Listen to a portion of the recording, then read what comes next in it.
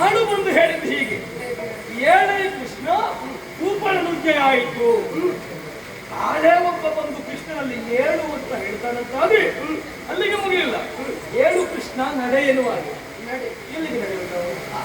ಈಗ ಬಂದಲ್ಲಿಂದ ನಡೆದದ್ದು ಅಲ್ಲಿಗೆ ನಡೆದದ್ದೇ ಹೋಗುವಂತ ಆದ್ರೆ ಬಂದ ಕಾರ್ಯಕ್ಕೆ 7 ಎನ್ನುವ ಯಾರಾದ್ರೂ ಪ್ರಶ್ನೆ ಮಾಡುವ ಸಂದರ್ಭವನ್ನು ನಾವೇ ತಂದುಕೊಟ್ಟಾಗತ್ತೆ ಅಲ್ವಾ?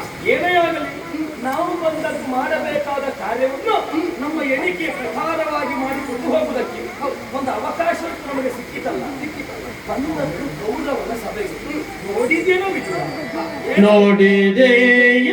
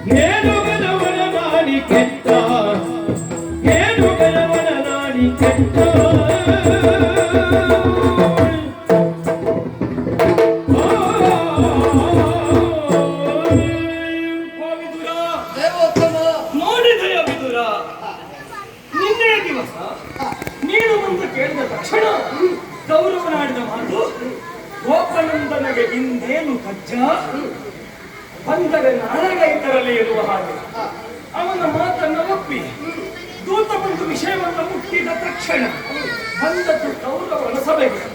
ಹಾಗಾದ್ರೆ ಇನ್ನೇ ದಿವಸ ಯಾಕೆ ದುರ್ಯೋಧನ ನಾನು ಬರುವುದು ಬೇಡ ಅಂತ ಹೇಳಿದ? ಬಹುಶಃ ಹೀಗಿರ್ಬೇಕು.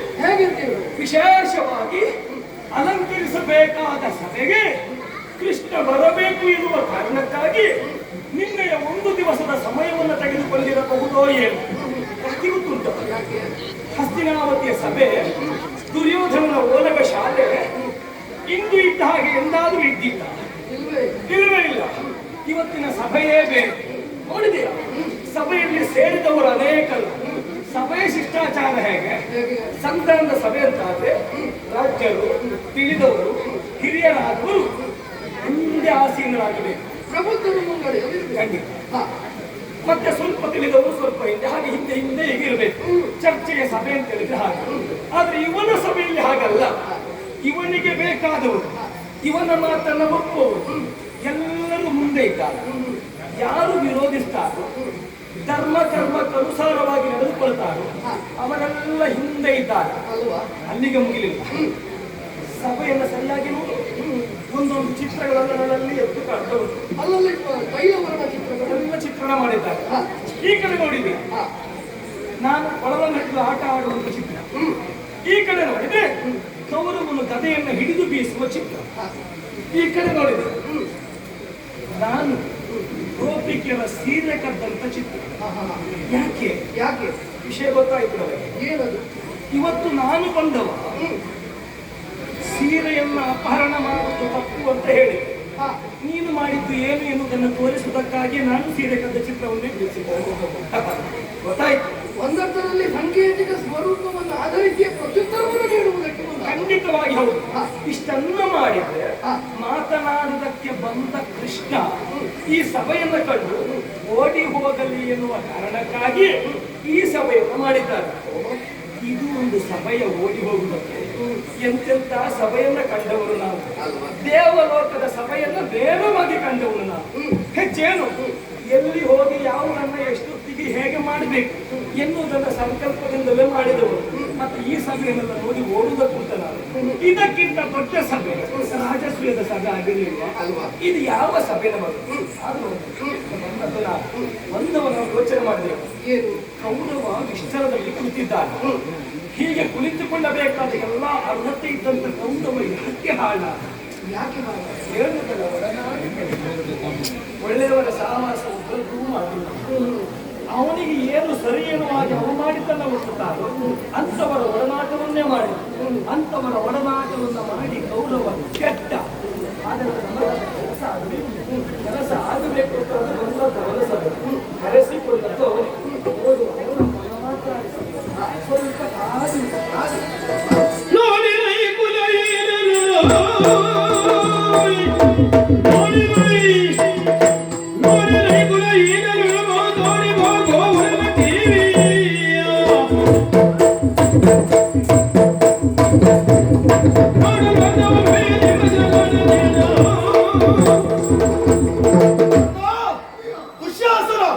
ವಿದ್ಯುತ್ತರ ಪರಿವೇಷ್ಟಿತವಾದಂತಹ ಸಭೆ. ಈ ಸಭೆಯನ್ನು ಸಮಾವೇಶಗೊಳಿಸಿದವನು ನಾನೇ ಇದ್ದೇನೆ. ಯಾಕೆ? ಕೃಷ್ಣ ಬರ್ತಾನೆ ಎನ್ನುವಂತಹ ಉದ್ದೇಶದಿಂದ. ಜೊತೆಗೆ ಕೃಷ್ಣ ಸಭೆಗೆ ಬಂದದ್ದು ಸುಳ್ಳಲ್ಲ. ಬರುವಾಗ ಅವ ಮಾತ್ರ ಬಂದದ್ದಲ್ಲ. ಭಾರ್ಗವರಾಮರು ಕಣ್ವರು ಋಷಿಮುನಿಗಳನ್ನೆಲ್ಲ ಒಡಗೂಡಿಕೊಂಡು ಸಭಾ ಪ್ರವೇಶವನ್ನು ಮಾಡಿದವರಿದ್ದಾರೆ. ಒಂದಾಕ್ಷಣಕ್ಕೆ ಭೀಷ್ಮ ದ್ರೋಣರೆಲ್ಲ ಎದ್ದು ನಿಂತು ಅವನನ್ನು ಸ್ವಾಗತಿಸಿದವರಿದ್ದಾರೆ. ಕುಳಿತುಕೊಳ್ಳುವುದಕ್ಕೆ ಪೀಠವನ್ನು ತೋರಿಸಿದ್ರು ಕೂಡ ಸಭಾ ವಲಯದಲ್ಲಿ ತಿರುಗಾಟವನ್ನು ಮಾಡುತ್ತಾ ಇದ್ದಾರೆ. ನೋಡಿರೈ ಕುಲಹೀನನೊಡನೆ ಮಾತಾಡಿ ಮಹಗೋವಳನ. ನೋಡಿದ್ಯಾ? ಲೋಕದ ಜನರು ಕೆಲವರೆಲ್ಲ ಅವರನ್ನು ದೇವರು ಅಂತ ಕೊಂಡಾಡ್ತಾರೆ. ಗೋಪಾಲನೆಂದರೆ ಗೋ ಎನ್ನುವ ಶಬ್ದಕ್ಕೆ ವೇದ ಎನ್ನುವ ಇನ್ನೊಂದು ಹೆಸರನ್ನು ಕೊಟ್ಟು ವೇದವನ್ನು ಉತ್ತರಿಸಿದವ ಗೋಪಾಲಕ ಅಂತ ಹೇಳ್ತಾರೆ. ಮುಕ್ತಿಯನ್ನು ಅನುಗ್ರಹಿಸುವನಾದ್ದರಿಂದ ಮುಕುಂದ ಅಂತ ಹೇಳ್ತಾರೆ. ದೇವಾದಿ ದೇವ ಅಂತ ಕರೆಸಿಕೊಂಡಂತಹ ಕೃಷ್ಣ ನಮ್ಮ ಸಭೆಯಲ್ಲಿ ಸಿಕ್ಕಿದ ಚಂದವನ್ನು ನೋಡಿ ಒಬ್ಬನ ಹೆಗಲ ಮೇಲೆ ಮತ್ತೊಬ್ಬನ ಕೈ, ಒಬ್ಬನ ಸೊಂಟವನ್ನು ಸುತ್ತುಗೊಳಿಸಿ ಮತ್ತೊಬ್ಬ ನಿಂತಿದ್ದಾನೆ. ಇದು ಹೇಗಾಯ್ತು ಗೊತ್ತಾ? ಜೋಗಿ ಜೋಗಿ ಒಪ್ಪಿಕೊಂಡಾಗ ಆಯ್ತು. ಜೋಗಿ ಜೋಗಿ ಒಪ್ಪಿಕೊಂಡ್ರೆ ಏನಾಗ್ತದೆ? ಮೈಯೆಲ್ಲ ಬೂದಿ ಆಗುದು ಬಿಟ್ಟರೆ ಮತ್ತಂತದ್ದು ಇಲ್ಲ. ಆಸೆ ಇದ್ದ ಸನ್ಯಾಸಿಯೊಬ್ಬ ಮೀಸೆ ಬಂದ ಹೆಣ್ಣಿನ ಜೊತೆ ಸೇರಿದ ಹಾಗಾಯ್ತು. ಒಳ್ಳೆ ಜೋಡಿ ಸಭೆಯಲ್ಲಿ ಬರುತ್ತಾ ಮುಸು ಮುಸು ಮಾತನಾಡುತ್ತಾ ಒಂದು ಕಡೆ ತೋರುತ್ತಾ ಸಭೆಯಲ್ಲಿ ನಾಡೊಳರ್ಥವನ್ನು ವೈವೇನೆನ್ನುವಂತಹ ಸೈನ ವಿಹಾರವನ್ನು ನಡೆಸ್ತಾ ಇದ್ದಾನೆ. ಹೀಗೆ ತಿರುಗಾಡ್ತಾನೆ ಅಂತಾದ್ರೆ ಇವನಿಗೆ ಸಭೆ ಎನ್ನುವ ಕಲ್ಪನೆ ಇಲ್ಲ. ಇದು ಅರಸು ಮಕ್ಕಳ ಸಭೆ.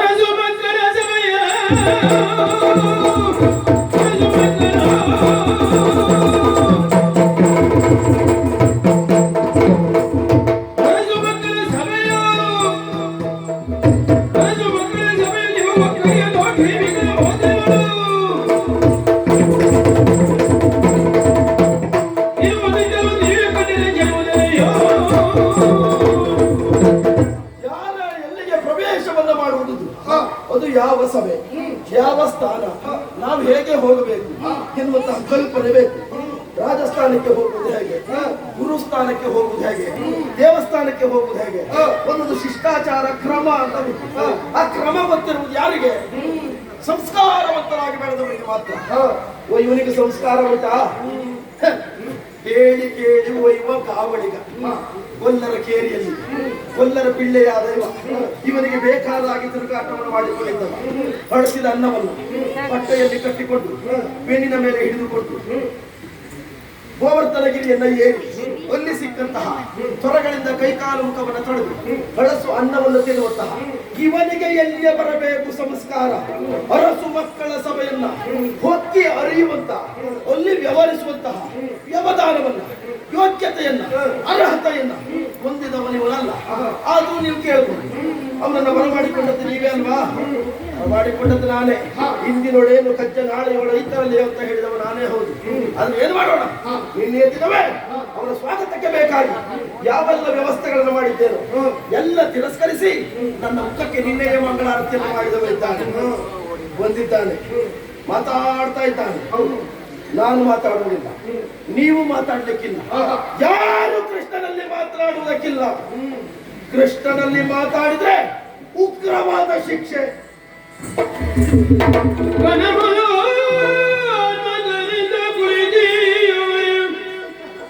ಗಣಮಧೋಮದರಿಂದ ಕುಳಿತಿಯ ಬಣಗೊರಾಯನ ಧರ್ಮ ಎನಿಸುವೆ ಏನು ದೊರೆತಿದ ಸಿರಿಜನರ ಮುಟದೊಳವನಿಯನು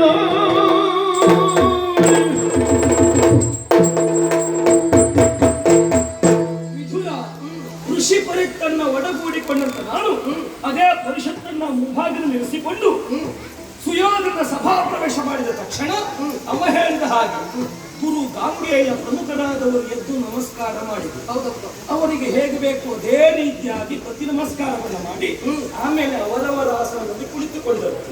ಆಮೇಲೆ ಇವನ ಆಕ್ಷೇಪ ಆದರೂ ಹೇಗೆ, ಸಭೆಗೆ ಬರಬೇಕಾದರೆ ಸಭೆಯ ಯೋಗ್ಯತೆ ಏನು ಎಂದು ಗೊತ್ತಿರಬೇಕು, ಸಂಸ್ಕಾರ ಏನು ಎಂದು ತಿಳಿದಿರಬೇಕು ಎನ್ನುವಾಗ ಹಸ್ತಿನಾವತಿಯ ಸಭೆ ಇವನಿಗೆ ಶ್ರೇಷ್ಠ ಖಂಡಿತ. ಹಾಗಾದ್ರೆ ನಮಗೆ ಶ್ರೇಷ್ಠ ಅಲ್ಲ ಅಂತಲ್ಲ, ಶ್ರೇಷ್ಠ ಸಭೆ. ಯಾಕೆ ಕೇಳಿದ್ರೆ ಮಹಾನ್ ವ್ಯಕ್ತಿಗಳು ಈ ಚಂದ್ರವಂಶದ ಪೀಠಾರೋಹಣವನ್ನು ಮಾಡಿ ಆಡಳಿತವನ್ನು ಮಾಡಿದವರಿದ್ದಾರೆ. ಹಾಗಂತ ಸಿಂಹಾಸನ ಬಾಹಿರರಾಗಿ ಎನ್ನುವಾಗೆ ಬಂದದ್ದು ಯದುವಂಶಕ್ಕೆ ಶಾಪ. ಆ ಶಾಪವನ್ನು ಸುಳ್ಳಾಗಿಸಿ ವರವನ್ನಾಗಿಸಿ ಮಾಡಿಕೊಂಡು ಯದುವಂಶದಲ್ಲಿ ಶ್ರೇಷ್ಠ ಎನ್ನುವ ಆಳ್ವಿಕೆಯನ್ನು ಈಗ ನಮ್ಮನ್ನ ತೋರಿಸ್ತಾ ಇದ್ದಾರೆ.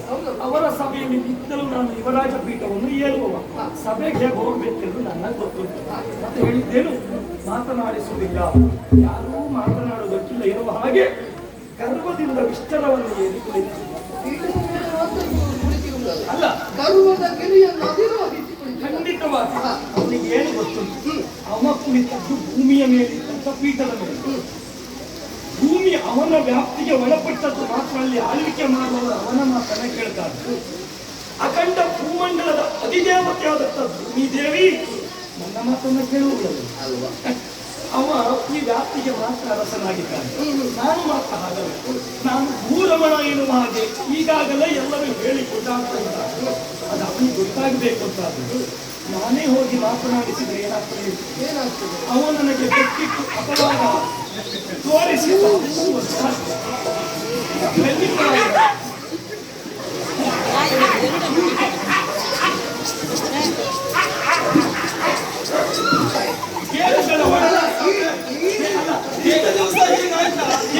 ಒಡನಾಡಿ ಕಟ್ಟಿದ ಅಂದ್ರೆ ಇದೆ.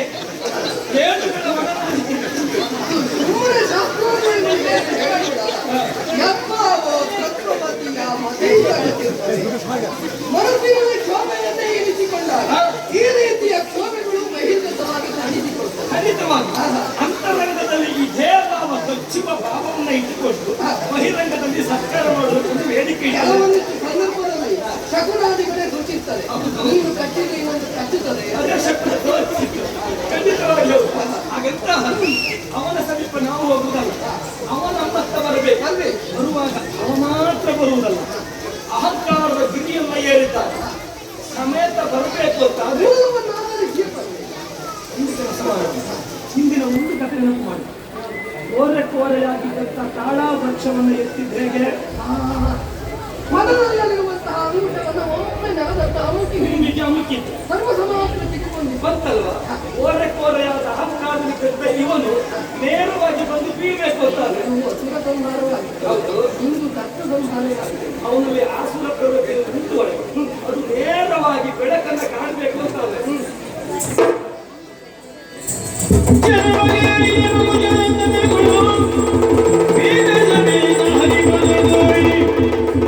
ವನಜದಲ್ಲಿ ಕೆಳೆದಿರ ಹರಿಪದವನ ಜನನಿ ಕಣ್ಣಿರು ತಿಳಿದ ಅಸುರಾರಿ ಏನಯ್ಯ ಏನಯ್ಯ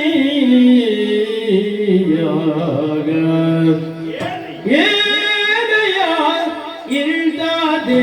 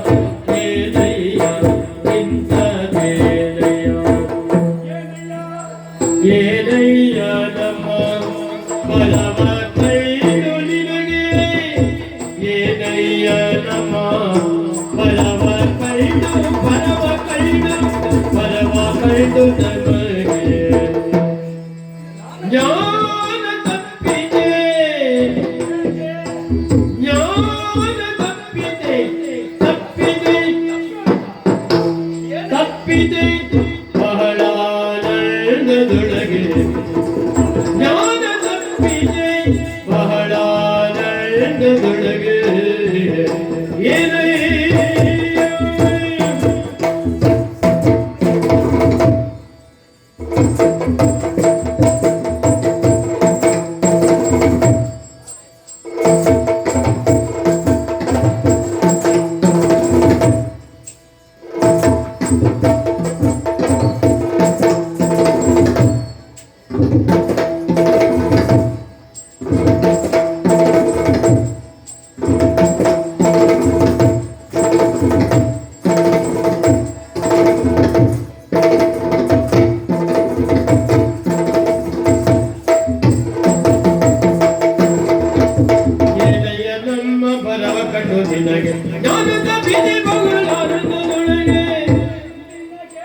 ಜ್ಞಾನ ತಪ್ಪಿದೆ ನಿನಗೆ ಜ್ಞಾನ ತಪ್ಪಿದೆ ಬಹಳ ಆನಂದದೊಳಗೆ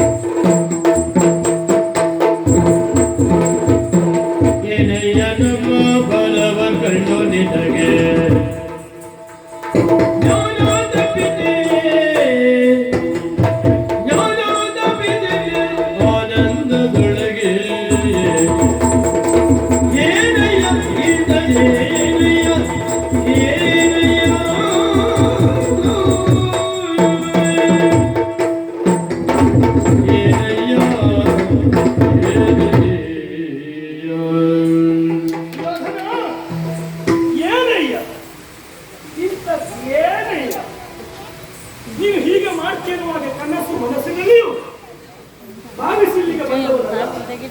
ವಿಶೇಷವಾದ ರೀತಿಯಲ್ಲಿ ನಮಗೆ ಬೇಕಾದ ಹಾಗೆ ಈ ರೀತಿಯಾದಂಥ ವಿಶೇಷವಾದ ಸಭೆಯನ್ನು ನಿರ್ಮಾಣ ಮಾಡಿ ನಮ್ಮನ್ನು ಕರೆಸುತ್ತಿರುವಾಗ ಯೋಚನೆ ಮಾಡಿದ್ದೀವಿ.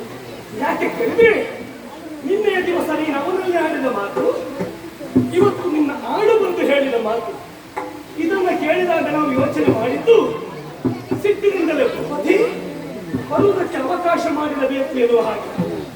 ಆದರೆ ಇಲ್ಲಿಗೆ ಬಂದು ನೋಡಿದ್ರೆ ವಿಶೇಷವಾದ ಸಭೆ. ಈ ಸಭೆಗೆ ನಮ್ಮ ಪ್ರವೇಶ ಆದ ತಕ್ಷಣ ನೀನು ಇಷ್ಟು ಸಂತೋಷ ಪಡ್ತಿರು ನಮಗೆ ಗೊತ್ತೇ ಇರಲಿಲ್ಲ. ನಾನು ಬಂದದ್ದು ನೋಡಿ ನಿನಗೆ ಸಿಟ್ಟು ಬಂದು ಆ ಸಿಟ್ಟಿನಲ್ಲಿ ಏನಾದರೂ ಅನಾಹುತ ಆಗ್ತದೆ ಯೋಚನೆ ಮಾಡಿದ್ದೆ. ಆದ್ರೆ ನೀನು ನೋಡಿದ್ರೆ ನಾನು ಬಂದ ಸಂತೋಷವನ್ನ ಹೇಳುವುದಕ್ಕಾಗದೆ ಅಲ್ಲಿ ನಿಂತು ಮಾತನಾಡಿದರೆ ಕೃಷ್ಣ ಸ್ವಾಗತ ಕಡಿಮೆ ಆದಿತ್ತು ಎನ್ನುವ ಕಾರಣಕ್ಕಾಗಿ ಅಲ್ಲಿಂದ ಇಳಿದು ನಡೆದು ಬಂದದ್ದಲ್ಲ ನೀನು, ಅಲ್ಲಿಂದ ಹಾರಿದ್ದೇನೆ. ಅದರಲ್ಲಿ ಕೀಟ ಸಹಿತವಾಗಿ ಹಾರಿ ಬಂದು ಆ ಆನಂದದಿಂದ ನನ್ನ ಸಹಿತವಾಗಿ ಬಿಟ್ಟದ್ದು. ನೀನು ಸಂತೋಷವನ್ನು ಅನುಭವಿಸಬೇಕಾಗದೆ ಆ ಸಂತೋಷ 2 ಪಟ್ಟು ಹೆಚ್ಚಾಗಿ ಹಾರಿ ಇಲ್ಲಿಗೆ ಬಂದು ಕುಳಿತಿರಬಹುದು. ಅದರ ಪರಿಣಾಮ ನಿನಗೇನೂ ಆಗಲಿಲ್ಲ, ನಿನಗೆ ಸಂತೋಷ ಆಗಿದೆ ನಮ್ಮನ್ನು ನೋಡಿ. ಆದರೆ ನನಗೇನಾಯ್ತು ಗೊತ್ತುಂಟಾ? ಇವೆಲ್ಲ ನೀನು ಬಿಟ್ಟ ಚರಣವಿನಗೆ ಬಲು ನೋವಾಯಿತೆ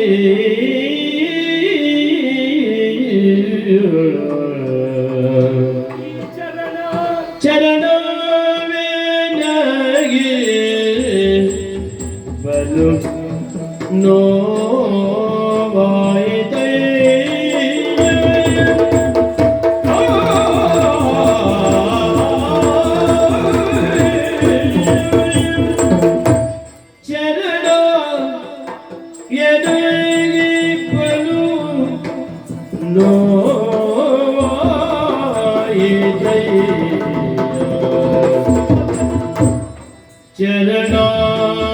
ಚರಣಾಯನಗೆ ಬಲು ನೋವಾಯ್ ನೋವಾಯಿತೈ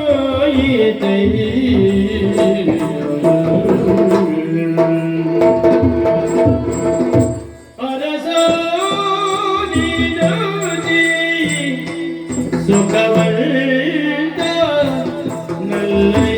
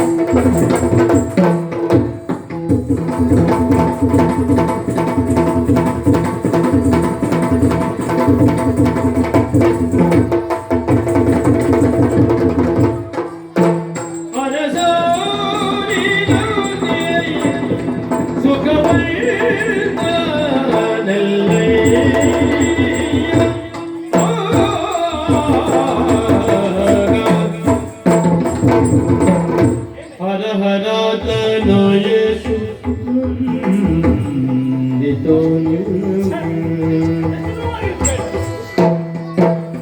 ಹರ ಹರ ಹರ ಹರ ತನಯೇಶು ನೊಂದಿತು ನಿನಗೆ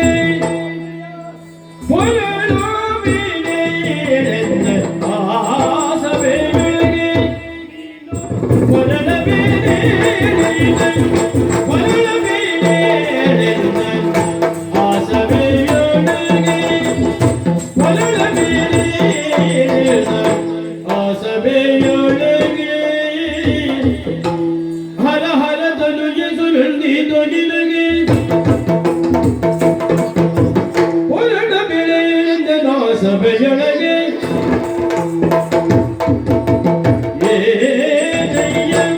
ಇಂಥದೇ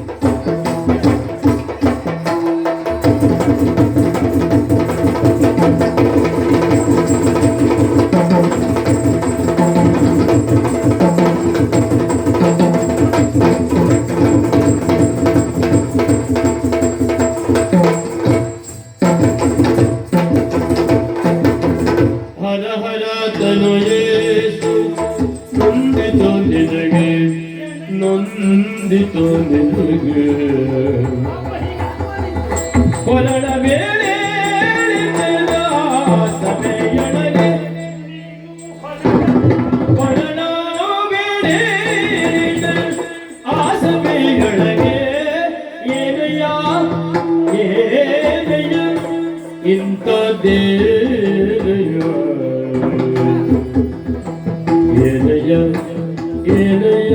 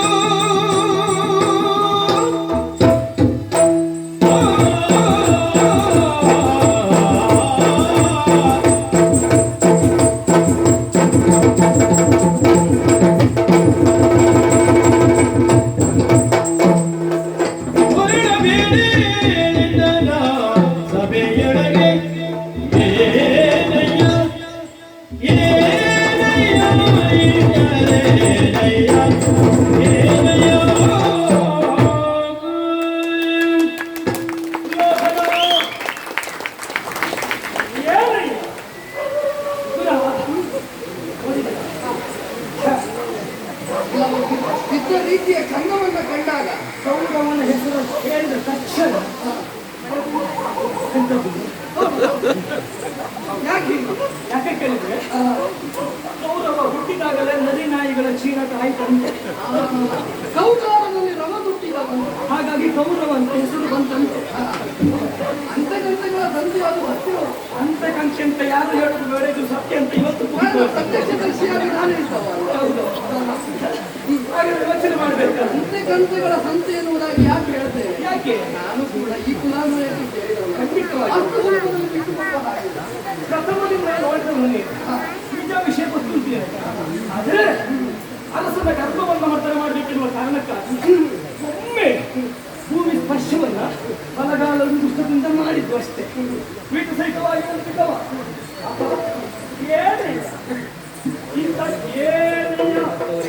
ಯಾಕೆ ನಾವು ಬಂದದ್ದು ನೋಡಿ ಆ ಅಂಡವನ್ನ ಹೇಳಿಕೊಳ್ಳುವುದಕ್ಕಾಗದೆ ಒಂದು ಆತ ಸಂತೋಷ ಇಮ್ಮಡಿಯಾಗಿ ಬಿದ್ದದಿರಬಹುದು. ಹೌದು, ಆದ್ರೆ ಬಿದ್ದ ಪರಿಣಾಮ ಏನಾಯಿತು? ಏನಾಯ್ತು? ಚರಣ ನನಗೆ ಬಲು ನೋವಾಯಿತು. ನಿಮ್ಮ ಚರಣ ನೋವಾಯ್ತು. ಅಲ್ಲ, ನನ್ನ ಚರಣ ಹೇಗಿದ್ರು ನೋವಾಗಿ ನಮ್ಮ ಪೀಠ ಸಹಿತ ಬಿದ್ದದು.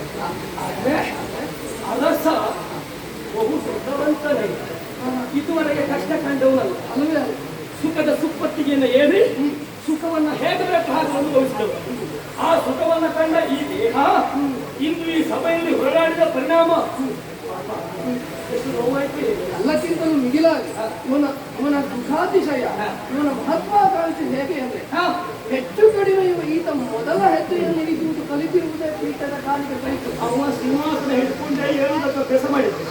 ಆಗಲೇ ಹಿಡಿದವನು ಈಗ ಬಿಡುವುದಕ್ಕಾಗ್ತದೆ. ಬಾಲ್ಯಾವಸ್ಥೆಯಲ್ಲಿಯೇ ಸುಖದ ಕಾಂಕ್ಷೆ ಎನ್ನುವುದು ಅಗಮ್ಯವಾಗಿದೆ. ಯಾಕೆ ಹೇಳಿದ್ರೆ ಸಣ್ಣವರಿರುವಾಗ ಮಕ್ಕಳು ಅಜ್ಜನ ಹೆಗಲೇ ಇರುತ್ತೆ, ಸಾಯುವವರೆಗೆ ಅಜ್ಜನ ಮೇಲೆ ಬಹಳ ಪ್ರೀತಿ ಇರ್ತದೆ ಮಕ್ಕಳು.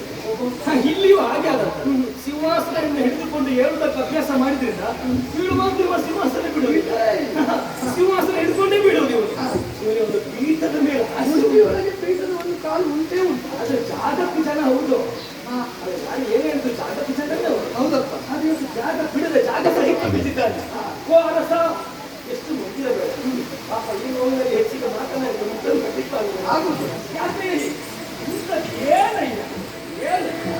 ಹರಿಯ ನಿಂದ ಸ್ತುತಿಯೋ ಕೇಳು ಕೌರವವು ಸೆರಗಿನಿಂದ ವದನ ಮರೆ ಮಾಡಿ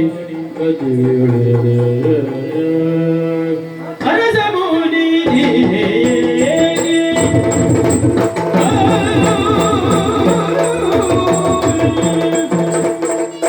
ಅರಸ ಮೂಡಿ ತನ್ನಲಿ ಕರುಣವಿಲ್ಲವೇ ನಿನಗೆ ತನ್ನಲಿ ಕರುಣವಿಲ್ಲವೇ ನಿನಗೆ ಸತಿಯರ ತೆರಲಿ ಮೈನೆಯ ತಗ್ಗಿಸಲಿ ಕಂಡರೆ ನೋಡಲಿ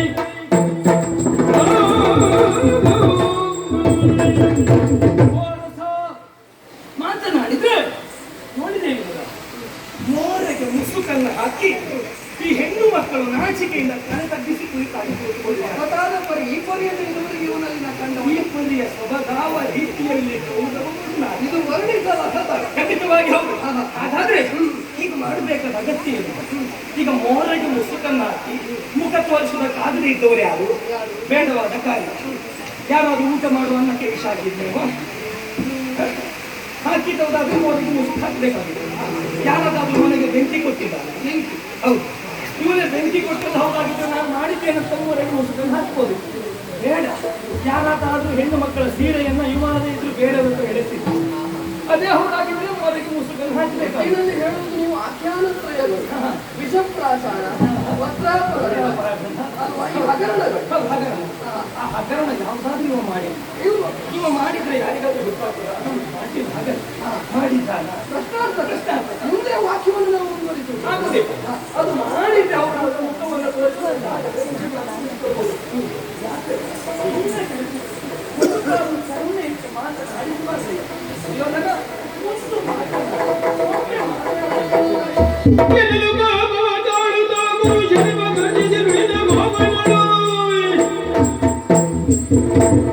ಎರಿಗೆ ಬೋಧುಗಳಿಗೆ ನೋಡಿದ ಗುಣಗಳೆಲ್ಲೋ ಕೃಷ್ಣ ಮಾತನಾಡ್ಲಿಕ್ಕೆ ಬರ್ತದೆ ಅಂತ ಮಾತಾಡ್ತಾ ಇರಬೇಡ. ಏನು ಪಕ್ಕದಲ್ಲಿದ್ದವರಿಗೆ ಮಾತಾಡ್ಲಿಕ್ಕೆ ಮಾತ್ರ ಸುಮ್ಮನೆ ಕೂತದ್ದಲ್ಲ. ಆ? ಅಲ್ಲಿ ನೀನು ನೆನಪು ಹೋಗಿಸ್ತೀಯ, ಉಳಿದವರನ್ನ ನೆನಪು ಹೋಗಿಸಬಹುದು, ನನ್ನನ್ನು ನೆನಪು ಹೋಗಿಸುವುದಕ್ಕೆ ಸಾಧ್ಯ ಇಲ್ಲ. ಎಷ್ಟ ಮಾತಾಡುವುದು, ಎಷ್ಟನ್ನು ಪುಂಜಿ ಊದುವುದು, ನಿಲ್ಲಿಸು ನಿನ್ನ ಪುಂಜಿಯನ್ನ. ನಿನ್ನ ಪುಂಜಿಗೆಲ್ಲ ಹೆಡೆ ಎತ್ತುವ ಅಲ್ಲ ನಾನು. ಕಿವಿ ಕೇಳಿಲ್ವಾಗ ತುಂಬಿಗೆ ಅಲ್ಲಲ್ಲ, ನಾವು ಹೆಡೆ ಎತ್ತಬೇಕಿದ್ರೆ ಯಾವ ನಾದ ಕೇಳಬೇಕು ಅಂತ ಉಂಟು. ಏನ್ ಹೇಳಿದೆ ನೀನು? ರಸಮನಿತಿ ಏಕೆ? ನನ್ನ ಮುನಿಸಿಗೆ ಪಾತ್ರನಾಗುವಷ್ಟು ದೊಡ್ಡವ ನೀನಲ್ಲ ಕೃಷ್ಣ. ಕರುಣೆ ತೋರಬಾರದೆ ನನ್ನಲ್ಲಿ. ನನ್ನ ಕರುಣೆಗೆ ಪಾತ್ರನಾಗುವಷ್ಟು ಸಣ್ಣವನು ನೀನಲ್ಲ. ಯಾಕೆ ಸಣ್ಣವಲ್ಲ ಕೇಳು.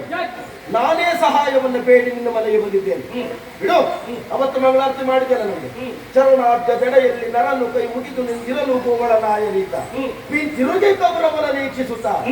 ಬಿಡು, ಇನ್ನಷ್ಟು ಸಣ್ಣವ ಅಂತ ಕೂಡ ನಾನು ಹೇಳುವುದಿಲ್ಲ. ನಿನ್ನ ಮೇಲೆ ಮುನಿಸುವಲ್ಲ, ನಿನ್ನ ಮೇಲೆ ಕರುಣೆಯೂ ಇಲ್ಲ, ನಿನ್ನ ಮೇಲೆ ಜಿಗುಪ್ಸೆ. ಸಭೆ ಆಗುಂಟು ಕೃಷ್ಣ.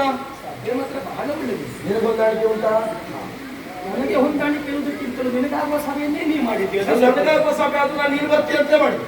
ನನಗಾಗಿ ಮಾಡಿದ್ದಲ್ಲ, ನಿನಗಾಗೆ ಮಾಡಿದ ಸಭೆ. ಬಹುಶಃ ನೀನಿದ್ರೆ ಇಷ್ಟೆಲ್ಲ ಬರುವುದಿಲ್ಲ, ನಾನಿದ್ರೆ ಬರ್ತದೆ. ನಾನು ತೆಗೆದುಕೊಳ್ಳದೆ ಇದ್ರೆ ಆಗುದಿಲ್ಲ. ನೀನು ಬರುವಾಗ ಅರ್ಧೋಕ್ಷೋಹಿಣಿ ಸೇನೆಯನ್ನು ಕರ್ಕೊಂಡು ಬಂದಿದ್ದೀಯ. ಮೊದಲು ಬಿಟ್ಟರು ಹೆಚ್ಚಿಗೆ ಒಂದು ಜನವೂ ಬರಲಿಲ್ಲ. ನೀವು ಯೋಚನೆ ಮಾಡಬೇಡ. ಅರ್ಧೋಕ್ಷೋಹಿಣಿಗಿಂತ ಹೊರತುಪಡಿಸಿ ನಿನ್ನನ್ನು ವಿದುರನನ್ನು ಬಿಟ್ಟು ವಿದುರನ್ನು ಹೇಳುವುದಿಲ್ಲ. ಉಳಿದದ್ದೆಲ್ಲ ನಮ್ಮವರೇ. ಸಭೆಯನ್ನು ಸಮಾವೇಶ ಮಾಡಿದವನು ನಾನೇ ಇದ್ದೇನೆ. ಹಾಗಂತ ಅಗೋಚರವಾಗಿ ಕೆಲವರು ನಮ್ಮವರು ಇದ್ದಾರೆ, ಅದು ಅತೃಪ್ತ ಆತ್ಮಗಳು ಇದ್ದಾರೆ. ತೊಂದರೆ ಇಲ್ಲ. ಅದಲ್ಲ, ಸಭೆಯನ್ನು ಸಮಾವೇಶಗೊಳಿಸಿದವನು ನಾನೇ ಇದ್ದೇನೆ.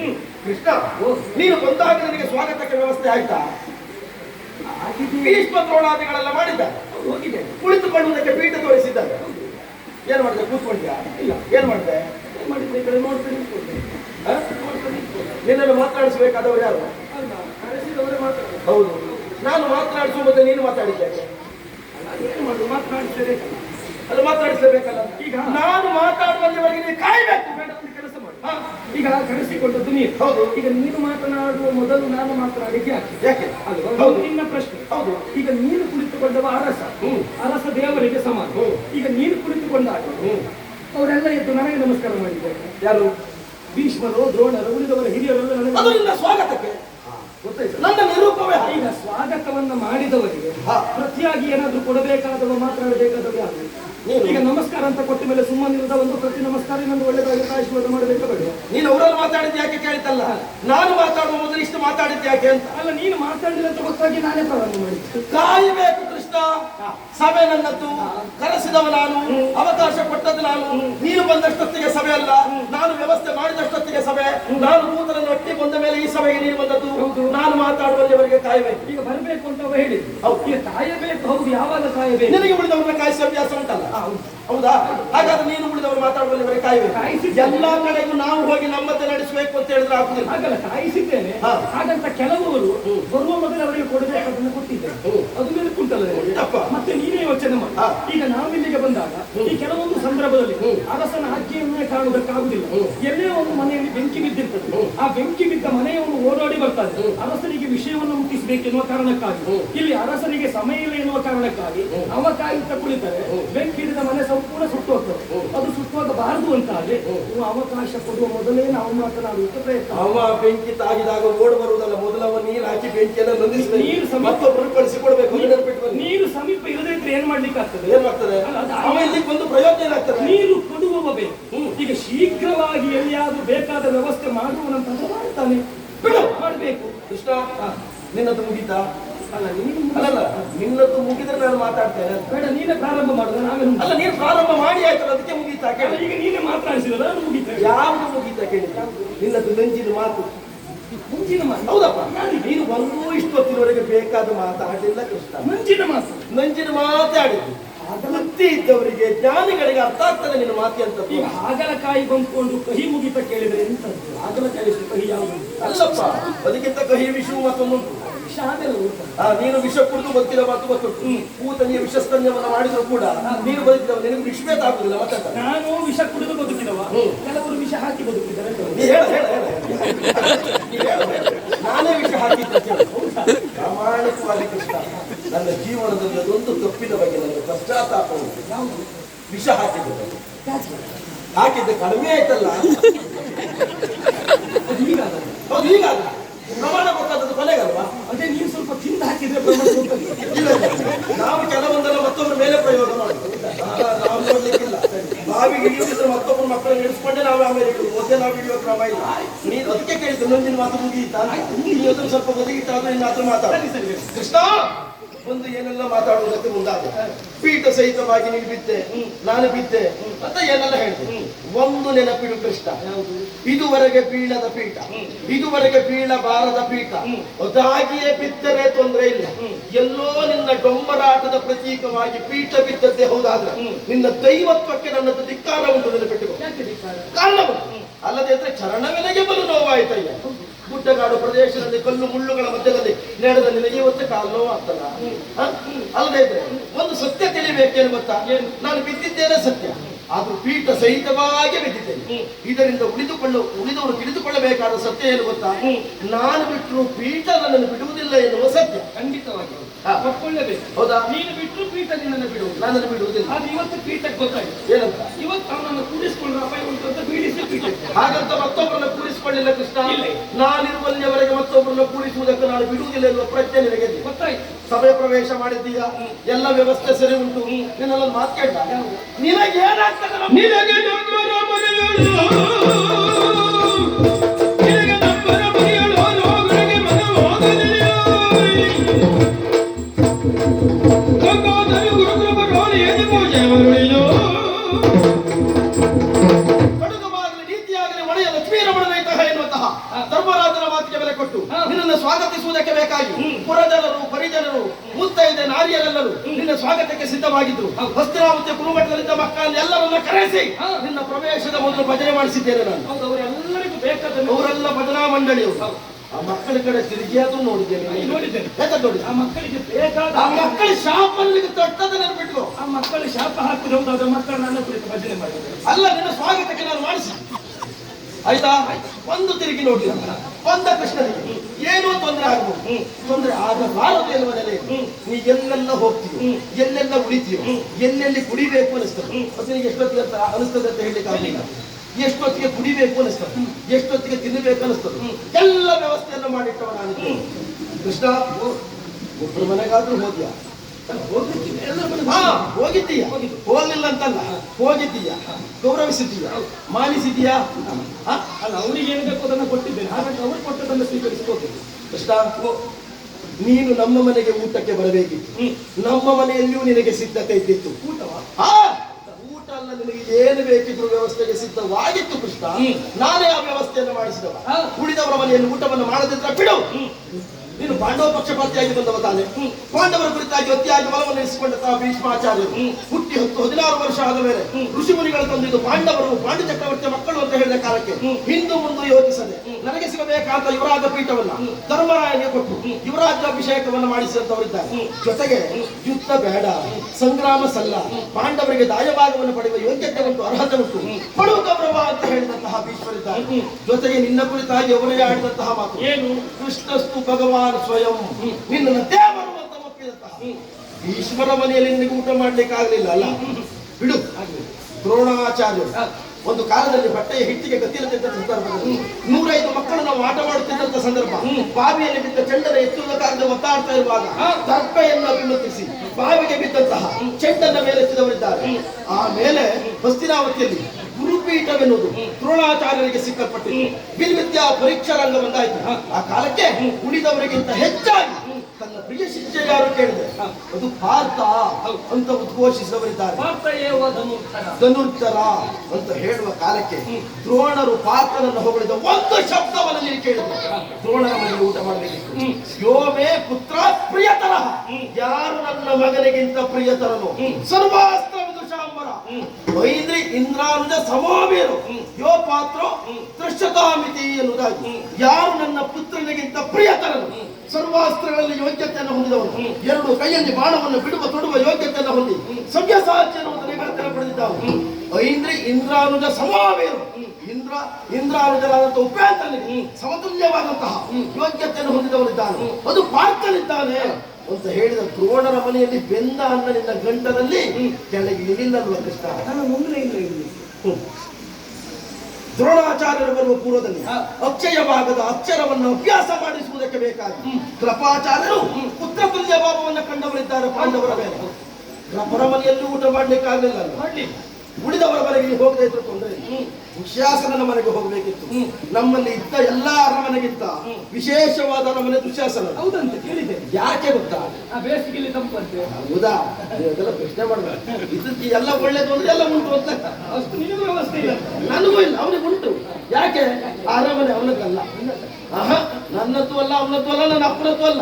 ಆ ಅರಮನೆ ಪಾಂಡು ಚಕ್ರವರ್ತಿ ಇನ್ನೊಬ್ಬರ ಜೊತೆ ಬಂತು ಅಲ್ಲಲ್ಲ. ಈಗ ಅಧಿಕಾರ ನಮ್ದೇ. ಅವ ಅಧಿಕಾರದಲ್ಲಿರುವಾಗ ಅವನದಾದ್ರೆ ಈಗ ನಮ್ಮ ಅಧಿಕಾರ.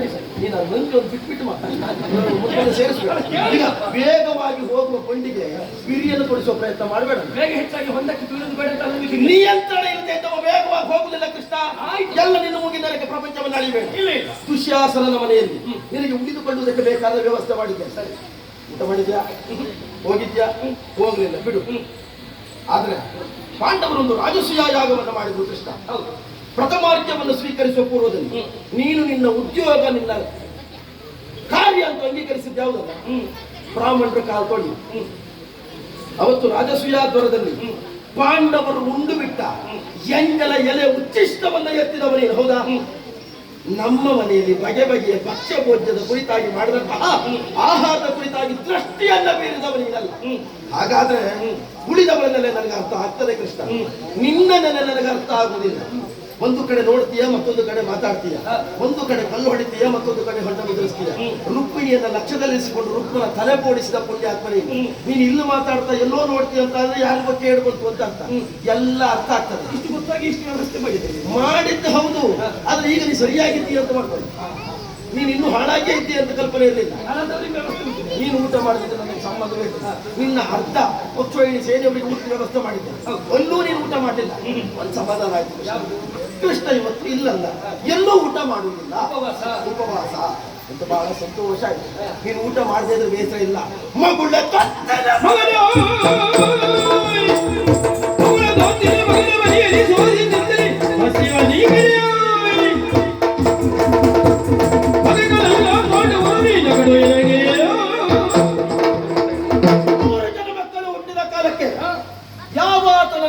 ಕುಲವಿಹೀನ ಎನ್ನುವಂತ ಉದ್ದೇಶದಿಂದ ಉಚ್ಚಾಟಿಸಲ್ಪಟ್ಟರು, ರಾಜಮನೆತನದಿಂದ ದೂರವಿರಿಸಿದರು. ಈ ವಿದುರ ಅವನ ಮನೆಗೆ ಹೋದಿಯಂತೆ, ನಿನಗುಳದಲ್ಲಿ ಎಲ್ಲೂ ಹಸುವೆ ಆಗಿಲ್ಲ. ಅವನ ಮನೆಗೆ ಹೋದಾಗ ಅನ್ನಪಾನಗಳಿಲ್ಲದೆ ಒಂದೆಪ್ಪೆ ನಾನು ಬಹಳ ಆಯಾಸ ಆಯ್ತು. ಶಬ್ದ ಪ್ರಯೋಗವೇ. ಅವನ ಮನೆಯಲ್ಲಿ ಅವನಿಗೆ ಊಟ ಮಾಡ್ಲಿಕ್ಕೆ ಗತಿ ಉಂಟ ಇರುವ ಪ್ರಶ್ನೆವೇ. ನಿನಗಲ್ಲಿ ಹೋದಾಗ ಹಸುವೆ ಹೆಚ್ಚಾಗಿ ಹೋಗಿ ಅವನ ಮನೆಯಲ್ಲಿ ಹೊಟ್ಟೆ ತುಂಬಾ ಊಟ ಮಾಡಿದ್ದೆ ಅಂತ ಹೇಳುವುದಿಲ್ಲ, ಆಹಾರ ಸೇವಿಸಿ ಹೊಟ್ಟೆ ತುಂಬಿ ಅಲ್ಲಿ ನಿನಗೆ ತುಂಬುತ್ತದೆ, ನಿನಗೆ ತುಂಬುತ್ತದೆ. ಆದ್ರೆ ಅಲ್ಲಿ ಊಟ ಮಾಡಿದವನೇನಿದ್ದೀಯ ಕೆಪ್ಪ ದೇವರಿಗೆ ಮರದ ಜಾಗಟೆಯಂತೆ, ಬೇಲಿ ಊಟಕ್ಕೆ ಓದಿಗೆಯಿಂದ ಸಾಕ್ಷಿಯಂತೆ. ನೀನು ಗೋಗಳ, ನೀನು ಗೋಪಾಲ, ಅವ ಜಾತಿ ಕೆಟ್ಟವ, ನಿಮ್ಮಿಬ್ಬರ ಜೋಡಿಗೆ ಉರಿ ಸೋಜದ ಕೊಳೆಗಾಲದ ಪುರಾರ ನಂದನೆ ನುಡಿದನು ದುಷ್ಟಳ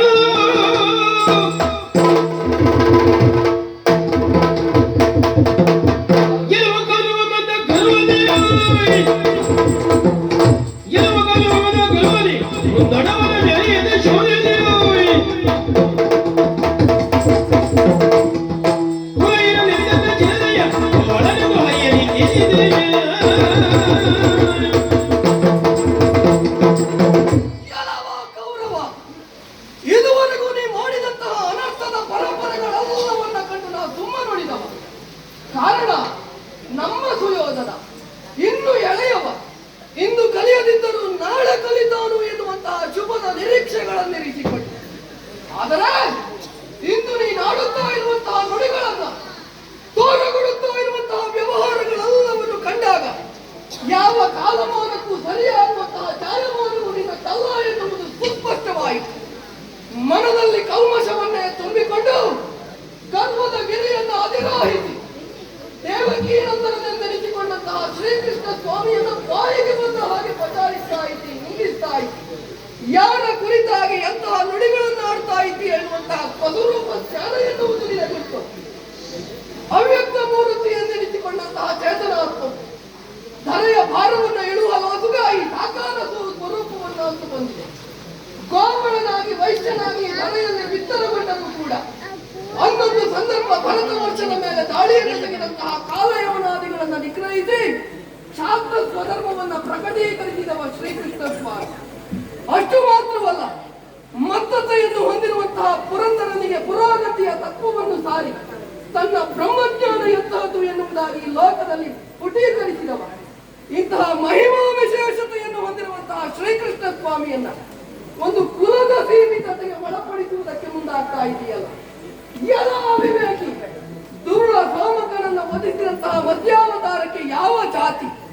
ಅಷ್ಟು ಮಾತ್ರವಲ್ಲ, ದುರುಳ ಹಿರಣ್ಯ ಕಶಿಪುವನ್ನ ಸೇಳಿ ಹಾಕಿದಂತಹ ನರಸಿಂಹನಿಗೆ ಯಾವ ಜಾತಿ? ಮಂದರಾತ್ರಿಯನ್ನು ಎತ್ತಿ ಉದ್ಧರಿಸಿದಂತಹ ಕೂರ್ಮಕ್ಕೆ ಯಾವ ಜಾತಿ? ಆ ಅದಮ್ಯಮಯವಾದಂತಹ ಚೇತನ ಸಂಗ್ರಹಕ್ಕೆ ಯಾವ ಜಾತಿ? ಅದುವೇ ಶ್ರೀಕೃಷ್ಣ ಸ್ವಾಮಿಯ ಜಾತಿ ಎನ್ನುವುದಾಗಿ ಭಾವಿಸಿ. ಅಷ್ಟು ಮಾತ್ರವಲ್ಲ, ನನ್ನನ್ನು ನಿಂದಿಸುವುದಕ್ಕೆ ಮುಂದಾಗ್ತಾ ಇದ್ದೀನಿ. ಎನ್ನ ಕುಲವನ್ನೆಲ್ಲ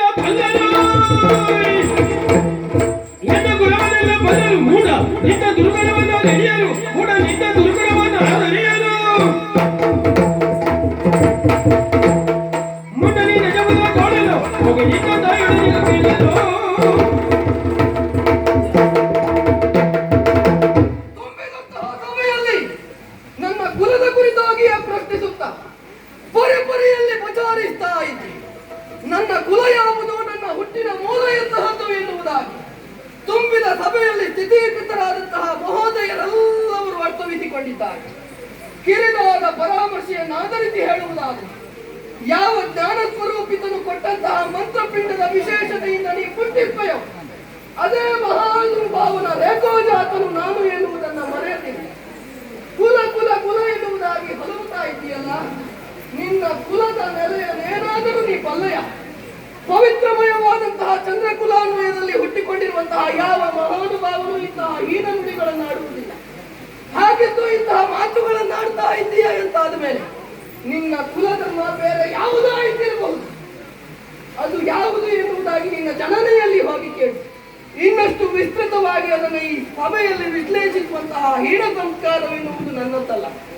ತಪ್ಪಿನ ಮಗ ಎನ್ನುವುದಾಗಿ ತುತ್ತಳಿಕೆಯ ನುಡಿಯನ್ನಾಡಿದೆಯಲ್ಲ, ಚಂದ್ರಕುಲಾನ್ವಯದ ಇತಿಹಾಸವನ್ನು ಕ್ರಮವನ್ನೊಮ್ಮೆ ಪರಿಗಣಿಸಿ. ಅನ್ನೊಂದು ಸಂದರ್ಭ ಯಯಾತಿ ಮಹಾರಾಜನ ಸತಿಯಾದಂತಹ ಶರ್ಮಿಷ್ಠೆಯು ದೇವಯಾನಿಗೆ ತಾತಿಯಾಗಿದ್ದರು. ಆಕೆಯ ಉದರದಲ್ಲಿ ಹುಟ್ಟಿದಂತಹ ಪುರುವಿನಿಂದಲೇ ಚಂದ್ರಕುಲಾನ್ವಯವೆನ್ನುವುದು ಮುಂದೆ ವಿಸ್ತರಣಗೊಂಡಿತು. ಅದೇ ಪೀಳಿಗೆಯಲ್ಲಿ ಕಾಣಿಸಿಕೊಂಡ ನಾವೆಲ್ಲವರು ತಾತಿ ಪುತ್ರನ ಪರಂಪರೆಯು ಎನ್ನುವುದಾಗಿ ಪರಿಚಯಪಡ್ತಾರೆ. ಹಾಗಾಗಿ ಯಾವ ವ್ಯಕ್ತಿಯ ಕುಲವನ್ನು ಗಣಿಸಿ ಅವನನ್ನ ಅವಹೇಳನ ಮಾಡುವುದು ಸರಿಯಲ್ಲ. ಆದರೂ ನಡೆದ ಘಟನೆಗಳೆಲ್ಲವನ್ನು ಪರಿಕಿಸಿದಾಗ ಅಂದು ಮಾಡಿದ ಕಾರ್ಯವು ತಪ್ಪಾಗಿ ಹೋಯಿತು ಎಂದೆನಿಸ್ತಾವುದು. ಅದ್ಯಾವುದ ಬಲಯ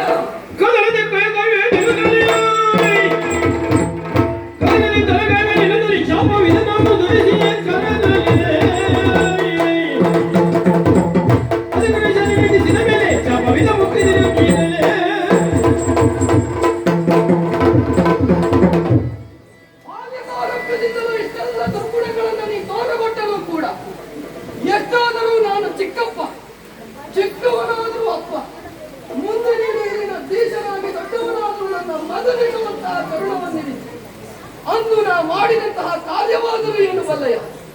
ಅನ್ನೊಂದು ಸಂದರ್ಭ ಹಸ್ತಿನಾವತಿಗೆ ಬಂದಂತಹ ಮೈತ್ರೇಯ ಮಹರ್ಷಿಗಳು ಪಾಂಡವರ ವಿಷಯಿಕವಾಗಿ ನೀ ನಡೆದುಕೊಂಡಂತಹ ಪರಿ ಎನ್ನುವುದು ಸರ್ವತಾ ತಪ್ಪು.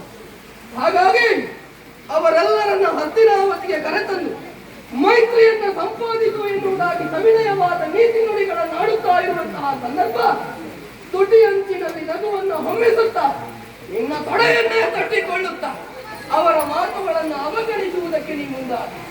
ಇದನ್ನ ಕಂಡು ಕೃತರಾದಂತಹ ಮನೀಷಿ ವರಣ್ಯರು ಮುಂದೆ ನಡೆಯುವಂತಹ ಸಂದರ್ಭದಲ್ಲಿ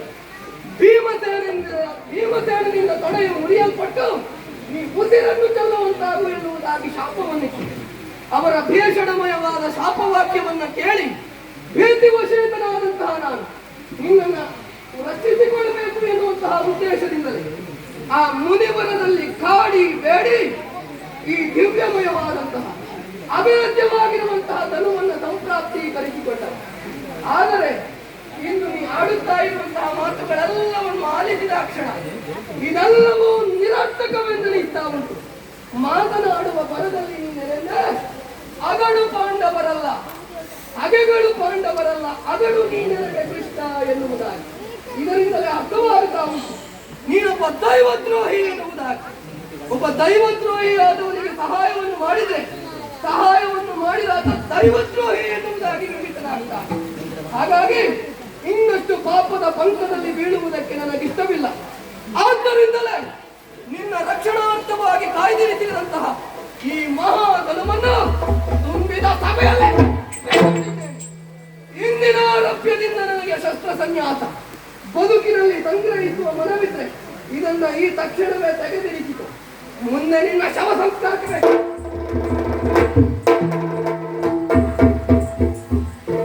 ಮತ್ತೆ ನಾಳೆ ಈ ಬಗ್ಗೆ ಯಾರು ಕಿವಿ ಇಟ್ಕೊಂಡು ಕೂತ್ಕೊಳ್ಳಿಕ್ಕಿಲ್ಲ. ಗೋಮತಿಗೆ ಹೇಳ್ಕೊಳ್ತಿರ್ಬೋದಂದ್ರೆ ನಾನು ಕೌರವನಿಗೆ ಹಾಗೆ ಹೇಳ್ದೆ ಹೀಗೆ ಹೇಳ್ದೆ ಬಾಯಿ ಮುಚ್ಚಿ ಕೊಟ್ಟಿದ್ದೇನೆ, ಒಂದು ಮಾತಾಡಿಲ್ಲ ಕೌರವ ಅಂತ ನಾಳೆ ಇವನೇ ಹೇಳ್ಕೊಡ್ತಾ ಇರ್ತಾನೆ. ಎಂತದ್ದು ಇಲ್ಲ ಯಾರು ಈಗ ಪ್ರಾರಂಭ ಮಾಡ್ತಾರೆ. ಈಗ ಅವನೇ ಬೇರೆ ಹೇಳುದಲ್ಲ, ಅವನೇ ಹೇಳುದು. ಕೌರವನಿಗೆ ಹೇಳಿದ್ ಗೊತ್ತುಂಟ ಸಭೆಯಲ್ಲಿ ಒಂದು ಮಾತಾಡಲಿಲ್ಲ. ಅವನಿಗೆ ಯೋಗ, ನಾವು ಸುಮ್ಮನಿದ್ದದ್ದೇ ಅವನ ಯೋಗ. ಎಂತದ್ದು ಇಲ್ಲಪ್ಪ, ನನ್ನನ್ನೊಂದು ಕೆಟ್ಟವನನ್ನಾಗಿ ಮಾಡಿ ತೋರಿಸಬೇಕಿತ್ತು ಸಭೆಗೆ. ಅದಕ್ಕೆ ಬೇಕಾಗಿ ಈ ಮುದುಕ ಯುವಕನನ್ನ ಕೂಡಿ ಬಂದದ್ದರಿಂದ ಬಾಯಿಗೆ ಬಂದು ಹಾಕಿ ಬೈದಿದ್ದಾನೆ. ಎಂತದ್ದು ಈ ಬಿಲ್ಲು ನನ್ನ ತಲೆ ಕಾಯುವುದಕ್ಕೆ ಬೇಕಾಗಿ ಇರಿಸಿಕೊಂಡವನು. ಒಂದು ನಾನು ಹುಟ್ಟಿದ ಕಾಲಕ್ಕೆ ಕುಲಕಂಟಕನಿದ್ದನಿದ್ದಾನೆ, ತೆಗೆಯಬೇಕು ಅಂತ ಹೇಳಿದವ ಇವನೇ ಅಲ್ವಾ. ಅವ ಹೇಳಿದ ವಿಚಾರ ಉಳಿದವರಿಗೆ ಗೊತ್ತಾಗಿದೆ. ಏನಾದ್ರೂ ಮಾಡಿ ಇವ ರಾಜದ್ರೋಹಿ ಆಗ್ತಾನೆ ಎನ್ನುವ ಉದ್ದೇಶದಿಂದ ಇದೊಂದು ಬಿಲ್ಲನ್ನು ಹಿಡ್ಕೊಂಡು ಓಡಾಡ್ತಾ ಇದ್ದಾನೆ.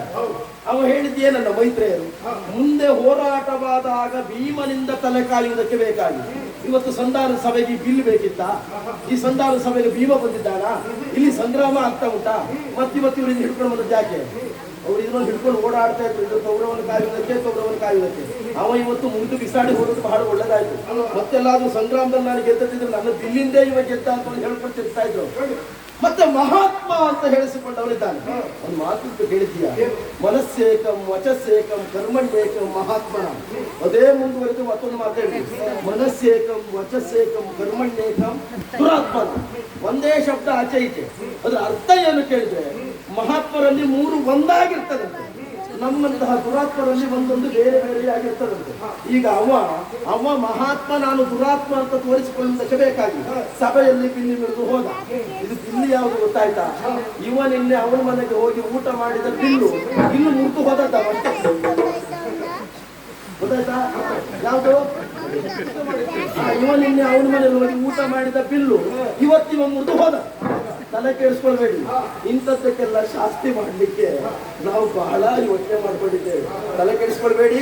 ಕೃಷ್ಣ, ನೀನು ನಮ್ಮ ಮನೆಯಲ್ಲಿ ಊಟ ಮಾಡಲಿಲ್ಲ ಯಾಕೆ? ರಾಯನ ಮನೆಗಳಲ್ಲಿ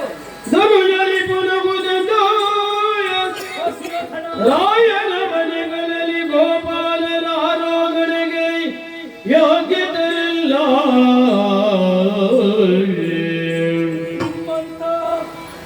ಗೋಪಾಲರ ಆರೋಗಣೆಗೆ ಯೋಗ್ಯತರಲ್ಲ. ಮಗಳ ಪಾಂಡುತನಯರಿಗೆ ಘನ ವಿರೋಧಿಗಳೇ ನೀವಿಂದ ನೀ ಬರಲಿ ಬಂಧುತ್ವವಾದದು ತನಗೆ ಕೇಳೇ. ನೀವಿಂದ ನೀ ಬರಲಿ ಬಂಧುತ್ವವಾದುದು ತನಗೆ ಕೇಳೆ. ಬೇಡಿನ ಬಂಧುರವ ನಿನಗೆರಲು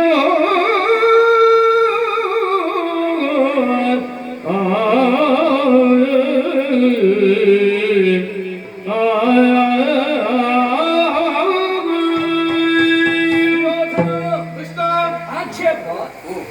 ನಿಮ್ಮ ಮನೆಯಲ್ಲಿ ಯಾಕೆ ಊಟ ಮಾಡಲಿಲ್ಲ?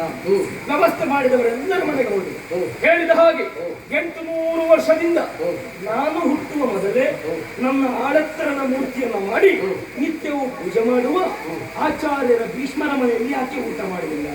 ಕಾರಣ ಉಂಟು. ಪಾಂಡವರ ಮೇಲೆ ಅನುಕಂಪ ಇದ್ದದವರು. ಹಾಗಂತ ಪಾಂಡವರ ಪರವಾಗಿದ್ದಾರಾ? ಇಲ್ಲವೇ ಇಲ್ಲ. ಯಾಕೆ? ನಿನ್ನ ಪರವಾಗಿ ನಿನ್ನ ಸಭೆಯಲ್ಲಿ ನಿನ್ನ ಆದೇಶಕ್ಕೆ ಕಾಯುತ್ತಾ ಇರುವುದು ಆಚಾರ್ಯ ಭೀಷ್ಮರು. ಅವರ ಮನೆಯಲ್ಲಿ ನಾನು ಊಟ ಮಾಡುವ ಹಾಗಿಲ್ಲ. ದ್ರೋಣಾಚಾರ್ಯರು ಅಷ್ಟೇ ಅರ್ಜುನನ ಮೇಲೆ ಪ್ರೀತಿ ಇದ್ದರು. ಅರ್ಜುನ ಮೇಲೆ ವೈರತ್ವವನ್ನು ಸಾರುವ ಕರ್ಣನಿಗೆ ಆಶ್ರಯವನ್ನು ಕೊಟ್ಟು ನೀವಿಬ್ಬರು ಜೊತೆಯಾಗಿ ಹಾಕಿದ ಹುನ್ನಾರಕ್ಕೆ ಯಾವಾಗ ಶಾಸನ ಬರುತ್ತದೆ ಎನ್ನುವ ನಿರೀಕ್ಷೆಯಲ್ಲಿದ್ದವರವರು. ಹಾಗಾಗಿ ಅವರ ಮನೆಯಲ್ಲಿ ಊಟ ಮಾಡಲಿಲ್ಲ. ಮತ್ತೆ ವಿದುರನ ಮನೆಯಲ್ಲಿ ಯಾಕೆ ನಾನು ಊಟ ಮಾಡಿದೆ? ಅದಕ್ಕೊಂದು ಕಾರಣ ಕೊಡ್ತೇನೆ. ವಿದುರ ಪಾಂಡವರಿಗೆ ಹಿತವಂತರಾಗಿದ್ದಾನೆ. ಹೆಚ್ಚೇನು, ಪಾಂಡವರ ತಾಯಿ ಕುಂತಿದೇವಿ ವನವಾಸ ಹಾಗೂ ಅಜ್ಞಾತವಾಸ ಮುಗಿಯುವಲ್ಲಿಯವರೆಗೂ ವಿದುರನ ಮನೆಯಲ್ಲಿ ಆಶ್ರಯವನ್ನು ಪಡೆದಿದ್ದಾಳೆ. ನಮ್ಮನೆಯಲ್ಲಿ ಬೇಡ ಅಂತ ನಾನು ಹೇಳಿಲ್ಲ. ಹೇಳಿಲ್ಲ. ಹಾಗಂತ ಇರಿಸಿಕೊಳ್ಳುವುದಾದ್ರೆ ಹೇಗೆ? ನೀನು ಯಾವ ರೀತಿಯಾಗಿ? ಹೇಗೆ? ಈಗ ಕೃತ್ಯನ ಇರಿಸಿಕೊಳ್ಳುವಾಗ ಪಾಂಡವರ ಮೇಲೆ ಪ್ರೀತಿ ಉಂಟಾ? ಸತ್ಯ ಹೇಳಿ. ಪಾಂಡವರ ಮೇಲೆ ಪ್ರೀತಿ ಇಲ್ಲದೆ ಕುಂತಿಯನ್ನು ಇಟ್ಟುಕೊಂಡ ನಿನ್ನ ಮನೆಯಲ್ಲಿ ಕುಂತಿ ಇರುವುದಕ್ಕೆ ಮನ ಮಾಡುವವರಲ್ಲ. ಪಾಂಡವರ ಮೇಲೆ ಪ್ರೀತಿ ಯಾರಿಗುಂಟು ಅವರ ಮೇಲೆ ಇರುವುದು. ಹಾಗಂತ ದ್ರೋಣ ಹಾಗೂ ಭೀಷ್ಮರ ಪರವಾಗಿಯೇ ಮಾತನಾಡುವ ಸಾಮರ್ಥ್ಯ ಇದ್ದ ವಿದುರ ಪಾಂಡವರಿಗೆ ವಿರೋಧಿಗಳಾಗಿ ಇನ್ನೊಂದಿಗೆ ನಿಲ್ಲಲಿಲ್ಲ. ಯಾವುದೂ ಬೇಡ ಎನ್ನುವಾಗ ತಟಸ್ಥವಾಗಿ ಒಂದು ಕಡೆಯಲ್ಲಿದ್ದ. ಅವ ಪಾಂಡವರ ಪರವಾಗಿ ಇದ್ದವನೌದು, ನಿನ್ನನ್ನು ಬಿಟ್ಟವನೌದು. ಅವ ನೇರವಾಗಿ ಇಟ್ಟುಕೊಂಡದ್ದು ಧರ್ಮ ಸತ್ಯವನ್ನು ಮಾತುಗಳನ್ನು ತಿಳಿದು ಅಲ್ಲಿಗೆ ಹೋದ. ಮತ್ತೆ ನಿನ್ನ ಮನೆಗೆ ಯಾಕೆ ಬರಲಿಲ್ಲ? ಇಂದು ಗೋಪಕಾರನಿಗೆ ಏನು ಕಡ್ಡಾಯವಾಗಿ ನೀವೇ ಹೇಳಿದ್ರು. ಹೌದು, ನೀನೊಬ್ಬ ರಾಯ, ನೀನೊಬ್ಬ ಅಧಿಕಾರಿ, ಸಾರ್ವಭೌಮತ್ವವನ್ನು ಪ್ರತಿಷ್ಠಾಪನೆ ಮಾಡಿದ ನಿನ್ನ ಮನೆಯಲ್ಲಿ ನೀ ಕೊಡುವ ಅನ್ನವನ್ನು ನಿಮ್ಮ ಜೊತೆಗೆ ಊಟ ಮಾಡುವ ಯಾವ ಯೋಗ್ಯತೆಯು ಗೋಪಾಲನ ನನಗಿಲ್ಲ. ನಿನ್ನ ಮನೆಯಲ್ಲಿ ಊಟ ಮಾಡಲಿಲ್ವಾ? ನಿನ್ನ ಮನೆ ಊಟ ಮಾಡಲಿಲ್ವಾ? ಮಾಡಿದ್ದೀಯ ಕೃಷ್ಣ. ನಿಜವಾಗಿ ಕೌರವರಿಗೂ ಪಾಂಡವರಿಗೂ ಇಬ್ಬರಿಗೂ ಬಾಬಾ ಯಾರು ಕೇಳಿದ್ರೆ ಅದು ನೀನು ಮಾತ್ರ ಗೊತ್ತುಂಟು. ಒಂದು ನಿನ್ನ ತಂಗಿಯಾದಂತ ಸುಭದ್ರೆಯನ್ನು ಕೊಟ್ಟು ಬಾಬಾ ಅಂತ ಹೇಳೋಣವೇ? ಇಲ್ಲ. ಹೌದಾ? ಅದಕ್ಕಿಂತ ಪೂರ್ವದಲ್ಲಿ ನೀನು ಅತ್ತಯ್ಯ ಮಕ್ಕಳು ಅಂತ ಹುಡುಕಿಕೊಂಡು ಹೋದವ ಕೃಷ್ಣ. ನಿನಗೆ ನಿನ್ನ ಮಾತು ಕೇಳುವ ಜನ ಬೇಕಿತ್ತು. ನಿನ್ನೊಂದು ಸಂದರ್ಭ, ವಸುದೇವನ ತಂದೆಯಾದಂತ ಶೂರಸೇನ, ಹೌದಾ, ಅವ ಕುಂತಿ ಭೋಜನಿಗೆ ತೊತ್ತು ಕೊಟ್ಟ ಉಳಿತಾಳೆ. ತೊತ್ತು ಕೊಟ್ಟ ಮೇಲೆ ಗೋತ್ರವೇ ಉಳಿಯುವುದಿಲ್ಲ, ಮತ್ತೆ ಸಂಬಂಧ ಹೇಗೆ ಉಳಿತದೆ? ಅಲ್ಲಲ್ಲ, ಸಂಬಂಧ ಉಳಿಯುವುದಕ್ಕೆ ಸಾಧ್ಯ ಇಲ್ಲ. ಈಗ ಆದರೂ ಅತ್ತಯ್ಯ ಮಕ್ಕಳು ಅಂತ ಹುಡುಕಿಕೊಂಡು ಹೋದವ ನೀನು. ಯಾಕೆ ಗೊತ್ತು? ಒಂದು ವಿಚಾರ ಮಾಡುವುದಾದ್ರೆ ಶಂತನು ಚಕ್ರವರ್ತಿಗಳ ಮಕ್ಕಳಲ್ಲಿ ದೇವಾಕಿ, ಗಾಯಿಕ ಹಾಗೂ ಆಚಾರ್ಯ ಭೀಷ್ಮರು. ಹೌದು. ಈಗ ಭೀಷ್ಮಾಚಾರ್ಯರು ಚಂದ್ರವಂಶದ ಪೀಠ ರಕ್ಷಣೆ ಮಾಡ್ತಾ ಇದ್ದಾರೆ. ಹೌದು. ಈಗ ಶಂತನು ಮಹಾನೀಯನ ಎರಡನೇ ಹೆಂಡತಿ ಗಾಯಿಕನ ತಾಯಿ ಎಂಬಲ್ಲಿಗೆ ಮದುವೆ ಆದ ಮೇಲೆ ಆ ಕಡೆ ಸೇರಲ್ಪಟ್ಟವು. ಈಗ ಬರುವ ಆಗಿಲ್ಲ.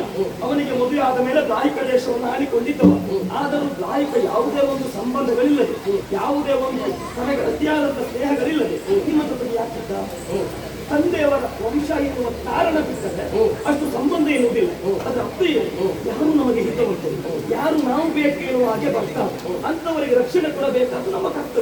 ನಮ್ಮ ಮನೆಯ ನನ್ನ ಮಗಳಾದಂತಹ ಲಕ್ಷಣಿಯನ್ನು ನಿನ್ನ ಮಗಳಾದಂತಹ ಸಾಂಬನಿಗೆ ಕೊಟ್ಟು ಮದುವೆ ಮಾಡಿಸಿದ್ದೇವೆ. ಸಂಬಂಧಿಕರಾಗಿ ಬಾಬರಾಗಿ ನಮ್ಮ ಮನೆಯಲ್ಲಿ ನೀವು ಮೊದಲು ಊಟ ಮಾಡಿದ್ದೀವಿ. ಮೊದಲು ಊಟ ಮಾಡುವಾಗ ಈ ಸಮಸ್ಯೆ ಮತ್ತೆ ಈಗ ಮಾತ್ರ ಯಾಕೆ ಬರ್ತದೆ? ಕೊಡುವಾಗ ಸಂಬಂಧ ಹೇಗಿತ್ತು? ಈಗ ಕೊಡುವಾಗ ನೇರವಾಗಿ ನನ್ನ ಮಗಳಿಗೆ ನಿಮ್ಮ ಮಗಳನ್ನು ಕೊಡುವುದಕ್ಕೆ ನೀನು ಒಪ್ಪಿದ್ದೀಯಾ? ಅಲ್ಲ, ಒಪ್ಪಿಲ್ಲಲ್ವ? ನೀನು ತಿರಸ್ಕಾರ ಮಾಡಿದ ಆ ಕಾಲಕ್ಕೆ ನನ್ನನ್ನ ಬಲಭದ್ರ ಹಲಾಯುಗದಿಂದ ಹಸ್ತಿನಾವತಿಯನ್ನು ಅಲಗಿಸುವುದಕ್ಕೆ ಮುಂದಾದಾಗ ಆ ಹೊತ್ತಿಗೆ ನೀನು ಗುರುಗಳಿಗೆ ಹೆದರಿ ಬಂದು ಅವ್ರು ಹೇಳಿದ್ದಕ್ಕೆ ಒಪ್ಪಿಕೊಟ್ಟದಲ್ವ? ಹೌದು. ಆದ್ರೆ ಊಟ ಆಗಿದೆಯಲ್ಲ ಅಂತ ಹೇಳಿ ಊಟ ಮತ್ತೆ ಗೋಪಾಲ ಅಂತ ನೀನು ತಿಳಿಯಬೇಕಾದಂತ ಅಗತ್ಯ ಇಲ್ಲ ಕೃಷ್ಣ. ನೀನು ಭೂಪಾಲನ ಸಾಲಿಗೆ ಸೇರುವವನಿದ್ದೀಯಾ. ನಾನು ನಿನ್ನ ಮನೆಗೆ ನಿನ್ನ ಸಹಾಯವನ್ನು ಯಾಚಿಸಿ ಬರುವಂತ ಸಂದರ್ಭದಲ್ಲಿ ಪರಮ ಚತುರತ ಭೋಜನಗಳನ್ನ ಪುಂಜಿಸಿ ನಿನ್ನ ಅಷ್ಟಪತ್ನಿಯರೊಡನೆ ಅವರಿಂದ ಸೇವೆಯನ್ನ ಮಾಡಿಸಿಕೊಳ್ಳುತ್ತಾ ರಸಬೀಜವನ್ನ ಸವಿಯುತ್ತಾ ಇದ್ದವ ನೀನು. ಮತ್ತು ಊಟದ ಬಗ್ಗೆ ಏನು ಅಂತ ಹೇಳಬೇಕಾದದ್ದು. ಕೆಲಸ ಮಾಡು. ಈಗ ಊಟದ ಸಮಯಕ್ಕೆ ನೀನ್ ಯಾಕೆ ಬರಲಿಲ್ಲ? ಎಲ್ಲಿಗೆ? ಈಗ ನಮ್ಮ ಮನೆಗೆ ಊಟದ ಸಮಯಕ್ಕೆ ನೀನ್ ಯಾಕೆ ಬರಲಿಲ್ಲ? ನಾನು ಅಷ್ಟೊಂದು ಬರಬಾರ್ದು ಮಾತಾಯ್ತದಲ್ಲ. ನೀನು ಊಟದ ಸಮಯಕ್ಕೆ ಬಂದರೂ ಊಟ ಮಾಡು. ಅಲ್ಲ, ನೀನ್ ಯಾಕೆ ಊಟದ ಸಮಯಕ್ಕೆ ಬರಲಿಲ್ಲ? ನಾನು ಬರುವಾಗ ಊಟದ ಸಮಯ ಕಳೆದು ಬಂದೆ. ಈಗ ನಾನು ಊಟಕ್ಕೆ ಬರುವುದೇನವಾಗಿ ನೀನು ಕಳೆದು ಊಟಕ್ಕೆ ಬಾಯವಾಗಿ ಹೇಳಿದ್ಯಾ? ಸತ್ತರಕ್ಕೆ ನೀನು ಬಂದಿದ್ದೀಯಾ? ಧೃತರಾಷ್ಟ್ರ, ಭೀಷ್ಮ, ದ್ರೋಣರು, ಇನ್ನು ಕೆಲವು ಕೌರವಾದಿಗಳು ಬಂದಿದ್ದಾರೆ. ನಮ್ಮ ಅಪ್ಪ ಬಾಗಿಲವರೆಗೆ ಬಂದಿದ್ದಾರೆ. ಆರೋಗ್ಯವನ್ನು ವಿಚಾರಿಸಿದ್ಯಾ? ಗುಂಡು ಹೋಗುವುದರೊಳಗೆ ನೀ ಕಾಲು ಕೀಳಿಲ್ವಲ್ಲ. ನೀನು ಯಾಕೆ ಬರಲಿಲ್ಲ? ಅದೆಲ್ಲ ನನ್ನದೇ ವ್ಯವಸ್ಥೆ. ಹಸ್ತಿನಾವತಿಯಲ್ಲಿ ಯಾವ ಮನೆಯಲ್ಲಿ ನೀನು ಉಂಟರು ನನ್ನದ್ದೇ ಮನೆ. ಹಸ್ತಿನಾವತಿಯಲ್ಲಿ ಯಾರ ಮನೆಯಲ್ಲಿ ಉಂಟರು ನನ್ನದ್ದೇ ಮನೆ. ಹಾಗಾದ್ರೆ ನೀನ್ ಯಾಕೆ ಶಲ್ಯ ಭೂಪತಿಗಳಿಗೆ ಮನೆಯಲ್ಲಿ ನಿಂತು ವ್ಯವಸ್ಥೆ ಮಾಡಿ ಆಮೇಲೆ ಪ್ರತ್ಯಕ್ಷರಾದ? ಅದು ನನ್ನ ಇಷ್ಟ, ನನಗೆ ಬೇಕಾದ. ಅದು ನಿನ್ನ ಇಷ್ಟ, ಅದು ಇದು ನನ್ನ ಇಷ್ಟ. ಯಾಕೆ ಕೇಳಿ, ನಾನು ಊಟ ಮಾಡಬೇಕು ಅಂತ ಅಂದ್ರೆ ಹಿತವಂತರಾಗಿರಬೇಕು. ಯಾರಿಗೆ? ನನಗೆ ಹಿತವಂತರು ಪಾಂಡವರಿಗೆ ಹಿತವಂತರಾಗಬೇಕು. ಪಾಂಡವರ ಸಂತೋಷವನ್ನ ಯಾರು ಬಯಸ್ತಾರೋ ಅವರು ನನಗೆ ಹಿತವಂತರು. ಪಾಂಡವರ ವೈರಿಗಳು ನನಗೆ ವೈರಿಗಳು. ಇನ್ನೂ ಒಂದು ಕೇಳ್ತೀಯಾ? ದಾರಿದ್ರ್ಯ ಪಂಚತೆ ಅಂತ ಹೇಳಿದ್ರೆ ಊಟನಾದರೂ ಬಂದ ಕಾರ್ಯವನ್ನ ಮಾಡಿ ಪೂರೈಸಿದ ಮೇಲೆ ಯಶಸ್ಸನ್ನ ಕಂಡ ಮೇಲೆ ಊಟ ಮಾಡಬೇಕು. ಹಾಗಾದ್ರೆ ನೀನು ಸಂಧಾನಕ್ಕೆ ಬಂದಂತ ಯಾವುದು? ನಾನು ಬಂದ ಸಂಧಾನಕ್ಕೆ ಇಲ್ಲ, ಸಂಧಾನಕ್ಕೆ ಬಂದ ಮೇಲೆ ಸಂಧಾನದ ವ್ಯಕ್ತಿ ಆಗಿರಬೇಕು. ಎರಡೂ ಕಡೆಯವರಿಗಲ್ಲದ ಮತ್ತೊಬ್ಬರಿಗೆ ಮೂರನೇ ವ್ಯಕ್ತಿ ಆಗಿರಬೇಕು. ನೀನು ಪಾಂಡವರ ಕಡೆಯಿಂದ ಬಂದ್ರೆ ಸಂಧಾನ ಮಾಡ್ಲಿಕ್ಕೆ ಆಗುದಿಲ್ಲ. ಹಾಗಲ್ಲ ಮತ್ತೆ ಈಗ ಸಂಧಾನ ಮಾಡೋದಕ್ಕೆ ಆಗುತ್ತಿಲ್ಲ ಅಂತ ಸಂಧಾನ ನೆಲೆಯಲ್ಲಿ ಮಾಡುವುದು. ಸಂಧಾನ ಮಾಡುವವನಿಗೆ ಇತ್ಯಲದಲ್ಲಿರುವಂತಹ ಇಬ್ಬರು ವ್ಯಕ್ತಿಗಳು ಸಮಾನರಾಗಿದ್ದಾಗ ಮಾತ್ರ ಅವನಿಗೊಂದು ಸಂಧಾನ ಮಾಡುವುದಕ್ಕೆ ಸಾಧ್ಯ ಉಂಟು. ಒಂದು ಪಕ್ಷವನ್ನು ಪ್ರತಿಪಾದಿಸುತ್ತಾ ಸಂಧಾನವನ್ನು ಮಾಡುವುದಕ್ಕೆ ಸಾಧ್ಯ. ಅದೇ ಯಾವುದಾದ್ರೂ ಕೆಲಸ ಮಾಡುವ. ಈಗ ನಿನಗೆ ಸಂಜೆಯ ಮುಖ್ಯ ಆದೇಶ ಕೊಟ್ಟದ್ದು ಕಡುಕವಾಗಲಿ ನೀತಿಯಾಗಲಿ ಬಡೆಯ ಲಕ್ಷ್ಮೀ ರಮಣ ಐಕಃ. ಅದಕ್ಕೆ ಅಷ್ಟು ಮುದ್ರೆಯನ್ನು ಒತ್ತಿದ್ಯಾ? ಹೌದು. ನೀನು ಸ್ವಾಗತ ಸಿದ್ಧವಾದ ಗೊತ್ತಾಗುದಿಲ್ಲ. ಅದು ಬೇಡ.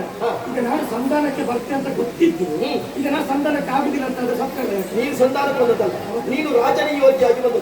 ಧರ್ಮರಾಯನ ಮುಖವಾಣಿಯನ್ನು ನೀನು ಆಡುವುದಕ್ಕೆ ಬಂದ. ಈಗ ನೀನು ಬಂದದ್ದಕ್ಕೆ ಅವ ಹೋಗ್ಲಿಕ್ಕೆ ಹೇಳಿದ. ಅವ ಹೋಗ್ಲಿಕ್ಕೆ ಹೇಳಿದ್ದಕ್ಕೆ ನೀನು ಬಂದ. ಧರ್ಮರಾಯನ ಮುಖವಾಣಿ ಒಂದೇ ಆಗುದಿಲ್ಲ. ಈಗ ದೂತರಲ್ಲಿ ಸ್ವತಂತ್ರ ದೂತ ಇಲ್ಲ ಒಬ್ಬರಿದ್ದಾರೆ. ಅಲ್ಲ, ನೀನು ಸ್ವತಂತ್ರತೆ ಇಟ್ಕೊಂಡಿದ್ದೆ. ಈಗ ಧರ್ಮರಾಯನ ಮುಖವಾಣಿಯಾಗಿ ಬಂದವರು ಬೇರೆ ಯಾರು ಬೇಡ. ಈಗ ಶತಾನಂದರು ಬಂದಿದ್ದಾರೆ. ದ್ರುಪದ ಪುರೋಹಿತರು. ಶತಾನಂದರು ಕೊಂಡಾಡಿದ ಮಾತೆಯನ್ನು ಧರ್ಮರಾಯ ಏನು ಹೇಳಿದ್ದಾನೆ ಎಷ್ಟನ್ನೇ ಮಾಡಿದ್ದು. ನಾನು ಸ್ವತಂತ್ರ ದೂತ, ಅವರು ಹೇಳಿದ್ದನ್ನು ಮಾಡ್ತೇನೆ. ಅದಲ್ಲ ಅಂತಂದ್ರೆ ನಾನು ಹೇಳಿದ್ದಕ್ಕೆ ನೀನು ಒಪ್ಪಿದ್ರೆ ಅವರು ಹೇಳಿದ್ದನ್ನು ನಿಲ್ಲಿಸ್ತೇನೆ. ಈಗ ನಾನು ಹೇಳಿದ್ದನ್ನು ನೀನು ಹೇಳಬೇಕು ಅಂತ ಬೇರೆ ಏನಾದ್ರೂ ಹೇಳಿಕೊಟ್ಟ? ಹಾಗಾದ್ರೆ ನೀನು ಧರ್ಮರಾಯನ ಮುಖವಾಣಿಯಾಗಿಯೇ ಬಂದವ. ವಿಷಯ ಮುಟ್ಟಿಸುವುದಷ್ಟೇ ನಿನ್ನ ಕರ್ತವ್ಯ. ಅಂದ್ರೆ ನೀನು ಧರ್ಮರಾಯನ ಮುಖವಾಣಿ ಬಿಟ್ರೆ ಮಧ್ಯದಲ್ಲಿ ನಿಂತು ಮಧ್ಯಸ್ಥಿಕೆಯನ್ನು ಮಾಡುವ ಯೋಗ್ಯತೆ ಇರುವುದಿಲ್ಲ.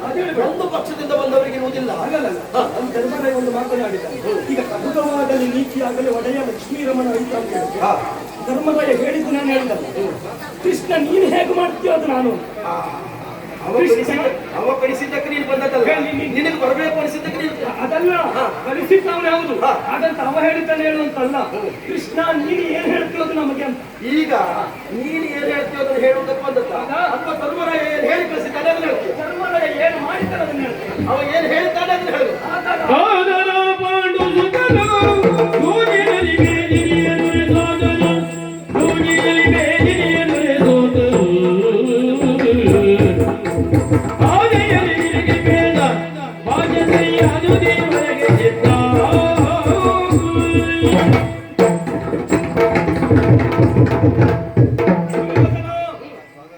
ಧರ್ಮರಾಯನ ಹೇಳಿದ ಮಾತಲ್ಲ ಸ್ಪಷ್ಟವಾಗಿ ಹೇಳ್ತೇನೆ. ಆಗಲ್ಲ ಪಾಂಡು ಸುತರು ಯಾವುದು ನಿನ್ನೊಡನೆ ಮೇದಿನಿಯನ್ನು ಜೂಜಿನಲ್ಲಿ ಸೋತರು.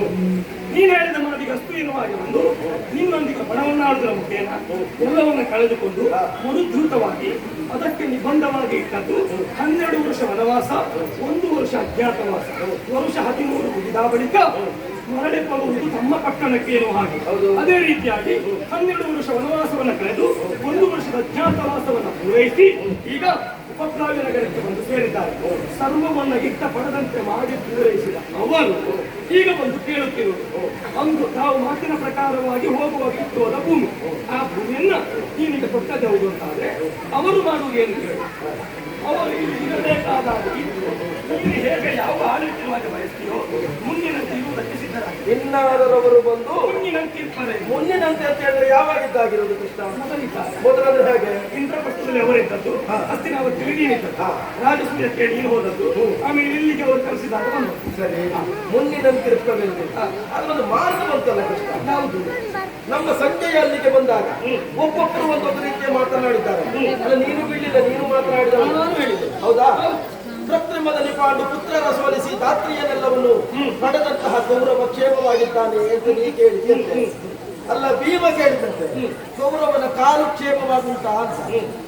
ಜೊತೆಗೆ ದ್ರೌಪದಿ ಕೇಳಿದಂತೆ ಚಿತ್ರಸೇನ ಗಂಧರ್ವ ನಾಗಪಾಠದಿಂದ ಬಂಧಿಸಿಕೊಂಡು ಹೋದದ್ದು ಆ ನೋವುಂಟೋ ಕಡಿಮೆ ಆಯ್ತೋ ಎನ್ನುವುದಾಗಿ. ಹಾಗಾದ್ರೆ ಇದೆಲ್ಲ ಮಾತಿನ ಅರ್ಥ ಏನು ಕೃಷ್ಣ? ನಾವಿನ್ನು ಸಂಗ್ರಾಮವನ್ನು ಬಯಸ್ತಾ ಇದ್ದೇವೆ ಎನ್ನುವುದು ಮಾತಿನ ಅರ್ಥ ಅಲ್ವಾ? ಅದಲ್ಲ, ಮತ್ತೆ ಸಂಗ್ರಾಮ ಬೇಕಾದ್ರೆ ನಾವು ಸಿದ್ಧರಾಗಿದ್ದೇವೆ ನಾವು ಮಾಡ್ತೇವೆ ಎನ್ನುವುದ ಮೂಲ ಉದ್ದೇಶ ಅಲ್ಲ. ನಮಗೆ ಸಂಗ್ರಾಮ ಬೇಕಿಲ್ಲ, ನೀ ಬಯಸಿದ್ರೆ ಉಂಟು ಅಂತ ಅಷ್ಟೇ. ಕೃಷ್ಣ, ಒಂದು ಪ್ರತಿಜ್ಞಾ ವಾಕ್ಯವನ್ನು ಉಚ್ಚರಿಸಿದ ಮೇಲೆ ಆ ಪ್ರತಿಜ್ಞಾ ವಾಕ್ಯವನ್ನು ನಡೆಸದೇ ಇದ್ರೆ ಪ್ರತಿಜ್ಞಾ ವಾಕ್ಯವನ್ನು ಉತ್ತರಿಸಿದವನಿಗೆ ಏನು ಬೆಲೆ? ಸತ್ತಾಗಿ ಯಾವುದದು ಕೇಳ್ತೇನೆ. ನಮ್ಮ ಸತ್ತಾಗಿ ಅಹಂ ದುರ್ಯೋಧನಂ ಹಂತ ಕರ್ಣಂ ಹಂತ ಧನಂಜಯ ಶಕುನಿಂ ತಾಕ್ಷಕಿತವ ಸಹದೇವ ಮನುಷ್ಯಾಮಿ ಅಂತ ಹೇಳಿದ ಕಾಲಕ್ಕೆ ಈಗ ಅವರು ಪ್ರತಿಜ್ಞೆ ಮಾಡಿದ ಹೋದಲ್ಲ. ದುರ್ಯೋಧನ ಭೀಮ ಕೊಲ್ತಾನೆ, ಕರ್ಣನನ್ನ ಅರ್ಜುನ ಕೊಲ್ತಾನೆ, ಹೌದು, ಶಕುನಿಯನ್ನ ಕುಲ ಅಲ್ವಾ? ಹೌದು. ಆಗ ಪ್ರತಿಜ್ಞೆ ಈಗ ಮುಂದಿನಂತೆ ಇರಬೇಕು ಅಂತ ಹೇಳಿದ್ರೆ ಯುದ್ಧ ಆಗದೆ ಇದ್ರೆ ಪ್ರತಿಜ್ಞೆ ಗತಿ ಏನು? ಈಗ ನೀ ಅಷ್ಟೇ ಪ್ರತಿಜ್ಞೆ ಕೇಳಿದ ಕೊನೆ ಒಂದು ಮಾತು ಉಂಟು. ಏನು? ಇಷ್ಟು ಪ್ರತಿಜ್ಞೆ ಮಾಡಿದ ಅವ್ರು ಹೇಳಿದ್ದೇನು? ಮುಂದೆ ಯುದ್ಧ ಆದರೆ ತನ್ನೋ ದೈವ ಭವಿಷ್ಯಂತಿ. ಹೌದಾ? ಹೌದು. ಮುಂದೆ ಯುದ್ಧ ಆದರೆ ನಾವು ಮಾಡಿದ ಪ್ರತಿಜ್ಞೆ ದೇವಾನು ದೇವತೆಗಳು ಸತ್ಯವಾಗಿಸಲಿ, ಸತ್ಯಂ ಕರಿಷ್ಯಂತಿ. ಮುಂದೆ ಯುದ್ಧ ಆದರೆ ಆಗದಿದ್ದಾಗೆ ನೋಡ್ಕೊಳ್ಬೇಕು, ಅದು ನಿನ್ನ ಕರ್ತವ್ಯ. ಸರಿ, ಉಳಿದವರ ಕಥೆ ಬಿಡು. ಕಾಡಿನಲ್ಲಿ ಹೋಗಿ ಭೀಮ ಹಾಗೂ ನಕುಲ ನಮಗೆ ವನವಾಸದಲ್ಲಿ ಕಾಲವನ್ನು ಕಳೆಯುವುದಕ್ಕೆ ಸಾಧ್ಯ ಇಲ್ಲ. ನಾವು ಹೋಗ್ತೇವೆ, ಹೋರಾಟವನ್ನು ಮಾಡ್ತೇವೆ ಬಂದಾಗ ದ್ರೌಪದಿ ಹೊತ್ತಾಗ ನೀನೊಂದು ಪ್ರತಿಜ್ಞೆಯನ್ನು ಮಾಡಿದ್ಯಂತೆ. ಆಕಾಶವೇ ಕಳಚಿ ಕೆಳಗೆ ಬೀಳಲಿ, ಹಿಮವಂತನೇ ಕರೆಗೆ ನೀರಾಗಿ ಹೋಗಲಿ, ಸಪ್ತ ಸಮುದ್ರಗಳೇ ಬತ್ತಿ ಹೋಗಲಿ ನುಡಿದಂತ ಪ್ರತಿಜ್ಞಾ ವಾಕ್ಯವನ್ನ ಎಳ್ಳಿರಿದು ಕೂದಲು ಕೊಂಕದ ಇದ್ದ ಹಾಗೆ ಯಥಾ ಮಾಡಿ ತೋರಿಸ್ತೇನೆ ಅಂತ. ಈಗ ನಿನ್ನ ಪ್ರತಿಜ್ಞೆಗೆ ಏನಂತ? ಅದು ಅಲ್ಲಿ ಮಾತ್ರ ಅಲ್ಲ, ಸಂಧಾನಕ್ಕೆ ಬರುವಾಗಲೂ ದ್ರೌಪದಿನ ಸಂತೈಸಿ ಹೇಳಿಸಿ ಅದನ್ನ ಮಾಡ್ತೇನೆ ಎನ್ನುವ ಅದರ ಅರ್ಥ ಏನು? ಪಾಂಡವರು ಎನ್ನುವಂತ ದುಷ್ಟ ಸ್ವಭಾವ ನಿನ್ನೊಳಗಿದೆ. ಪಾಂಡವರೇನುವಂತ ದುಷ್ಟ ಸ್ವಭಾವವನ್ನು ಇಟ್ಟುಕೊಂಡರು ಕೌರವರ ಸಂತತಿಯನ್ನ ಸರ್ವನಾಶ ಮಾಡ್ತೇನೆ ಎನ್ನುವಾಗಿ ನನ್ನ ಮಾತನ್ನು ಕೇಳಿ ಅಂತರಂಗದಲ್ಲಿ ನೀನು ಹಾಗೂ ನಿನ್ನವರೊಳಗಿದ್ದ ದುಷ್ಟ ಸ್ವಭಾವ ಅದಾಗಿ ಸತ್ತಿತ್ತು ಅಂತಾದ್ರೆ ನೀವು ಒಳ್ಳೆಯವನಾದ್ರೆ ಮತ್ತೆ ನಾನು ಕೊಲ್ಲುವುದು ಹೇಗೆ? ಅಂದ್ರೆ ನೀವು ಒಳ್ಳೆಯವನಾದ್ರೆ ನೀನು ದುಷ್ಟನಲ್ಲ, ನಿನ್ನಲ್ಲಿರುವ ದುಷ್ಟ ಪ್ರವೃತ್ತಿಯನ್ನು ಕೊಡ್ತೇನೆ ಅಂತ ಹೇಳ್ತೀನಿ. ಈಗ ದುಷ್ಟತನವನ್ನು ನೀನಾಗಿ ಬಿಟ್ಟರೆ ನೀನು ಶಿಷ್ಟನಾದೆ, ಶಿಷ್ಟ ಕೌರವನ ಕೊಲ್ಲಬೇಕಾದ ಅನಿವಾರ್ಯತೆ ಇಲ್ಲ. ಹಾಗಾಗಿ ಈಗ ಒಂದೊಮ್ಮೆ ಅವರ ಮಾತಿಗೆ ಒಪ್ಪಿದ್ರೆ ಕೌರವರು ಪಾಂಡವರನ್ನು ಇರುವುದು ಹೇಗೆ ಹೇಳ್ತಾರ? ಖಂಡಿತವಾಗಿ ನೀ ಮಾಡಿದ ಅಪರಾಧ ಕ್ಷಮಿಸುತ್ತಾ ರಾಮದಲ್ಲಿ ತಡೆದಿರುವ ತಾವರಿದು ನಿಮ್ಮಳಿತು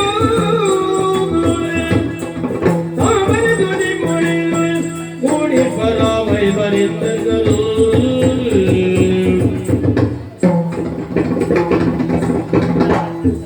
ಅವರು ಹೇಳಿದ್ದನ್ನ ನೀವು ಒಪ್ಪಿದ್ದವರು ಅಂತಾದ್ರೆ ನೀ ಮಾಡಿದ ಅಪರಾಧವ. ನಾ ಮಾಡಿದ ಯಾವ್ದು ಅಪರಾಧ? ಮನೆಗೆ ಬೆಂಕಿ ಕೊಟ್ಟೆ ಅಲ್ವಾ, ಇನ್ನೂ ಅನ್ನಕ್ಕೆ ವಿಷ ಹಾಕಿದೆ, ಪತಿವ್ರತನಾಗಿ ಮಾನಭಂಗಕ್ಕೆ ಪ್ರಯತ್ನಿಸಿದೆ, ಇನ್ನು ಕೆಲವಷ್ಟು ಪ್ರಕರಣ ವನವಾಸದಲ್ಲಿ ಮಾಡಿದ್ದು, ಅಜ್ಞಾತವಾಸದಲ್ಲಿ ಮಾಡಿದ್ದು, ಎಲ್ಲ ಅಪರಾಧವನ್ನು ಮನ್ನಿಸಿದರೆ ಮುಖ್ಯ. ಅದೆಲ್ಲವನ್ನ ಮರೆತು ಮೊದಲಿದ್ದ ಹಾಗೆ ನೀನು ಮಹಾರಾಜ, ಧರ್ಮರಾಜ ಮಹಾರಾಜನಾಗಬೇಕಂತ ಯೋಚನೆ ಮಾಡುವುದಿಲ್ಲ, ಯುವರಾಜನಾಗಿ ಬೇಕಾದ್ರೂ ಇರ್ತಾರೆ, ಅನ್ಯೂನ್ಯವಾಗಿ ಬದುಕುತ್ತೇವೆ ಎನ್ನುವಾಗ ಹೇಳಿದ್ದಾರೆ. ಹಾಗಾದ್ರೆ ವೈರಕ್ಕೆ ಕಾರಣ ಕೌರವ ಒಬ್ಬನೆಯೋ? ನಿನ್ನ ಜೊತೆಗಿದ್ದವರು ಇದ್ದಾರೆ. ಅಲ್ಲಲ್ಲ, ಕೌರವರದ್ದು ಮಾತ್ರ ಕಾರಣವೋ? ಮತ್ತೇನು? ಪಾಂಡವರದ್ದಿಲ್ವಾ? ಹೇಗೆ? ಪಾಂಡವರದ್ದಿಲ್ಲ ಅಂತ ನಾನು ಕೇಳಿದ್ದು ಸತ್ಯವೇ ಆದ್ರೆ ಉತ್ತರೆಯ ಮದುವೆಯ ಸಂದರ್ಭದಲ್ಲಿ ನಿಮ್ಮಲ್ಲಿ ಆಪ್ತ ಸಮಾಲೋಚನೆ ಆದ ಕಾಲಕ್ಕೆ ಹೋರಾಟವನ್ನು ಮಾಡುವುದೇ ಅಂತ ಸಿದ್ಧವಾದಾಗ ನಮ್ಮ ಗುರುಗಳಾದಂತಹ ನಿಮ್ಮಣ್ಣನಾದಂತಹ ಬಲಭದ್ರ ಎದ್ದು ನಿಂತು ಆಡಿದಂತಹ ಮಾತು ತಪ್ಪು ಇಕ್ಕೆಲಗಳಲ್ಲಿ ಇದೆ. ಕೌರವರು ಅವನದ್ದು ತಪ್ಪು, ಪಾಂಡವರದ್ದು ತಪ್ಪು ಅಂತ ಹೇಳುವುದಕ್ಕೆ ಬರುವುದಿಲ್ಲ. ಎರಡೂ ಕಡೆಯವ್ರದ್ದು ತಪ್ಪಿದೆ.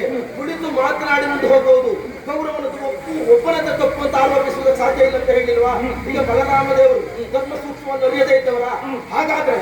ಈಗ ಕಾಡಿನಲ್ಲಿ ತಂತ ಪಾಂಡವರನ್ನು ಹೇಳ ಕಳಿಸಿ ನಾನು ಅವರನ್ನು ಅನ್ನಕ್ಕೆ ವಿಷ ಹಾಕಿದ್ದ ಇಲ್ಲ. ಅವರು ಪಾಂಡವರು ಕಾಡಿನಲ್ಲಿ ಎಲೆ ಮನೆಯಲ್ಲಿರುವಂತ ಸಂದರ್ಭ ಅವರು ನನಗೆ ಬೆಂಕಿ ಕೊಟ್ಟದ್ದ ಅಲ್ಲ. ಕಾಡಿನಲ್ಲಿ ತಂತ ಪಾಂಡವರನ್ನ ಕಳಿಸಿ ನಾನು ಜೀವಿತವನ್ನು ಆಡಿದ್ದ ಅಲ್ಲ. ಮೊದಲ ಆಡಿಕೊಳ್ಳಿ ಅಲ್ಲ, ನನಗೆ ಸಿಗಬೇಕಾದದನ್ನು ತಪ್ಪಿಸುವುದಕ್ಕೆ ಪಾಂಡವರು ಮುಂದಾಗುವ ಉದ್ದೇಶದಿಂದ ನಿಗ್ರಹಿಸುವುದಕ್ಕೆ ಬೇಕಾಗಿ ಚಕ್ರವರ್ತಿ ಪೀಠ ನನ್ನತ್ತೆ ಎನ್ನುವುದಾಗಿ ಆಸೆ ಇಟ್ಟುಕೊಂಡಂತಹ ಚಕ್ರವರ್ತಿ ಪೀಠ ನಿನ್ನದ್ದಾದ್ರೆ ಇಂದ್ರಪ್ರಸ್ಥ ಕೊಡುವಾಗ ನೀನೆಲ್ಲ ಹೋಗಿದ್ದಿ? ಇಂದ್ರಪ್ರಸ್ಥ ನಾನೇ ಕೊಟ್ಟದ್ದು, ಭೀಷ್ಮಾದಿಗಳು ಹೇಳಿದ್ದಾರೆ.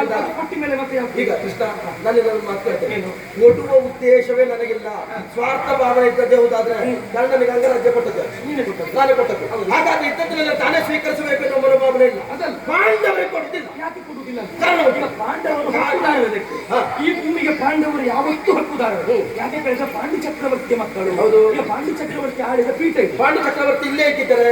ಇಲ್ಲೇ ಇದ್ದಾಗ ಅವ ಚಕ್ರವರ್ತಿ ಪೀಠ ಬಿಟ್ಟು ಕೊಟ್ಟು ಹೋದ ಮೇಲೆ ಒಬ್ಬ ವ್ಯಕ್ತಿ ಪೀಠದಲ್ಲಿದ್ದವ ಆಕಸ್ಮಿಕವಾಗಿ ಅವ ಸತ್ತ ಅಂತಾದ್ರೆ ಮತ್ತೆ ಅಧಿಕಾರಿ ಯಾರು ಅಂತ ಉಳಿದವರು ಸೂಚಿಸಬೇಕು.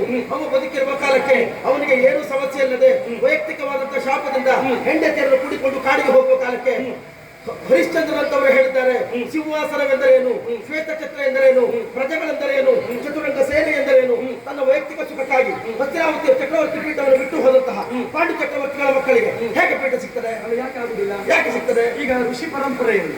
ಈಗ ಋಷಿ ಆಡಿದ್ರೆ ನೀವು ಒಪ್ತಿ ಇಲ್ವಾ? ಹೌದು. ಈಗ ಋಷಿಗಳೇ ಬಂದು ಭೀಷ್ಮಾಚಾರ್ಯ ಎಲ್ಲ ಹೋಗ್ತೇನೆ ಅಂತಲ್ಲ, ನನಗೆ ಬೇಕಾದ ಹೋಗ್ತೇನೆ. ಅದು ಹಾಗೆ ಋಷಿ ಕಲ್ಪನೆ ನಿಮ್ಗೆ ಬೇಕಾದ ಮಾತ್ರ ಹೋಗ್ತದೆ. ನನಗೆ ಬೇಕಾದ ಮಾತ್ರ ನೀ ಹುಟ್ಟಿದ್ದು ಋಷಿ ಕಲ್ಪದಿಂದ ಅಲ್ವಾ? ಹೌದು. ಈಗ ನೀನು ವ್ಯಾಸರ ಪಿಂಡದಿಂದ ಹುಟ್ಟಿದ ಗೊತ್ತುಂಟಾ? ಮತ್ತೆ ಅವರು ಹೇಳಿದ್ಮೇಲೆ ನೀನು ಯಾಕೆ ಅಂತ ವಿರೋಧಿಸಿ ಹುಟ್ಟುವುದು ಹೌದು. ಈಗ ಅಪ್ಪ ಹೇಳಿದ್ದೆಲ್ಲ ಮತ್ತೆ ಮಕ್ಕಳು ಕೇಳ್ತಾರ? ಅಲ್ಲ, ಉಳಿದವರು ಕೇಳ್ತಾರ, ನೀನ್ ಗೊತ್ತು. ನಾನು ಉಳಿದವ್ರು ಹೇಳುದು, ನಾನು ನನ್ನದು ಮಾತ್ರ ಹೇಳುದು. ಸರಿ, ನಾನು ಉಳಿದವ್ರ ಕಾರಣ ನನಗಲ್ಲ, ನನ್ನದ್ದು ಮಾತ್ರ ನಾನು ಹೇಳುದು. ಆಯ್ತು. ಈಗ ಒಳ್ಳೆಯವರು ಅನಿಸಿಕೊಂಡವರು ನಿಮ್ಮವರಿಗೆ ಪಾಂಡವರಿಗೆ ಹರಿಶ್ಚಂದ್ರ ಆದರ್ಶ ಆಗುದಿಲ್ಲ, ರಾಮ ಆದರ್ಶ ಆಗುದಿಲ್ಲ. ಯಾಕೆ ಬಿಟ್ಟದಲ್ಲಿ ಪಾಂಡವ ಬಿಟ್ಟದ್ದಲ್ಲ ರಾಮನ ಆದರ್ಶವನ್ನ. ಈಗ ಹೆಂಡತಿಯನ್ನು ಸೇರಬಾರ್ದು ಅಂತ ಹೇಳಿದ ಕಾಲಕ್ಕೆ ಸಿಂಹಾಸನದ ಮೇಲೆ ಇರಬಹುದಿತ್ತು, ಹೆಂಡತಿಯನ್ನು ಬಿಟ್ಟು ಈ ರಾಜ್ಯವನ್ನು ಆಳ್ಬಹುದಿತ್ತಲ್ಲ. ಯಾಕೆ ಬಿಟ್ಟೋದ? ಈಗ ಶಾಪಗ್ರಸ್ತರಾದವರು ಈಗ ದೇವೇಂದ್ರನಿಗೆ ಬ್ರಹ್ಮಹತ್ಯೆ ದೋಷ ಗೊತ್ತು. ಈಗ ದೇವೇಂದ್ರ ಯಾಕೆ ಪೀಠದಲ್ಲಿ ಕುಳಿತುಕೊಳ್ಳಿಲ್ಲ? 3 ಮೂರ್ತಿಗಳನ್ನು ಅಲ್ಲಲ್ಲ, ಪೀಠದಲ್ಲಿ ಅವನು ಯಾಕೆ ಕುಳಿತುಕೊಳ್ಳಿಲ್ಲ? ಯಾಕೆ? ತನಗೆ ಶಾಪ ಬಂತು, ಶಾಪದ ದೋಷ ಇದ್ದರಿಂದ ಪೀಠ ಬೇಡ ಅಂತ ಪೀಠ ಬಿಟ್ಟದ್ದು. ಆಗ ಹೋದದ್ದು ಯಾರು? ನಹುಂಶ ಹೋದದ್ದು. ಹೌದಲ್ವಾ? ಪಾಂಡು ಚಕ್ರವರ್ತಿಗಳು ಅದೇ ಮನೋಭಾವ, ನಾನೊಬ್ಬ ಶಾಪವನ್ನ ಪಡೆದು ಕಳಂಕ ಇದ್ದದರಿಂದ ಅದು ಚಂದ್ರವಂಶದ ಪೀಠಕ್ಕೆ ಬೇಡ ಅಂತ ತಿರಸ್ಕಾರ ಮಾಡಿದ್ರು. ಈಗ ಪಾಂಡು ಚಕ್ರವರ್ತಿಗಳು ಬರುವಲ್ಲಿಯವರೆಗೆ ಹಸ್ತಿನಾವತಿಯ ಪೀಠದಲ್ಲಿ ಮುನ್ನಡೆಸಿದವರು ಯಾರು? ಪಾಂಡು ಚಕ್ರವರ್ತಿ ಇದ್ದಾರು ನಡೆಸಿದ್ದಾರೆ. ಅಲ್ಲ, ಪಾಂಡು ಚಕ್ರವರ್ತಿ ಇಲ್ಲದೆ ಇದ್ದ ಪೀಠಕ್ಕೆ ನಾಮಕಾವಸ್ಥೆಗಾದ್ರೂ ಪಾಂಡು ಇದ್ದಿದ್ದ ಇಲ್ವಾ? ಬೇಡ, ಅದು ಕೆಲಸ ಮಾಡೋಣ. ಈಗ ಪಾಂಡು ಚಕ್ರವರ್ತಿಗಳು ಮೊದಲು ಇದ್ದದ್ದು ಯಾರು? ಪಾಂಡು ಚಕ್ರವರ್ತಿಗಳು ಮತ್ತೆ ಚಂದ್ರ ಚಕ್ರವರ್ತಿಗಳು ಅಲ್ಲ, ಚಂದ್ರ ಚಕ್ರವರ್ತಿ ಆದ್ಮೇಲೆ ಚಂದ್ರವಾದ್ಮೇಲೆ ಆಯ್ತು ವಿಚಿತ್ರ ವೀರ್ಯ. ಹೌದು ಅಲ್ವಾ? ಹೌದು. ಈಗ ವಿಚಿತ್ರ ವೀರಿನ ಪೀಠದಲ್ಲಿ ಸಣ್ಣ ಮಗುವಾಗಿದ್ದಾಗಿದ್ದದ್ದು. ಹೌದು. ಈಗ ಅವ ಪೀಠದಲ್ಲಿದ್ದಾಗ ಪೀಠದ ರಕ್ಷಣೆ ಮಾಡಿದ್ದಾರೆ. ಅದು ರಾಜಮಾತೆಯಾದಂತಹ ಸತ್ಯವತಿಯ ಭೀಷ್ಮರಲ್ಲಿ ಆಡಿದಂತಹ ಮಾತು, ನಾಮಕಾವಸ್ಥೆಗೆ ವಿಚಿತ್ರ ವೀರ್ಯನಿರಲಿ, ಮುನ್ನಡೆಸಿಕೊಂಡು ಹೋಗಬೇಕು ಅಂತ. ಚಕ್ರವರ್ತಿಗಳೇ ಆಡಿದ್ದಾರಂತೆ. ಚಂದ್ರವಂಶದ ಸಂಪೂರ್ಣ ಹೊಣೆಗಾರಿಕೆ ನಿನ್ನದ್ದು ಮಗನೇ. ಪೀಠದಲ್ಲಿ ಈಗ ನೀ ಕೂತ್ಕೊಂಡಾಗ ನಿನಗೆದರಿ ಯಾರು ದಾಳಿ ಮಾಡದೇ ಇದ್ದದ್ದಲ್ಲ. ಭೀಷ್ಮಾಚಾರ್ಯ ಇದ್ದದರಿಂದ ಹಸ್ತಿನಾವತಿಗೆ ದಾಳಿ ಆಗ್ತಾ ಇಲ್ಲ. ನಿನಗೆದರೆ ಯಾರು ಬಾರದೇ ಇದ್ದದಲ್ಲ. ಪಾಂಡವರಿಗೆ ಎದುರು ಯಾರು ದಾಳಿ ಮಾಡದೇ ಇದ್ದದಲ್ಲ. ನೀನೊಬ್ಬ ಇದ್ದಿ ಅಂತ ಅವ್ರ ಮೇಲೆ ದಾಳಿ ಮಾಡಲಿಲ್ಲ ಅಂತ ನೀನ್ ಹೇಳ್ಬಿಟ್ಟು. ನೀನ್ ಹೇಳ್ಬೇಕು, ಅದನ್ನ ಹೇಳ್ಬೇಕು. ಯಾಕೆ? ರಾಜಸ್ವಿ ಅಂತ ಎಂತದ್ದು? ರಾಜಸ್ವಿ. ಉಳಿದ ರಾಜರು ಅಸೂಯೆ ಪಡುವ ಹಾಗೆ ಮಾಡು. ರಾಜಸ್ವಿಯಲ್ಲಿ ಆಗಬೇಕಾದದೇನು? ಎಲ್ಲಾ ರಾಜರು ಅಧಿಕಾರಿಯನ್ನಾಗಿ ಒಪ್ಪಬೇಕು. ಹಾಗಾದ್ರೆ ಒಪ್ಪಿದ್ದು ಯಾರು? ಸರ್ವಜಿತ್ ಸಾಮ್ರಾಟ ಯಾರು? ಧರ್ಮರಾಯ. ಸರ್ವಜಿತ್ ಸಾಮ್ರಾಟ ಧರ್ಮರಾಯ. ಧರ್ಮರಾಯ ಇದ್ದದರಿಂದ ಧರ್ಮರಾಯನಿಗೆ ಗೌರವ ಕೊಟ್ಟು ಯಾರು ಬರುವುದಿಲ್ಲ. ಮತ್ತೆ ಕೇಳ್ತೀಯ? ಯಥಾರ್ಥವಾಗಿ ಹೇಳ್ಬೇಕಾದ್ರೆ ಸರ್ವಜಿತ್ ಸಾಮ್ರಾಟ ಧರ್ಮರಾಯ. ರಾಜಸೂಯ ಮಾಡಿದ್ಮೇಲೆ ಗೊತ್ತಾದದ್ದು ಇಬ್ಬರು ರಾಜಸೂಯ ಮಾಡ್ಲಿಕ್ಕೆ ಆಗುದಿಲ್ಲ ಅಂತ ಗೊತ್ತಿದ್ದು ನಾನೇ ಒಂದು ಮಾಡ್ತಾ ಇದ್ದೆ. ರಾಜಸೂಯ ಮಾಡುವಾಗ ನಾನು ಆಕ್ಷೇಪವನ್ನು ಮಾಡಿದ್ದೇನೆ. ಆ ಕಾಲಕ್ಕೆ ಹಿರಿಯರಾಡಿದಂತಹ ಮಾತು, ಪೀಠಕ್ಕೆ ಬೇಕಾಗಿ ಅವರು ರಾಜಸೂಯ ಮಾಡಿದ್ದಲ್ಲ, ಅಪ್ಪನಿಗೆ ಸ್ವರ್ಗವನ್ನ ನೀಡುವುದಕ್ಕೆ ಬೇಕಾಗಿ ರಾಜಸೂಯವನ್ನು ಮಾಡ್ತಾ ಇದ್ದಾರೆ. ಅದಲ್ಲದೆ ಮಾಡುವ ಯೋಗ್ಯತೆ ಗೌರವನಿಗೆ ನಿಂದೆ ಇದ್ದಲ್ಲ, ನೆನ್ಪಿಟ್ಟು ಆಮೇಲೆ ಹೇಳ್ಬೋದು. ಕಷ್ಟ ಇದ್ದಿತ್ತು. ಜೊತೆಗೆ ವೈರ ಯಾಕೆ ಕೇಳಿದೆಲ್ಲ, ಯಾವ ಮನೆಯಲ್ಲಿ ಹೆಂಗಸರ ಮಾತು ಮಾಡಿಗೆ ತಾಗ್ತದೋ ಆ ಮನೆಗೆ ಮಾತನಾಡುದು ಬೇಡ. ಒಂದು ಮಾತು ಕೇಳ್ತೇನೆ, ಭಾನುಮತಿ ಇವತ್ತಿನವರೆಗೆ ಪಾಂಡವರನ್ನೆಲ್ಲಾದ್ರೂ ಛೇಡಿಸಿದುಂಟಾ? ಇಲ್ಲ. ಯಾಕೆ ಕೇಳು? ಪಾಂಡವರಿಂದ ಭಾನುಮತಿಗೆ ಅನ್ಯಾಯ ಆದದುಂಟಾ? ಅಲ್ಲಲ್ಲ, ಅನ್ಯಾಯ ಆದ್ಮೇಲೆ ಛೇಡಿಸಬಹುದಾ? ಅನ್ಯಾಯ ಆದದುಂಟಾ? ಅನ್ಯಾಯ ಅಲ್ಲ, ಆದ್ಮೇಲೆ ಛೇಡಿಸಬಹುದಾ? ಅನ್ಯಾಯ ಆದದುಂಟ ಮೊದಲೇ ಆಗಲಿಲ್ಲ. ಹಾಗಾಗಿ ಛೇಡಿಸಿದೆ. ನೋಡಿ, ಮಯ ಮಂಟಪದಲ್ಲಿ ದ್ರೌಪದಿ ನನ್ನನ್ನು ಛೇಡಿಸುವಾಗ ನನ್ನಿಂದ ದ್ರೌಪದಿಗೆ ಅನ್ಯಾಯ ಆಗಿತ್ತಾ? ಮಯ ಮಂಟಪದಲ್ಲಿ ದ್ರೌಪದಿ ನನ್ನನ್ನು ಛೇಡಿಸುವಾಗ ನನ್ನಿಂದ ದ್ರೌಪದಿಗೆ ಅನ್ಯಾಯ ಆಗಿತ್ತಾ? ಈಗ ಪಾಂಡವರು ಅಲ್ಲಲ್ಲ, ಇದಕ್ಕೊಂದು ಉತ್ತರ ಕೊಡು. ಛೇಡಿಸಿದ್ದಾಳೆ, ಅವಳು ಛೇಡಿಸಿದ್ದು ಮೊದಲ, ನಾನು ವಿರೋಧ ಕಟ್ಟಿಕೊಂಡು ಅದೇ ಉತ್ತರಕ್ಕೆ ನಾನು ಬರ್ತಾ ಇದ್ದೇನೆ. ಪಾಂಡವರು ಯಾರು? ಪಾಂಡವರು ಮಾಡಿದವರು ಯಾರು? ಯಾರು? ದ್ರೌಪದಿಗೆ ಗಂಡನಿಗೆ. ಹೌದು. ತನ್ನ ಗಂಡನಿಗೆ ವಿರೋಧಿ ಆದವನ್ನ ಛೇಡಿಸಿದೆ ಮತ್ತು ಪೂಜೆ ಮಾಡಿದ. ಹಾಗಾದ್ರೆ ಮಯಮಂಟಪಕ್ಕೆ ನಮ್ಮನ್ನು ಸ್ವಾಗತಿಸಿದ್ದೇವೆ. ತಪ್ಪೇನು? ಸ್ವಾಗತಿಸಿದ್ದೇವೆ. ಒಬ್ಬನ ಮೇಲೆ ಇಷ್ಟ ಇಲ್ಲ ಅಂತಾದ್ರೆ ಆಹ್ವಾನಿಸಬಾರದಿತ್ತು. ಅವರು ನನ್ನನ್ನು ಛೇಡಿಸಿದ್ದರಿಂದ ತುಂಬಿದ ಸಭೆಯನ್ನು ಅವಳು ಸೀರಸುಲಿಯಿಂದ ಕೇಳಿ. ಈಗ ಮಯ ಮಂಟಪಕ್ಕೆ ನಿನ್ನನ್ನು ಕರೆದದ್ದು ಧರ್ಮರಾಯ ಕರೆದ. ಈಗಲೂ ಹೇಳ್ತಾ ಇದ್ದಾನೆ ಧರ್ಮರಾಯ ನನಗೆ ವಿರೋಧಿಗಳಲ್ಲ ಅಂತ. ಧರ್ಮರಾಯ ಕರೆದದ್ರಿ ನನ್ನ, ದ್ರೌಪದಿ ಕರೆದದ್ದಲ್ಲ, ಭೀಮ ಕರೆದದ್ದು. ಈಗ ದ್ರೌಪದಿ ಛೇಡಿಸುವಾಗ ಧರ್ಮರಾಯ ಬಂದು ಹೇಳ್ತಾನೆ ಹೀಗೆ ಮಾಡಬಾರ್ದಿತ್ತು ಅಂತ. ಧರ್ಮರಾಯ ಇದ್ದಿತ್ತಲ್ಲಿ ಇರ್ಲಿಲ್ವಾ? ಮಯ ಮಂಟಪದಲ್ಲಿ ಧರ್ಮರಾಯ ಇರ್ಲಿಲ್ವಾ? ಇರ್ಲಿಲ್ವಾ ಕೇಳು. ಇಂದ್ರಪ್ರಸ್ಥದಲ್ಲಿ ಇರ್ಲಿಲ್ವಾ? ಇಂದ್ರಪ್ರಸ್ಥದಲ್ಲಿ ನೀನು ಜಲವೆಂದು ನೆಲವೆಂದು ಪ್ರವೇಶಿಸಿ ಬೀಳುವಾಗ ಧರ್ಮರಾಯ ಕಂಡದ ನಿನ್ನನ್ನು. ಗಂಡ ಧರ್ಮರಾಯ. ಮತ್ತೆ ಧರ್ಮರಾಯ ಇಲ್ಲ ದ್ರೌಪದಿ ದ್ರೌಪದಿ ಹೆಂಡತಿ ಆಡಿದ ಮಾತು ಗಂಡನ ಕಿವಿಗೆ ಮುಕ್ತದೋಯ್ತು. ಅದು ಯಾವಾಗ? ಮಾಡಿದ ತಪ್ಪನ್ನು ಒಪ್ಪಿಸಬೇಕಾ ಬೇಡ? ಯಾವಾಗ?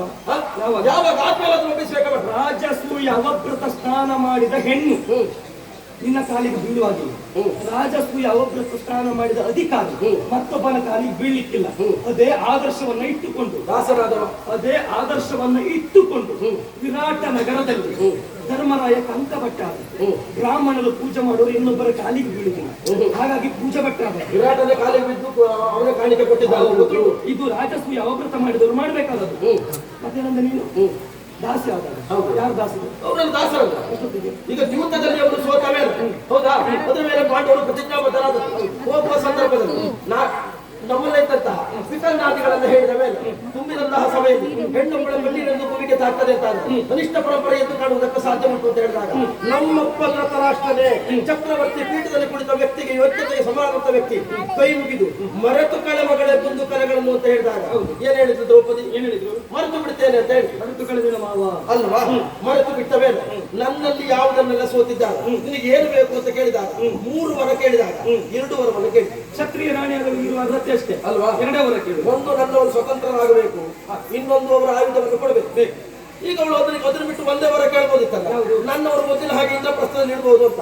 ಹಾಗೆ ಸ್ವತಂತ್ರರು ಆಗ್ತಾ ಇದ್ರು, ಆಯುಧವು ಸಿಕ್ತಿತ್ತು, ಇಂದ್ರಪ್ರಸ್ಥದ ಅಧಿಕಾರ ಸಿಕ್ತಿತ್ತು. 2 ಯಾಕೆ ಕೇಳಿದ್ದು? ವರ 3 ಕೊಟ್ಟಿದ್ರಲ್ಲ, 2 ಕೇಳುವ ಅಧಿಕಾರ ಇದ್ದಾಗ ಯಾಕೆ ಅಧಿಕಾರ ದುರುಪಯೋಗ ಮಾಡ್ಕೊಳ್ಳಿ? 2 ಒಂದರಲ್ಲೇ ಕೇಳ್ಬೋದಿತ್ತಲ್ಲ ಅಂತ. 2 ಒಂದರಲ್ಲಿ ಕೇಳಿದ 3 ವರಕ್ಕೆ ಅರ್ಥ ಇತ್ತು.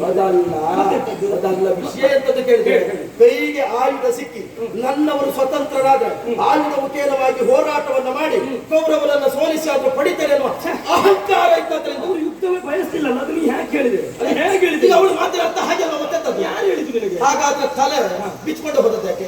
ಇವತ್ತಿನ ಕಲೆ ಬಿಚ್ಕೊಂಡೇ ಇರುವುದು ಯಾಕೆ? ಬಿಚ್ಕೊಂಡೇ ಇದ್ದದ್ದು ಯಾಕೆ? ಈಗ ಹೋಗುವಾಗ ಅವ್ರು ಹೋಗುವಾಗ ನೀವು ಸುಮ್ಮನಿದ್ದೀರಾ? ಏನು ನೀವೇನ್ ಹೇಳಿದ್ರಿ? ಏನ್ ಹೇಳಿದೆ? ಈಗ ನಿಮ್ಮ ಅಪ್ಪ ಕೊಟ್ಟದನ್ನ ಪಡೆದುಕೊಂಡು ಅವರು ಹೋಗುವಾಗ ಕಾರಣ ಏನ್ ಹೇಳಿದ? ಏನು 5 ಏನ್ ಹೇಳಿದ್ದು? ಒಂದು ದನದ ಮುಂದೆ 5 ಗುಳಿಗಳು ಹೋಗ್ತಾ ಇದ್ದಾವೆ. ಒಂದು ಅವ ಹೇಳಿದ್ರು, ನೀವೇನ್ ಹೇಳಿದ್ರಿ? ಇವರೆಲ್ಲ ಏನ್ ಹೇಳಿದ್ರು? ಒಬ್ಬೊಬ್ಬರು ಒಂದು ಅಪವಾದವನ್ನು ಹೇಳುವಾಗ ಯಾವ ನೊಂದ ಹೆಣ್ಣಾದರೂ ಬಿಟ್ಟು ಹೋಗುವುದಕ್ಕಾಗ್ತದೆ. ಮೊದಲು ಅವಳಿಂದ ನಾವು ನೊಂದಿದ್ದೇವೆ ಕೃಷ್ಣ. ನೀವು ಯಾವಾಗ ನಿಮ್ಮಿಂದ ಅವರು ನೊಂದದ್ದು, ಅವರಿಂದ ನಾವು ನೊಂದದ್ದು. ಈಗ ಅವರಿಂದ ನೀವು ನೊಂದದಾದ ಅದಕ್ಕೆ ಪ್ರತಿಯಾಗಿರುವಾಗ ನೀವು ಸೇಡು ತೀರಿಸಿಕೊಳ್ಳಿಕ್ಕೆ ಹೋದ್ರಿ. ಆಮೇಲೆ ನಿಮ್ಮ ಅಪ್ಪ ಎಲ್ಲವನ್ನ ಕೊಟ್ಟಾಗಿದೆ. ಕೊಟ್ಟ ಮೇಲೆ ನೀವು ಚೇಳಿಸುದನ್ನ ಬಿಡ್ಬೇಕಿತ್ತು. ನೀವ್ಯಾಕೆ ಬಿಡ್ಲಿಲ್ಲ? ನೀವಾಗಿ ನಿಮ್ಮ ಮೈ ಮೇಲೆ ಎಳ್ಕೊಂಡದನ್ನ ಆಮೇಲೆ ಅವರು ಹಾಕಿದ್ದಾರೆ ಅಂತ ಹೇಳುದಲ್ಲ, ಎಳೆದುಕೊಂಡದ್ದು ನೀವಲ್ಲ. ಅವರು ದ್ವೇಷವನ್ನ ಕಟ್ಟಿಕೊಂಡು ಹೋದದ್ದರಿಂದ ಮೃತ್ಯುತಕ್ಕೆ ಕರೆದು. ದ್ವೇಷ ಬಿಟ್ಟದ್ದರಿಂದ ಅಲ್ಲ, ನೀವು ದ್ವೇಷ ಇಟ್ಟುಕೊಂಡದ್ರಿಂದ ಅವರು ಕಟ್ಟಿಕೊಂಡರು. ದ್ವೇಷ ಇಟ್ಟುಕೊಂಡು ಹೋಗಿದ್ದಾರೆ ಅನ್ನೋ ತಿಳಿಯುವುದಕ್ಕೆ ಬೇಗ 2ನೇ ಯುದ್ಧದಲ್ಲಿ ಸೋತಾಗ ಮರುಪ್ರತಿಜ್ಞೆ ಅದನ್ನೇ ಮಾಡಿ ಹೋದಲ್ವ? ಮರುಪ್ರತಿಜ್ಞೆ ಏನಾಯ್ತು? ಅದನ್ನೇ ಮಾಡಿದ್ದವರು. ಯಾರಿದು? ಇನ್ನೊಂದದ್ದು ಮರುಪ್ರತಿಜ್ಞೆ ಮಾಡೋದಕ್ಕೆ ಅವಕಾಶವಿಲ್ಲ. ಯಾಕೆ? ಈಗ ಪ್ರಥಮದಲ್ಲಿ ಪ್ರತಿಜ್ಞೆ ಆದ. ಪ್ರತಿಜ್ಞೆ ಆದ ಮೇಲೆ ಮರಿ ನಾಯಿಗಳ ಕೂಗಾಟ, ಉಲ್ಕಾಪಾತಗಳು ಹೇಳುವುದಕ್ಕೆ ಪ್ರಾರಂಭ ಆಯಿತು. ಹೌದು. ಆಗ ಧೃತರಾಷ್ಟ್ರ ಗಾಂಧಾರಿಗೆ ಏನೋ ಒಂದು ಆಗ್ತದೆ ಚಂದ್ರವಂಶಕ್ಕೆ ಅಂತ ಭಯ ಆಯಿತು. ಆಮೇಲೆ ವರ ಕೊಟ್ಟದ್ದು. ವರವನ್ನ ಪಡೆದು ಹೋಗುವಾಗ ನೀವೆಲ್ಲ ಹೀಯಾಳಿಸಿದ್ರಿ. ಅದಾದ್ಮೇಲೆ ಮುರುಜೂತಕ್ಕೆ ಕರೆದದ್ದು. ಕರೆದ ಮೇಲೆ ನಿಬಂಧನೆ ಆದದ್ದು. ಆಮೇಲೆ ಸೋತ ಮೇಲೆ ಒಬ್ಬರು ನಿಲ್ಲಿಲ್ಲ, ಯಾರ ಪ್ರತಿಜ್ಞೆ ಮಾಡಲಿಲ್ಲ, ಎಲ್ಲರೂ ಹೋಗಿದ್ದಾರೆ ಕಾರಣಕ್ಕೆ. ಹೌದು. ಆಮೇಲೆ 12 ವರ್ಷ ವನವಾಸ, 1 ವರ್ಷ ಪಟ್ಟಣದಲ್ಲಿ ಅಜ್ಞಾತವಾಸ. ಅಜ್ಞಾತವಾಸದಲ್ಲಿ ಯಾರಾದರೂ ಮತ್ತೆ ಕಂಗೊಳಿಸಿದ್ರೆ ಮತ್ತೆ 12 ವರ್ಷದ ವನವಾಸ, 1 ವರ್ಷದ ಅಜ್ಞಾತವಾಸ. ಎಲ್ಲೂ ಕಂಗೊಳಿಸಲಿಲ್ಲ. ವನವಾಸದಲ್ಲಿದ್ದಾಗ ಅರ್ಜುನ ದೇವಲೋಕಕ್ಕೆ ಹೋಗಿದ್ದೇನೆ ಅಂತ ಕೇಳಿದ್ದೇನೆ. ಹೌದು. ಅದು ನಿಬಂಧನೆಗೆ ತೊಂದರೆ ಆಗುವುದಿಲ್ಲ. ದೇವಕಲ್ಪ ಋಷಿಕಲ್ಪ ನೀರ್ತೀಯ ಅಲ್ಲ, ನಾನು ಕೇಳಿದ್ದು ಈಗ ಅವರು ದೇವಲೋಕಕ್ಕೆ ಹೋದದ್ದು ಹೌದಾ? ದೇವಲೋಕವೇ, ಭೂಲೋಕವೇ, ಪಾತಾಳವೇ, ಹೌದಾ? ಹಾಗಾದ್ರೆ ವನವಾಸದಲ್ಲಿ ಇರ್ಬೇಕಾದದ್ದು ಭೂಲೋಕದ. ಈಗ ದೇವಲೋಕಕ್ಕೆ ಹೋದ್ರೆ ವನವಾಸ ಆಗ್ತದೆ. ಈಗ ನಿನ್ನಲ್ಲೇ ಕೇಳ್ತೇನೆ, ಈಗ ವನವಾಸಕ್ಕೆ ಹೋದದ್ದವರು ಈಗ ವನವಾಸಕ್ಕೆ ಹೋದಾಗ ದೇವಲೋಕಕ್ಕೆ ಹೋಗುವುದಕ್ಕೆ ಹೇಳಿದ್ದಾರೆ. ಯಾರು? ಅದು ವೇದವ್ಯಾಸರು ಬಂದದಲ್ವಾ? ಹೌದು. ಅಲ್ಲಿ ಹೋಗುದಕ್ಕೆ ವೇದವ್ಯಾಸರು ಇದು ವನವಾಸವನ್ನು ಕೇಳಿದ ವೇದವ್ಯಾಸ ಅಲ್ಲ ನಾನು ಹೇಳಿದ್ದೇನೆ. ನೀನು ಹುಟ್ಟಿದ್ದಾರಿಂದ ಅಲ್ಲಿ ನೀನು ಈ ಹುಟ್ಟಿದ್ಯಾರಿಂದ ಕೇಳಿದ್ರೆ ಹುಟ್ಟಿಸಿದವರಿಗೆ ಬೆಲೆ ಕೊಡುವುದಿಲ್ಲ ಅಂತ ಆಗಲೇ ಹೇಳಿದ್ದೇನೆ. ಮತ್ತೆ ನೀವು ಹುಟ್ಟಿದ್ಯಾರಿಂದ ಹುಟ್ಟಿದ್ಯಾರಿಂದ ಕೇಳಬೇಕು. ಹುಟ್ಟಿಸಿದ ಅಪ್ಪನಿಗೆ ಕೇಳಿಲ್ಲ. ಹಾ. ಈಗ ವೇದವ್ಯಾಸರಿಗೆ ನೀನು ಬೆಲೆ ಕೊಡುವುದಿಲ್ಲ ಅಂತ ಆದ್ರೆ ಹಾ. ಈಗ ನೀನು ಪಾಂಡವರು ಮಾಡಿದ ಪ್ರತಿಜ್ಞೆ, ಪಾಂಡವರು ಆಡಿದ ಮಾತು, ಸತ್ಯ ಧರ್ಮದಿಂದ ಇರುವ ಪಾಂಡವರಿಗೆ ನೀನು ವೇದವ್ಯಾಸರ ಮಾತಿಗೆ ಬೆಲೆ ಕೊಡುವುದಿಲ್ಲ. ಈಗ ಸತ್ಯ ಧರ್ಮ ಯಾವುದು ಅಂತ ವೇದವ್ಯಾಸರಿಗೆ ಗೊತ್ತಿಲ್ವಾ? ಗೊತ್ತುಂಟು. ಈಗ ಪಾಂಡವರು ತಪ್ಪೆ ಮಾಡುವುದಕ್ಕಾದ್ರೆ ಅರ್ಜುನಿಗೆ ಯಾಕೆ ದೇವಲೋಕಕ್ಕೆ ಹೋಗು ಅಂತ ಹೇಳ್ತಾರೆ? ಅಲ್ಲ ಯಾಕೆ ಅಂತ ಅಲ್ಲ ತಡಿ, ನೀ ಹೆಮ್ಮೆ ಪಡ್ಬೇಕಾದ್ರೆ ವೇದವ್ಯಾಸ ಎಂತ ಧರ್ಮ? ಅವನು ಮಲಗುತ್ತಾರೆ ಅದನ್ನ ಹೇಳಬಹುದು. ನಮ್ಮ ವಂಶದಲ್ಲಿ ನಮ್ಮವರು ಇದುವರೆಗೆ ಯಾರೂ ಮಾಡದೇ ಇದ್ದದ್ದು ಅರ್ಜುನ ಮಾಡಿದ್ದಾನೆ. ನನ್ನ ತಮ್ಮ ಒಳ್ಳೆ ಕೆಲಸ ಮಾಡಿದಂತ ಹೆಮ್ಮೆ ಪಡು ಪುಣ್ಯ. ಅರ್ಜುನನಿಗಿಂತ ಮೊದಲು ಭೀಷ್ಮಾಚಾರ್ಯರು ಗಂಧರ್ವ ಲೋಕವನ್ನೇ ಹೆದರಿಸಿದ್ದಾರೆ. ಅದು ಅದು ಅರ್ಜುನನ ಪ್ರಥಮ ಇಲ್ಲೇ ಇದ್ದೇ ಹೆದರಿಸಿದ್ದಾರೆ. ಇಲ್ಲಿ ಇದ್ದೇ ಒಂದು ಹೋಗಿ ಅಲ್ಲ ಇಲ್ಲಿ ಇದ್ದೇ ಹೆದರಿಸಿದ್ದಾರೆ. ಅಲ್ಲಿ ಹೋಗ್ಲಿಕ್ಕೆ ಆಯ್ತಾ? ಹೋಗ್ಲಿಕ್ಕೆ ಆಯ್ತಾ ಕೇಳಿದ್ರೆ ಶಶಿಧರ- ಹೋಗಬೇಕಾದ ಅಗತ್ಯ ಇಲ್ಲ, ಇಲ್ಲಿಂದಲೇ ಹೆದರಿಸುವ ಯೋಗ್ಯತೆ ಹೊಂದಿದವರು. ಭೀಷ್ಮರು ನೀನು ಸತ್ಯಗಳು ಹೋಗ್ಬೇಕು ಬಿಟ್ರೆ ಶಶರೀರವಾಗಿ ಹೋಗುದಕ್ಕೆ ಅರ್ಜುನನಿಗೆ ಮಾತ್ರ ಸಾಧ್ಯ. ನೋಡು ಅವನ ಅಪ್ಪನ ಸಂಬಂಧ ಉಂಟು, ಅಪ್ಪನ ಸಂಬಂಧದ ಮೇಲೆ ಹೋಗುತ್ತಾನೆ. ನಾನು ಹಸ್ತಿನಾವತಿಗೆ ಹೋಗುದು ಒಂದೇ, ಅವ ದೇವಲೋಕಕ್ಕೆ ಹೋಗುದು ಒಂದೇ. ನೀನು ಅಷ್ಟೊತ್ತಿಗೆ ನಿನ್ನ ಅಪ್ಪ ಯಾರು, ನಿನ್ನ ಪಿಂಡ ಯಾವುದು ಕೇಳಬೇಡ. ನೀನಿಗೆ ನಾನು ವ್ಯಾಸರ ಪಿಂಡ ಆದ್ರೆ ಅವ ಯಾರು ಪಿಂಡ? ಕುಂತಿ 1 ವರ್ಷಗಳ ಕಾಲ ತಪಸ್ಸನ್ನು ಆಚರಿಸಿ ಮಗವನಿಂದ ಇವನನ್ನ ಮಗನಾಗಿ ಪಡೆದವಳು ದೇವೇಂದ್ರ. ಉಳಿದವರು 4 ಜನರು ಬಿಟ್ಟು ಇವನನ್ನೇ ಯಾಕೆ ಕೊಡೋದ? ಕಾರಣ ಉಂಟು. ಯಾಕೆ? ಅವ ಹುಟ್ಟುವಾಗ ದೇವ ದುಂದುಗೆ ಮೊಳಗಿದ್ದು ಮಾತ್ರ. ಎಂತ ಕರ್ಮ ಅಲ್ಲ, ಅವನು ನೀವು ಹುಟ್ಟುಕೊಡೋದು ನಿನ್ನನ್ನು ಕಲಿಸ್ಬೇಡ. ಅರ್ಜುನ ಹುಟ್ಟುವಾಗ ದೇವ ದುಂದುಗೆ ಮೊಳಗಿತ್ತು. ದೇವತೆಗಳು ಹೂವಿನ ಮಳೆಯನ್ನು ಸುರಿಸಿ ಅನೇಕ ಯಜ್ಞಗಳನ್ನ ಮಾಡ್ತಾನೆ. ಭೂಮಿಯಲ್ಲಿ ಯಾರೂ ಮಾಡದಿರುವ ಕಾರ್ಯವನ್ನ ಇವ ಮಾಡ್ತಾನೆ. ಹಾಗೆ ದೇವತೆಗಳ ಆಶೀರ್ವಾದ ಮಾಡಿದ್ದಾರೆ. ಅಂತ ಯೋಗ್ಯತೆ ಇದ್ರೆ ಕಾಡಿನಲ್ಲಿ ಗಡ್ಡೆ ಕಳಿಸಿ ತಿಂದಿರಬೇಕಾಗುದಿಲ್ಲ. ವ್ಯಾಸರ ಮಾತು ಒಪ್ಪುವುದಿಲ್ವ ಕೇಳಲಿಕ್ಕೆ ನಾನು ನಮ್ಮ ಅಮ್ಮನಾಥ ಗಾಂಧಾರಿ ದೇವಿಯ ಗರ್ಭದಲ್ಲಿರುವಾಗಲೇ ಚಂದ್ರವಂಶದ ಉತ್ತರಾಧಿಕಾರಿ ಅಂತ ವ್ಯಾಸರು ಹೇಳಿದ್ದಾರೆ. ಆ ಮಾತಿನ ಬೆಲೆ ಗೊತ್ತಾ? ಪಾಂಡವರಿಂದ ಹಾಳಾಗಿರುವುದರಿಂದ ನೀನು ಪೂರ್ತಿ ಕಥೆ ತಿಳ್ಕೊಂಡು ಹೋಗಿದ್ದೆ. ಈಗ ವ್ಯಾಸರು ಅಲ್ಲ ಕಥೆ ತಿಳ್ಕೊಂಡ್ರೆ ನಾ ಕಥೆ ಒಳಗಿದ್ದೇನೆ ಹೊರಗಿದ್ದೇನೆ. ಇಲ್ಲೇ ಬರ್ತಾರೆ. ನೀನು ಕಲಿಸ್ತವ್ರು ಯಾರು ಹೋಗುದಿಲ್ಲ ಹೇಳು. ವೇದವ್ಯಾಸರು ಪಿಂಡವನ್ನ ಕೊಡುವಾಗ ನಿಮ್ಮಮ್ಮನಿಗೆ ಏನು ಹೇಳಿದ್ರು? ಏನ್ ಹೇಳಿ? 2 ವರ್ಷ ಈ ಪಿಂಡವನ್ನ ರಕ್ಷಣೆ ಮಾಡಬೇಕು. ಈಗ 1 ವರ್ಷ ಆದ್ಮೇಲೆ ಅಲ್ಲೂ ಹುಟ್ಟಿದ್ದಾರೆ ಅಂತ ಇವಳು ಬಡ್ಕೊಂಡು ಪಟ್ಟ ಕಿಚ್ಚನ ನೀವು ಹುಟ್ಟಿದ ವ್ಯಾಸರವಣಿಗೆ ಆಗೋದಕ್ಕೆ ಯಾರು ಅಲ್ಲ ಮತ್ತೆ ಬಡ್ಕೊಂಡಿದ್ದಾರೆ. ಈಗ ಬಟ್ಟೆ ಬಡ್ಕೊಳ್ಳಿ ಮತ್ತೊಂದು ಬಡ್ಡಿ ನಾನು ಜೀವಂತ ಇದ್ದೇನೆ, ಸಾಯಿಲ್ಲ ಇಲ್ವಲ್ಲ, ಇಲ್ಲಿ ಬದುಕಿದ್ದೇನೆ. ಈಗ ವ್ಯಾಸರ ಮಾತಿನ ಬದುಕಿದ್ದೇನೆ. ಹೌದಾ? ಒಂದು ಉದಾಹರಣೆ ಕೊಡ್ತೇನೆ. ಹೇಳು. ಈಗ ಕಶ್ಯಪ ಬ್ರಹ್ಮರಿಗೆ 13 ಮಂದಿ ಭಕ್ತರು. ಹೌದು ಅಲ್ವಾ? ವಿನುತಿಗೆ ವರ ಪ್ರದಾನ ಮಾಡಿದ್ರು. ಕಶ್ಯಪ ಬ್ರಹ್ಮರು ಏನಂತ, ಒಂದು ಮೊಟ್ಟೆ ಇಂತಿಷ್ಟು ವರ್ಷ ಅದನ್ನು ನೀವು ರಕ್ಷಣೆ ಮಾಡಬೇಕು, ಆಗ ಒಬ್ಬ ಹುಡುಗ ಹುಡ್ತಾನೆ. ಆ ಹುಟ್ಟಿದ ಮಗು ಲೋಕವನ್ನು ಆಡುವ ಶಕ್ತಿ ಇರ್ತದೆ ಅಂತ. ಆಗ ಅವಳು ತವಕದಿಂದಲೇ ಅದನ್ನ ಬೇಗ ಕಾಣಬೇಕು ಅಂತ ಅದು ಇನ್ನು ಬೆಳೆಯುವ ಮೊದಲು ಒಡೆದ ಪರಿಣಾಮ ಏನಾಯ್ತು? ಹುಟ್ಟುವ ಮಗು ಪೂರ್ಣಾಂಗನಾದ. ಅವ ಯಾರು? ಅರುಣ. ಕೆಳಭಾಗ ಯಾವುದು ಬೆಳೆಯಲಿಲ್ಲ. ಹಾಗೆ ಏನಾಯ್ತು? ಅವ ಹೇಳಿದ ಹಾಗೆ ಇಲ್ಲ ದೇವರು ಹೇಳಿದ ಹಾಗೆ ಅಂತ ಹೇಳಿದ್ರೆ ಋಷಿಗಳು ಹೇಳಿದ ಹಾಗೆ ಅದಾಗ್ಲಿಲ್ಲ. ಋಷಿಗಳು ಆಮೇಲೆ ಸೂಚನೆ ಮಾಡಿದ್ರು ಸೂರ್ಯದೇವನ ಕುರಿತು ತಪಸ್ಸನ್ನು ಆಚರಿಸುವಂತ. ಸೂರ್ಯದೇವನ ಕುರಿತು ಅರುಣ ತಪಸ್ಸನ್ನು ಆಚರಿಸಿದಾಗ ಆಗ ಸೂರ್ಯದೇವನೇ ನನ್ನ ಸಾರಥಿ ನೀನಾಗು, ಲೋಕಕ್ಕೆ ನಾನು ಬೆಳಕು ಕೊಡುವ ಮೊದಲು ಲೋಕಕ್ಕೆ ಅರುಣೋದಯ ಮೊದಲಾಗಲಿ, ಅರುಣೋದಯ ಆದ್ಮೇಲೆ ಸೂರ್ಯೋದಯ ಆಗ್ತದೆ ಅಂತ ಅವ ಅವಕಾಶ ಮಾಡಿ ಕೊಟ್ಟದ್ದು. ಯಾವುದಾಗಲಿ ಇಂತಿಷ್ಟು ವರುಷ ಅಂತ ಅದನ್ನ ಬೆಳೆಸುವುದಕ್ಕೆ ಒಂದು ಅವಧಿ ಕೊಟ್ಟಾಗ ಅಷ್ಟನ್ನು ಬೆಳೆಸದೆ ಮಧ್ಯದಲ್ಲಿ ನಾವೇ ಅದನ್ನು ಹಾಳು ಮಾಡಿಕೊಂಡಾಗ ಋಷಿ ಕಲ್ಪವೋ ದೇವಕಲ್ಪವನ್ನ ದೂರದಲ್ಲ ಕೌರವ. ನನಗೆ ಅಂಗ ಸರಿ ಉಂಟು, ನಾನೇನು ಅಂಗವಿಕಲಲ್ಲ, ಬುದ್ಧಿಮಾನಲ್ಲ, ಎಲ್ಲ ಸರಿ ಉಂಟು. ನಿನ್ನಂತ ಮಂದ ಬುದ್ಧಿಯವರು ಬಂದು ನಮ್ಮನ್ನು ಆಚೆ ಈಚೆ ಮಾಡ್ಲಿಕ್ಕೆ ನೋಡ್ಬೇಕು ಬಿಟ್ರೆ ನೀನು ಆ ಬಗ್ಗೆ ಯೋಚನೆ ಮಾಡಬೇಡ. ಆಯ್ತು ಕೃಷ್ಣ, ಒಂದೊಮ್ಮೆ ಒಪ್ಪುತ್ತೇನೆ ಅಂತಲ್ಲ, ಒಪ್ಪಿದ್ರೆ ಪಾಂಡವರ ನಿಲುವೇನು? ಪಾಂಡವನಿಗೂ ಒಂದೇ ನಾ ಮಾಡಿದ ಅಪರಾಧವನ್ನ ಮನ್ನಿಸುವುದು, ನಿನ್ನ ಜೊತೆಗೆ ಮೊದಲಿನ ಇರುವುದು. ನೀ ಮಹಾರಾಜ ಹೋಗಿಲ್ಲ ಜಯ ಕರುಣ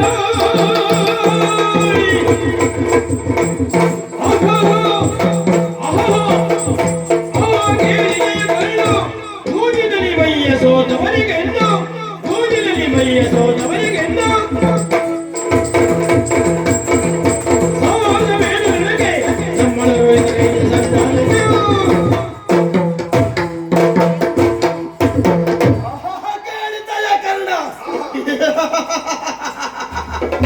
ಯಾರಾದ್ರೂ ಪಕ್ಕದಲ್ಲಿ ನಿಂತ್ಕೊಂಡು ಹೂ ಹಾಕುವವರಿದ್ರೆ ಇವ ಬಹಳ ಮಾತಾಡ್ತಾನೆ.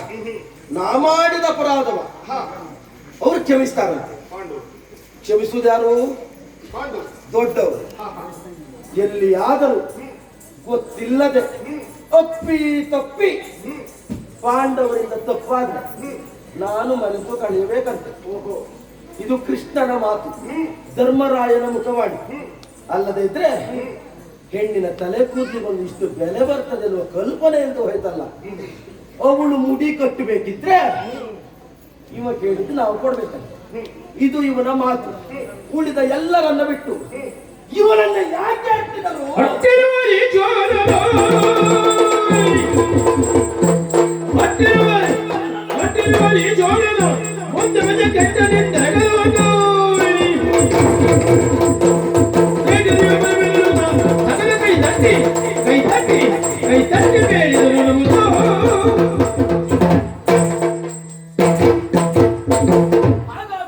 ಎಲ್ಲರನ್ನ ಬಿಟ್ಟು ಇವನನ್ನೇ ಯಾಕೆ ಕಟ್ಟಿದ್ದಾರೆ?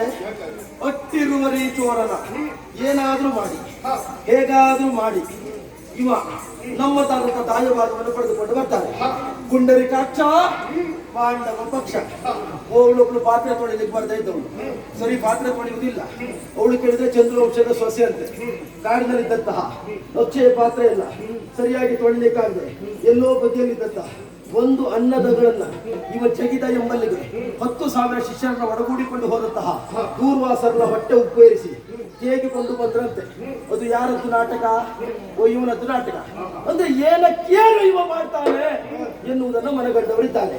ಅಟ್ಟಿರುವರಿ ಚೋರನ ಕೃಷ್ಣ ದಾಯಭಾಗ ಅಲ್ಲ, ಪೂಜೆಯ ಮನೆ ಊರುವಷ್ಟು ಜಾಗ ಕೊಡುವುದಿಲ್ಲ.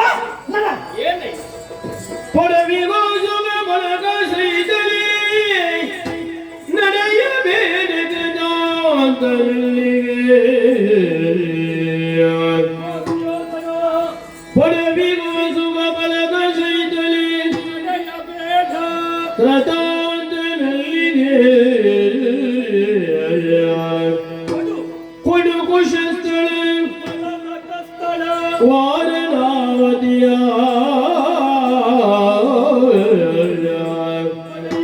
ಬಿಡು ಬಿಡಲವ ಅವಂತಿ ನಗರವ ಬಿಡು ಬಿಡಲವ ಒಡನೆ ಶಕ್ರ ಪ್ರಸ್ತವನು ಸಹ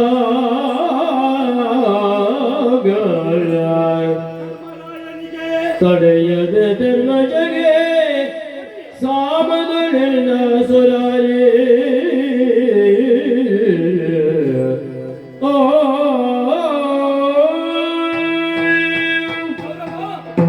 ಅಟ್ಟಿರುವ ಈಶ್ವರನ ಎನ್ನುವಾಗಿ ಹೇಳಿದೆ, ಕಳ್ಳ ಎನ್ನುವಾಗಿ ಹೇಳಿದೆ.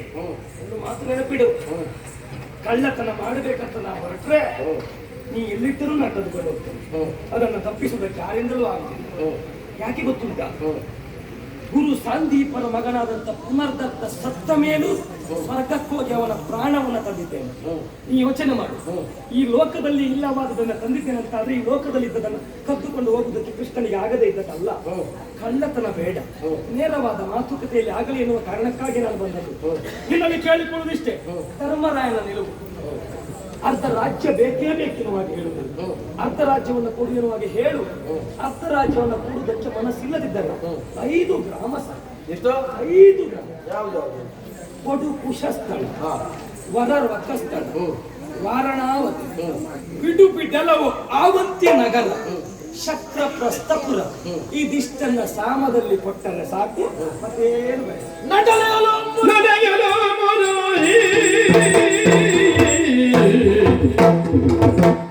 ನಡೆಯಲು ಮುರಾರಿ ಸುಗನಳು ಸಲುಗೆ ಮಾತ್ರ ನುಡಿದು ಬೆಟ್ಟ ನೆಲ್ಲದೆಲ್ಲಳು, ಸಲುಗೆ ಮಾತ್ರ ನುಡಿದು ಬೆಟ್ಟ ನೆಲ್ಲದೆಲ್ಲಳು.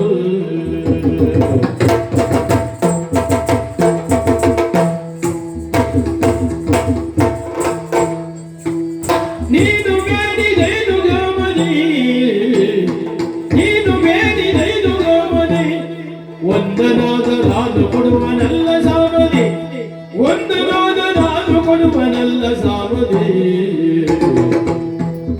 ಶೋಣಿಯಾದಿ ಬಾದು ಕೈದ ಜಾಣ ತಲುವಿದೆಲ್ಲೋ, ಗೋಪರಾಣಿ ಎರಲಿ ತೋರು, ಗೋಪರಾಣಿ ಎರಲಿ ತೋರು, ನಮ್ಮ ಸ್ಥಾನದಲ್ಲಿ ಬೆಳೆಯಲರಿದು ತಡೆಯಲು ತಡೆಯಲು.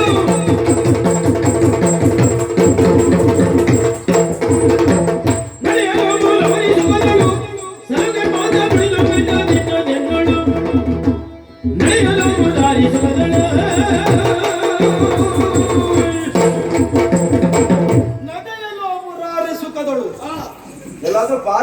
ನಡಿಬೇಕಿದ್ರೆ ನಿನ್ನೆ ಕರ್ಕೊಂಡು ಹೋಗ್ಬೇಕು. ಸುಖದಿಂದ ನಡಿಬೇಕಾದ್ರೆ ಕೇಳಿದ್ದು ಕೊಡಬೇಕು. ಅಲ್ಲಲ್ಲ, ಲೋಕದಲ್ಲಿ ಯಾರಾದ್ರೂ ಅಣ್ಣ ತಮ್ಮಂದಿರು ಪಾಲು ಮಾಡ್ಕೊಳ್ಳೋದಿದ್ರೆ ನಿನ್ನೇ ಕರ್ಕೊಂಡು ಹೋಗ್ಬೇಕು. ಹಾಗಾದ್ರೆ ಇಲ್ಲಿಂದ ಪ್ರಾರಂಭ ಮಾಡು ಕೂಡ. ಈ ಜಾತಿ ಪಾಲು ಪಟ್ಟು ಯಾರತ್ರ ಮಾಡ್ಲಿಕ್ಕೆ ಸಾಧ್ಯ ಇಲ್ಲ. ಮತ್ತೆ ನಿನ್ನ ಹತ್ರ ಮಾತ್ರ ಸಾಧ್ಯ. ಅಣ್ಣ ತಮ್ಮಂದಿರೊಳಗೆ ಜಾಗ ಪಾಲು ಮಾಡುವುದಕ್ಕೆ ನಿನ್ನಂತ ಮತ್ತೊಬ್ಬ ದೊಡ್ಡ ಅಣ್ಣನನ್ನು ಬರ್ಲಿಕ್ಕೆ ಕೇಳಿದಂತೆ. ಆಗ ನಿನ್ನಂತ ಒಂದು ಒಳ್ಳೆ ಪಾಲು ಮಾಡಿದಂತೆ. ಮನೆಯ ಆಗು ಹೋಗುಗಳನ್ನು ನೋಡಿಕೊಳ್ಳುವುದಕ್ಕೆ ಗದ್ದೆ ಮತ್ತು ತೋಟ ಅಣ್ಣನಿಗಿರ್ಲಿ, ಗದ್ದೆ ಮತ್ತು ತೋಟಕ್ಕಾಗಿ ಸುತ್ತಲಿರುವ ಬೆಟ್ಟವು ಅಣ್ಣನಿಗಿರ್ಲಿ, ಉಳಿದದೆಲ್ಲ ತಮ್ಮನಿಗಿರ್ಲಿ ಅಂದಂತೆ. ಉಳಿದದ್ದು ಹಾಳು ಬಾವಿಯ ತಮ್ಮನಿಗೆ ನಿನ್ನ ಪಾಲು ಹಾಗೆ ಅಲ್ಲಲ್ಲ ಅಲ್ಲ, ನೀನು ಇನ್ನೊಬ್ಬರು ಹಾರಿಸುವಂತ ಗೊತ್ತಾಯ್ತು ಕೃಷ್ಣ. ನಿನ್ನ ಮಾತು ಒಪ್ಕೊಂಡ್ರೆ ನೀನು ಹೋಗುದು ನಮ್ಮನ್ನು ಹಾರಿಸಿ ಹೋಗ್ತೇನೆ. ಒಂದು ಸೂಜಿಯ ಎಳೆಯಷ್ಟು ನಿನ್ನಲ್ಲಿ ಯೋಚನೆ ತಪ್ಪಿದು, ಬೇರೆ ಯೋಚನೆ ಮಾಡಿದ್ರು. ಏನು ಮಾಡಬೇಕು ಅಷ್ಟು ಮಾಡುವ ನೀನು ಒಟ್ಟುಂಟು.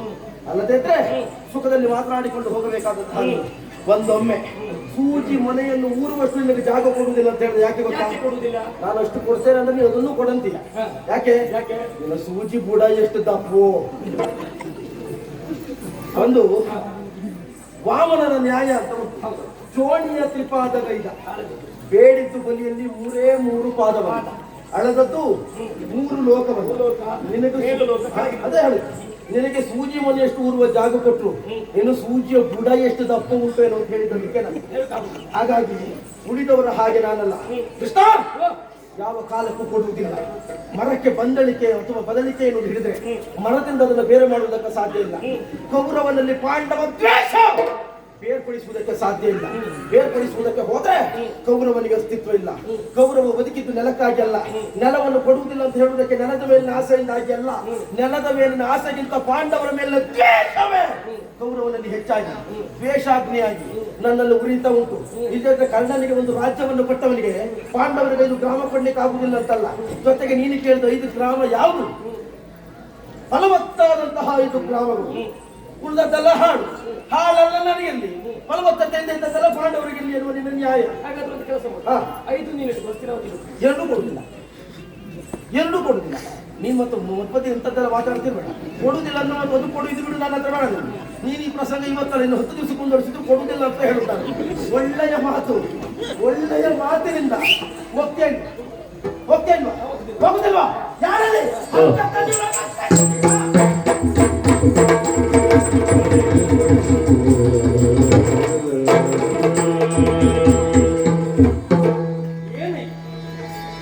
ಎಲವ ಪಾತಕ್ಕೆ ಪರಿದೆ ಸಾಯದೆ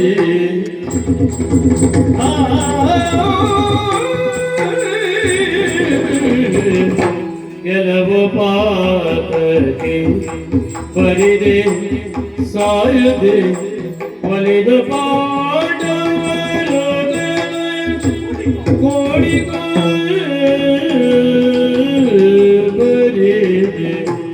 ಸಾಯದೆ ಒಲಿದ ಪಾಂಡವರು ಕೋಡಿ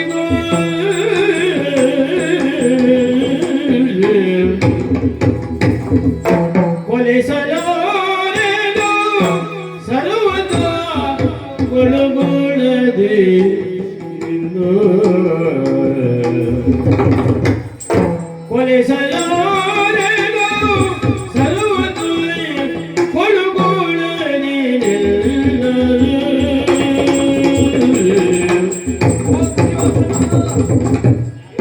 ಕೊಲಿಸಲಾರೆನು ಸರ್ವದ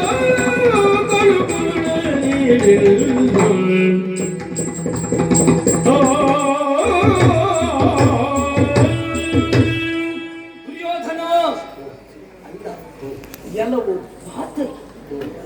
ಪತನು ಹೇತುವಾದ ಕಾರ್ಯವನ್ನು ಯಾರು ಮಾಡುತ್ತಾರೋ ಅವರನ್ನು ಪಾತಕೀಯವಾಗಿ ಕರೆಯಬೇಕು. ನಾನೇನು, ನಾನು ಯಾವುದು, ನಾನು ಎಂಥದ್ದೇನುವಾಗಿ ಹೇಳಿದ ಹಿರಿಯರೆಲ್ಲರೂ ನಿನ್ನ ಸಮ್ಮುಖದಲ್ಲಿರುವಾಗಲೂ ನನ್ನ ಕಟ್ಟುವ ಪ್ರಯತ್ನ ಮಾಡಿದೆಲ್ಲ. ನೋಡು, ನಿಮ್ಮವರೆಲ್ಲರೂ ತಂದದ್ದು ನನ್ನನ್ನು ಬಂಧಿಸುವುದಕ್ಕೆ ಹಗ್ಗ. ಕೃಷ್ಣನನ್ನ ಕಟ್ಟುವುದಕ್ಕೆ ಯಾರಾದರೂ ಹೋದರೆ ಕೃಷ್ಣನನ್ನ ಕಟ್ಟುವ ಹಗ್ಗ ಅವರನ್ನೇ ಕಟ್ಟುತ್ತಿರುವುದಕ್ಕೆ ಸಾಕ್ಷಿ ನಿಮ್ಮವರು ನೀವೇ ಬಂಧನಕ್ಕೆ ಒಳಗಾಗಿದೆ. ಅಲ್ಲಿಗೆ ಮುಗಿಲಿಲ್ಲ. ಕಟ್ಟುವಾಗ 4 ವರ್ಷ ನನ್ನದಂತ ವಿರಾಟ ವಿಶ್ವರೂಪ ಆ ಒಂದು ಕ್ಷಣಕ್ಕೆ ಉಳಿದವರೆಲ್ಲರೂ ನನ್ನನ್ನು ನೋಡಿ ಕಣ್ತುಂಬಿಸಿಕೊಂಡರು. ಅಲ್ಲಿಗೆ ಮುಗಿಲಿಲ್ಲ. ಕಣ್ಣುಗಳನ್ನು ಶಾಶ್ವತವಾಗಿ ಕಳೆದುಕೊಂಡ ನಿನ್ನಪ್ಪ ಧೃತರಾಷ್ಟ್ರ ಭೂಪತಿಗೂ ಒಂದು ಕ್ಷಣದ ಮಟ್ಟಿಗೆ ಕಣ್ಣು ಬಂತು.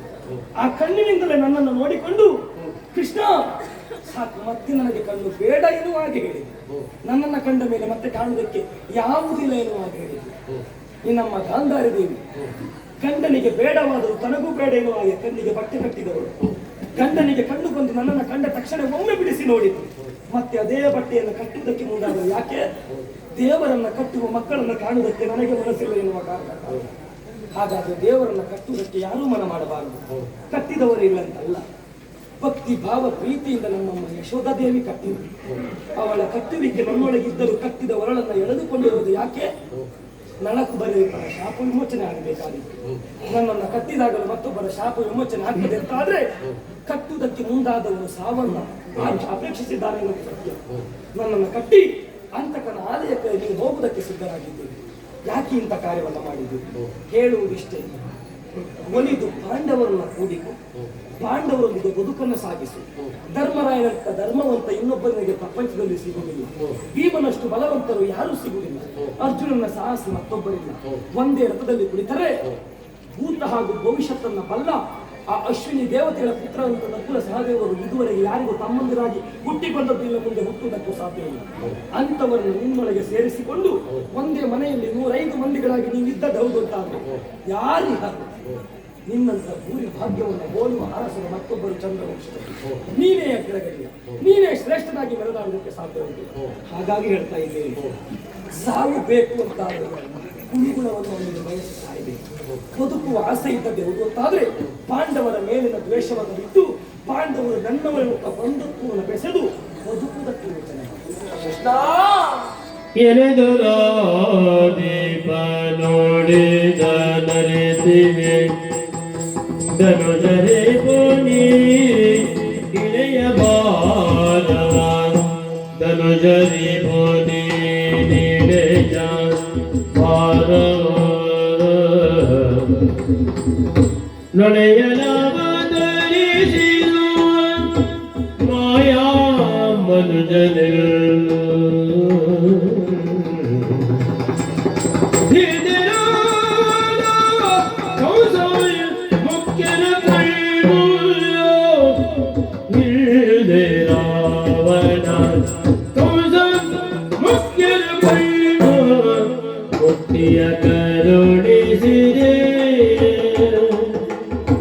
ಮುಕ್ತಿಯ ಕರುಣಿಸಿದ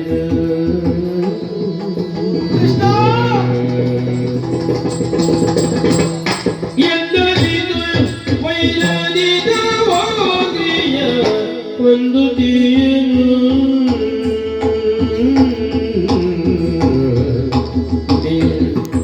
ಎಂದರಿದು ವೈರದಿದ ಹೋಗಿಯ ಒಂದು ತೀನು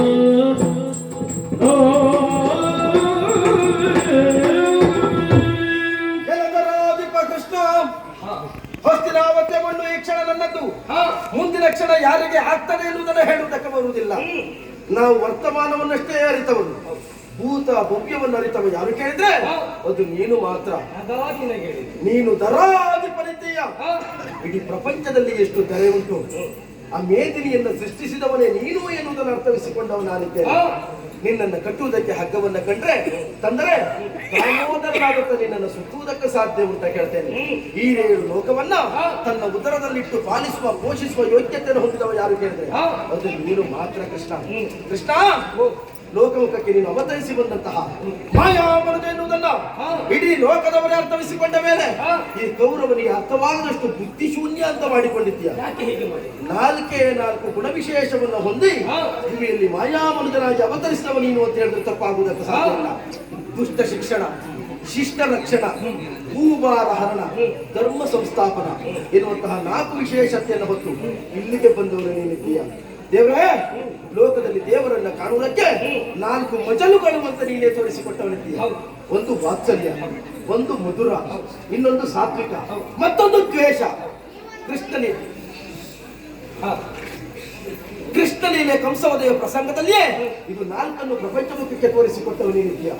ವಾತ್ಸಲ್ಯವನ್ನು ಯಶೋದೆ ತೋರಿಸಿಕೊಟ್ರೆ, ಮಧುರವನ್ನು ಗೋಪಿಕೆಯರು ತೋರಿಸಿಕೊಟ್ರೆ, ಸಾತ್ವಿಕತೆಯನ್ನು ಅಕ್ರೂರ ತೋರಿಸಿಕೊಟ್ರೆ, ದ್ವೇಷದಿಂದಲೂ ನಿನ್ನನ್ನು ಸೇರುವುದಕ್ಕೆ ಸಾಧ್ಯ ಉಂಟು ಅಂತ ಕಂಸ ತೋರಿಕೊಟ್ಟವನಿದ್ದಾನೆ.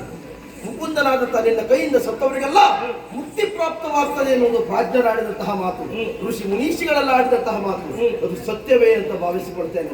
ಕೃಷ್ಣ, ನಿನ್ನ ದೈವತ್ವವನ್ನು ಒಪ್ಪುವುದಿಲ್ಲ ಅಂತಲ್ಲ, ಲೋಕದಲ್ಲಿ ದೇವರು ಯಾರು ಕೇಳಿದೆ, ಆಪತ್ತಿಗಾದವನನ್ನ ದೇವರು ಅಂತ ಹೇಳ್ತಾರೆ, ದೈವತ್ವವನ್ನು ಪ್ರಕಟಿಸಿದವರು ದೇವರು ಅಂತ ಹೇಳ್ತಾರೆ. ಕೌರವ ಯಾವ ಕೆಟ್ಟ ಜನ್ಮದಲ್ಲಿ ಹುಟ್ಟಿದ್ದೇನೋ ಗೊತ್ತಿಲ್ಲ ಕೃಷ್ಣ, ಇದುವರೆಗೂ ನಿನ್ನ ದೈವತ್ವವೆನ್ನುವುದು ನನ್ನ ಮುಂದೆ ಪ್ರಕಟವಾಗಲಿಲ್ಲ. ಪಾಂಡವರು ನಿನ್ನ ನಡೆಸಿ ಬಂದದಲ್ಲ, ನೀನೇ ಪಾಂಡವರನ್ನು ನಡೆಸಿ ಹೋದವನಿದ್ದೀಯ. ಗಡಿಗೂ ಇಡುವ ಹೆಜ್ಜೆಯಲ್ಲಿ ಪಾಂಡವರ ಕಾಲಿಗೆ ಮುಳ್ಳು ತಾಕದೇ ಇದ್ದಂತೆ ನೋಡಿಕೊಂಡು ಬಂದವನಿರು. ಪಾಂಡವರಿಗೆ ನಾನೇ ನಮಸ್ಕಾರ ಮಾಡಿದೆ. ಖಂಡಿತ. ಆದರೆ ಕೌರವನ ಜೀವನದಲ್ಲಿ ಇದುವರೆಗೂ ನಾನು ದಾರಿ ತಪ್ಪುವ ಕಾಲವೇ ಇರಲಿ, ಒಂದು ಕಾಲಕ್ಕೂ ನೀನು ದೈವತ್ವವನ್ನು ಪ್ರಕಟಿಸುತ್ತಿಲ್ಲ, ನನ್ನ ಮುಂದೆ ದೇವರಾಗಿ ನೀನು ಕಂಗೊಳಿಸುತ್ತಿಲ್ಲ. ಹಾಗಂತ ನನ್ನೊಳಗೆ ಕೃಷ್ಣನಿಲ್ಲ ಅಂತ ನಾನು ಹೇಳುವುದಿಲ್ಲ. ಪಾಂಡವರು ಬೇಕು ಬೇಕು ಅಂದಾಗ ಕೊಡಬೇಡ ಕೊಡಬೇಡ ಅಂತ ನನ್ನೊಳಗಿದ್ದಂತಹ ಕೃಷ್ಣನಾಗಿ ನೀನೇ ಆಡಿದಂತಹ ಮಾತು, ಪ್ರತಿಷ್ಠಾಪನೆ ನೀನೇ ಮಾಡ್ಕೊಟ್ಟು. ಖಂಡಿತ ಹೌದು. ಅಲ್ಲದಿದ್ರೆ ಕಂಸನಾಗಲಿ ರಾವಣನಾಗಲಿ, ರಾವಣ ನಿನ್ನ ಕೈಯಿಂದ ಸತ್ತಿರೋದು ರಾವಣವದೇ ಅಲ್ಲ, ರಾವಣನಿಗೆ ಮೋಕ್ಷವಂತೆ ಬ್ರಹ್ಮಜ್ಞಾನವನ್ನು ಹೊಂದಿದ ಮಹಾಬ್ರಾಹ್ಮಣನ ಮಗನಾದಂತಹ ರಾವಣನಿಗೆ ರಾಮನಾಗಿ ಬಂದವ ನೀನೇ ಅಂತ ಗೊತ್ತಿದ್ರು ಕೂಡ ಅನರಣ್ಯಕ್ಕೆ ಕೊಟ್ಟಂತಹ ಶಾಪ 21 ತಲೆಮಾರಿಗೆ ಸರಿಯಾಗಿ ದಾಶರಥಿ ರಾಮನಾಗಿ ಬರ್ತಾನೆ, ಸಾಯಿಸ್ತಾನೆ ಅಂತ ಹೇಳಿದ ಮೇಲೂ ರಾಮನಲ್ಲಿ ಶರಣಾಗತಿ ಬರಲಿಲ್ಲ. ಯಾಕೆ? ವೇಷಭಾವದಿಂದ ನಿನ್ನನ್ನು ಕಂಡು ಮೋಕ್ಷವನ್ನು ಸೂರೆಗೊಂಡವರಿದ್ದಾರೆ. ಹಿಂದೆ ರಾವಣ ಕಂಸ ಮುಖ್ಯರು ನಿನ್ನನ್ನು ಬಂದು ಸೇರಿಕೊಂಡಂತಿದ್ರೆ ದ್ವೇಷಭಾವದಿಂದಲೇ ಮತ್ತೆ ಹುಟ್ಟಾಯಿತು, ಹುಟ್ಟಾಗಿದೆ. ಕೃಷ್ಣ, ಹಾಗಂತ ಇಷ್ಟೆಲ್ಲ ಹೇಳ್ತೇನೆ ಎಂಬಲ್ಲಿಗೆ ಕೃಷ್ಣನ ಕುರಿತಾಗಿ ಭಯಪಡ್ತೇನೆ ಅಂತಲ್ಲ, ಮತ್ತೆ ದುರಕ್ಕೆ ಬೇಕಲ್ಲ.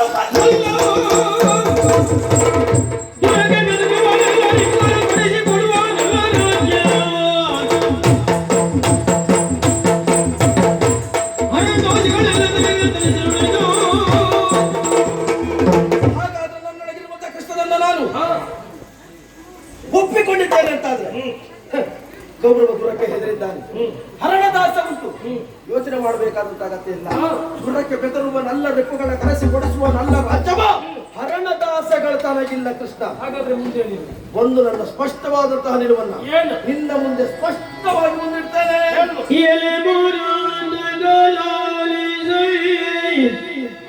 ಬೆಂಬಲಗೆ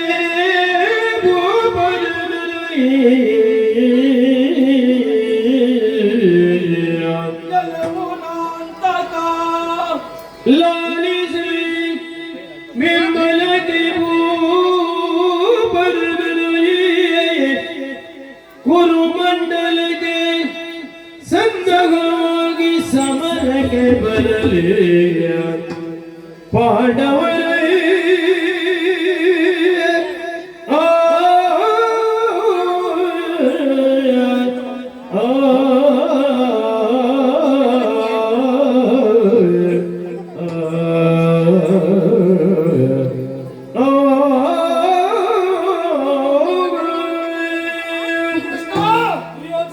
ಕೌರವ ಪಾಂಡವರ ದ್ವೇಷವೆನ್ನುವುದು ಈಗಿನಿಂದಲ್ಲ, ಎಷ್ಟೋ ವರ್ಷಗಳಿಂದ ನಡೆಯುತ್ತಾ ಇದೆ. ಇದುವರೆಗೂ ನೀನು ಸಂಧಾನಕ್ಕಾಗಿ ಬಂದವರಲ್ಲ, ಈಗ ಬಂದಿದ್ದೀಯ ಅಂತಾದ್ರೆ ಕೃಷ್ಣ, ಧರ್ಮರಾಯ ಹೇಳ್ತಾನೆ ಯುದ್ಧ ಬೇಡ ಅಂತ, ನಾನು ಹೇಳ್ತೇನೆ ಯುದ್ಧ ಬೇಕು ಅಂತ. ಒಂದೊಮ್ಮೆ ನಾನು ಒಪ್ಪಿ ಯುದ್ಧ ಬೇಡ ಅಂತ ನಿರ್ಣಯ ಮಾಡಿದ್ರೆ ಆಗುವುದಿಲ್ಲ ಕೃಷ್ಣ. ನಿನಗೆ ಮುರಾಂತಕ ಎನ್ನುವಂತ ಹೆಸರುಂಟು. ಎಲ್ಲಿಯವರೆಗೆ 6000 ಮುರಪಾಶ ನನಗಿರುತ್ತದೋ ಅಲ್ಲಿಯವರೆಗೆ ಯವಕಾಶವೆನ್ನುವುದು ನನ್ನ ಕತ್ತಿಗೆ ಹೋಗುವುದಕ್ಕೆ ಸಾಧ್ಯವಿದೆ ಎಂಬುದಾಗಿ ನೀರಿನಲ್ಲಿ ಎಡಗಿಕೊಂಡು ಮಲಗಿದಂತ ಮುರಾಸುರನ 6000 ಮುರಪಾಶವನ್ನ ಕತ್ತರಿಸಿ ಅವನ ಕತ್ತನ್ನ ಕತ್ತರಿಸಿ ಮುರಾಂತಕನೆನ್ನುವಂತ ನೆಗಳತೆಯನ್ನು ಪಡೆದವರು. ಲೋಕದಲ್ಲಿ ದುಷ್ಟರ ದೌತ್ಯವಿಲ್ಲದೆ ಹೆಚ್ಚಾದ ಕಾಲಿಗೆ ಅವರಲ್ಲಿ ಹುಟ್ಟಿದಂತಹ ಮುರತ್ವವನ್ನ ವರ್ತಿಸಿ ಮುರಾಂತಕನೆನ್ನುವಂತ ನೆಗಳತೆಯನ್ನು ಪಡೆದವ ನಾನು. ಈಗ ನಿನ್ನ ಮುಂದೆ ಮುರಾಸುರನಾಗಿ ನಾನೇ ಗೋಚರಿಸ್ತಾ ಇದ್ದೇನೆ. 6000 ಮುರಪಾಶ ಲೋಪಾದಿಯಲ್ಲಿ ನನ್ನೊಂದಿಗಿದ್ದಂತಹ ಕರ್ಣನಿರ್ಬೋದು, ದುಶ್ಯಾಸನ ಇರಬಹುದು, ನನ್ನ 99 ಮಂದಿ ತಮ್ಮಂದಿರಬಹುದು. ನನ್ನನ್ನು ಕೊಲ್ಲಬೇಕು ಅಂತಾದ್ರೆ ನನಗಿಂತ ಪೂರ್ವದಲ್ಲಿ ಮುರದೋಪಾದಿಯಲ್ಲಿದ್ದ ಪಾಶದೋಪಾದಿಯಲ್ಲಿದ್ದಂತಹ ಅವರನ್ನು ಕತ್ತರಿಸಬೇಕು. ಬಂಗಾರದಂತ ಹಸ್ತಿನಾವತಿ ಸ್ಮಶಾನವಾಗಿ ಹೋಗಲು ನಾನು ಸಾಯ್ತೇನೆ ಎನ್ನುವಂತಹ ನೋವು ನನಗಿಲ್ಲ ಕೃಷ್ಣ. ಆದರೆ ನಿನ್ನಲ್ಲಿ ನನ್ನದೊಂದು ಬೇಡಿಕೆ. ದ್ರೌಪದಿ ವಸ್ತ್ರಾಪಹಾರ ಆಗುವಂತ ಸಂದರ್ಭದಲ್ಲಿ ಯಕ್ಷಯಾಂಬರವನ್ನಿಟ್ಟದ್ದು ಅಲ್ಲ, ದೂರ್ವಾಸರು ಬಂದ ಕಾಲಕ್ಕೆ ಅನ್ನದ ಅಗುಳನ್ನು ಜಗಿದದ್ದು, ನನ್ನ ಸಭೆಯಲ್ಲಿ ನಿನ್ನ ವಿರಾಟ ರೂಪವನ್ನು ತೋರಿಸಿದ್ದು, ವಿದುರನ ಮನೆಯಲ್ಲಿ ಒಂದು ಕುಡಿತ ಹಾಲು ಕುಡಿಯುವ ಕಾಲಕ್ಕೆ ನಿನ್ನ ಕಡಬಾಯಿಂದ ಬಿದ್ದಂತ ಒಂದು ಹಾಲಿನಿಂದ ಹಾಲಿನ ಸರೋವರ ಹರಿದದ್ದು, ಕುರುಕ್ಷೇತ್ರದ ರಣಧಾರಿಣಿಯಲ್ಲಿ ನಿನ್ನ ಅತಿಮಾಂಶ ಶಕ್ತಿಯನ್ನು ತೋರಿಸುವುದಕ್ಕೆ ಮುಂದಾದ್ರೆ ನಿನ್ನ ದೈವತ್ವಕ್ಕೆ ಬೆಲೆ ಇಲ್ಲ ಕೃಷ್ಣ. ಒಂದು ತಿಳಿಯಬೇಕಾದ ಸತ್ಯ ಏನು ಗೊತ್ತಾ? ಯುದ್ಧ ಧರ್ಮರಾಯನಿಗೂ ಬೇಡ, ಯುದ್ಧ ಕೌರವನಿಗೂ ಬೇಡ, ಯುದ್ಧ ಬೇಕಾದದ್ದು ಕೃಷ್ಣನಿಗೆ. ಯಾಕೆ? ಭೂಮಿಯ ಭಾರವನ್ನ ಕಳೆಯುವುದಕ್ಕೆ ಬೇಕಾಗಿ ಅವತಾರಿ ಪುರುಷನಾಗಿ ಮಾಯಾ ಮನುಜನಾಗಿ ಅವತರಿಸಿ ಬಂದವನಾಗಿದ್ದೀಯ ನೀನಿದ್ದೀಯ. ಭೂಮಿಯ ಭಾರವನ್ನು ಇಡುವಲೇಬೇಕು. ಭೂಮಿಯ ಭಾರ ಜನಸಂಖ್ಯೆ ಹೆಚ್ಚಾಗ್ತಾ ಹೋದ್ರೆ ಭೂಮಿಯ ಭಾರ ಹಿಡಿಯುವುದು ಹೇಗೆ? ಪ್ರತಿ 25 ವರ್ಷಕ್ಕೊಮ್ಮೆ ಜನಸಂಖ್ಯೆ ದ್ವಿಗುಣವಾಗ್ತದೆ, ಭೂಭಾರ ಹೆಚ್ಚಾಗ್ತದೆ. ಆಗ ಭೂಭಾರವನ್ನು ಸಡಿಲ ಮಾಡಬೇಕಾದಂತ ಹೊಣೆಗಾರಿಕೆ ಯಾರದ್ದು? ನಿನ್ನದ್ದೇ ಹೊಣೆಗಾರಿಕೆ. ಭೂದೇವಿಗೊಂದು ಬೇಡಿಕೊಂಡದ್ದು ನಿನ್ನಲ್ಲಿ ಅಲ್ವಾ? ಮೇದಿನಿ ಮುರುಗದಿರುವಂತ ಮಾತು ಕೊಟ್ಟದ್ದು ನೀನೇ ಅಲ್ವಾ? ಭೂಮಿಯ ಭಾರವನ್ನು ಇಳುಹುತ್ತೇನೆ ಅಂತ ಹೇಳಿದವರು ನೀನೇ ಅಲ್ವಾ ಕೃಷ್ಣ? ಹಾಗಾದ್ರೆ ಭೂಮಿಯ ಭಾರವನ್ನು ಇಳುಹುವುದು ಹೇಗೆ ಕೇಳಿದ್ರೆ, ಎಲ್ಲಿಯೋ ಒಂದು ಚಂಡಮಾರುತವಾಗಿ ಒಂದಿಷ್ಟು ಜನ ಸಾಯಬೇಕು, ಒಂದೋ ಮಳೆ ಬಂದು ಒಂದಿಷ್ಟು ಪ್ರವಾಹದಲ್ಲಿ ಒಂದಿಷ್ಟು ಜನ ಸಾಯಬೇಕು, ಒಂದೋ ಭೀಕರ ರೋಗ ಬಂದು ಒಂದಿಷ್ಟು ಜನ ಸಾಯಬೇಕು. ಹೇಳುವವರು ಹೇಳ್ತಾರೆ, ಹೋಗುವ ಸ್ವಲ್ಪ ಹೊತ್ತು ಬಿಟ್ಟು ಹೋಗಿದ್ರೆ ಬದುಕುದಿಲ್ವಾ? ಅವ ಬಿಟ್ಟು ಹೋಗ್ಲಿಕ್ಕೆ ಆಗುದಿಲ್ಲ. ಅಲ್ಲಿ ಹರಿಯ ಕೈಯಲ್ಲಿರುವಂತಹ ಪಾಶದ ಚಕ್ರಗಳಿಗೆ ಬಂದಿರ್ತದೆ. ಭೂಭಾರವನ್ನು ಇಡುವುದಕ್ಕೆ ಬೇಕಾಗಿ ಸಾಮೂಹಿಕವಾಗಿ ಒಂದಷ್ಟು ಗುಂಪುಗಳನ್ನು ಹತ್ಯೆ ಮಾಡಬೇಕಾದಂತಹ ಹೊಣೆಗಾರಿಕೆಯಿಂದ ಕೊಟ್ಟು ಕುರುಕ್ಷೇತ್ರ ಯುದ್ಧವಾದರೆ ಮಾತ್ರ ಅಚ್ಚೋ ಹಿಡಿಬರದಂತಿರುವಂತಹ ಕುರುಸೇನೆಯ ವೀರರು ಸತ್ತರೆ ಭೂಭಾರವನ್ನು ಇಳಿಸುವುದಕ್ಕೆ ಸಾಧ್ಯ ಉಂಟು ಎನ್ನುವುದನ್ನ ಮನಗಂಡವನ್ನು ನಾನಿದ್ದೇನೆ. ಕೃಷ್ಣ, ನಿನ್ನ ಕಾಯಕವನ್ನು ಮಾಡುವುದಕ್ಕೆ ನಾನು ಅವಕಾಶವನ್ನು ಮಾಡಿಕೊಡ್ತೇನೆ. ಈಗ ನಾನು ಸಂಧಾನವನ್ನು ಮುರಿದಿದ್ದೇನೆ, ಸಂಗ್ರಾಮವನ್ನು ಗಂಟಿಕ್ಕುತ್ತೇನೆ.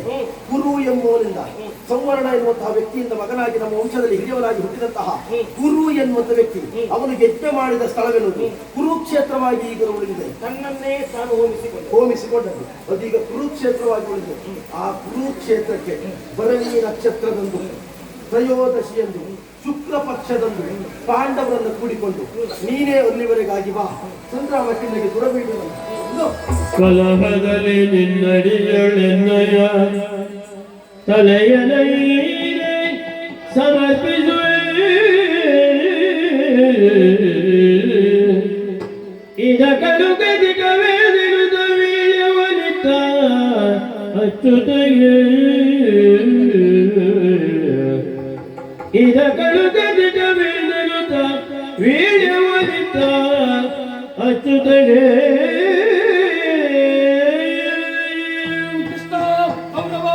ಬಂಗಾರದ ಹರಿವಾಣದಲ್ಲಿ ದುರವೀಳ್ಯವನ್ನು ಕೊಟ್ಟಿದ್ದೇನೆ. ಅದರಲ್ಲಿ ಒಂದು ತೆಂಗಿನಕಾಯಿಯನ್ನು ಇರಿಸಿದ್ದೇನೆ. ಅದು ಕೌರವನ ಪ್ರತೀಕವಾಗಿ 5 ವೀಳ್ಯದ ಎಲೆಯನ್ನಿಟ್ಟಿದ್ದೇನೆ. ಅದು ಪಂಚಪ್ರಾಣದ ಪ್ರತೀಕವಾಗಿ ಒಂದೇ ಒಂದು ಕಣ್ಣಿನ ಅಡಿಕೆಯನ್ನು ಇಟ್ಟಿದ್ದೇನೆ. ನನ್ನ ಲಕ್ಷ್ಯ ಒಂದೇ ಎನ್ನುವುದಾಗಿ ಮುಕ್ತಿ ಪ್ರಪಂಚವನ್ನು ಸೂರೆಗೊಳ್ಳಬೇಕು ಎನ್ನುವಂತಹ ಉದ್ದೇಶದಿಂದ ನಿನ್ನಲ್ಲಿ ನನ್ನದು ನಯವಾದಂತಹ ವಿನಂತಿ. ಕೌರವ ಬದುಕಿದ್ದ ಕಾಲಕ್ಕೆ ನಿನ್ನ ದೈವತ್ವವೆನ್ನುವುದು ಕೌರವನ ಮುಂದೆ ಪ್ರಕಟವಾಗಲ್ಲ. ನನ್ನ ತಲೆಯನ್ನು ನಿನ್ನ ಪಾದ ತಳದಲ್ಲಿ ನಾನು ಈವೆ ಅಂತ ಕೌರವನ ದೇಹದಲ್ಲಿ ಉಸಿರಿರುವಲ್ಲಿವರೆಗೆ ಒಪ್ಪಿಕೊಳ್ಳುವುದಿಲ್ಲ. ನೀನು ದೈವತ್ವವನ್ನು ಕೌರವನ ಮುಂದೆ ಪ್ರಕಟಿಸುವುದಾದರೆ ಕೌರವನ ಕತ್ತು ಕತ್ತರಿಸಿದ ಮೇಲೆ ನನ್ನ ತಲೆ ನಿನ್ನ ಕಾಲ್ಬುಡದಲ್ಲಿ ಬೀಳುವ ಹಾಗೆ ಮಾಡು.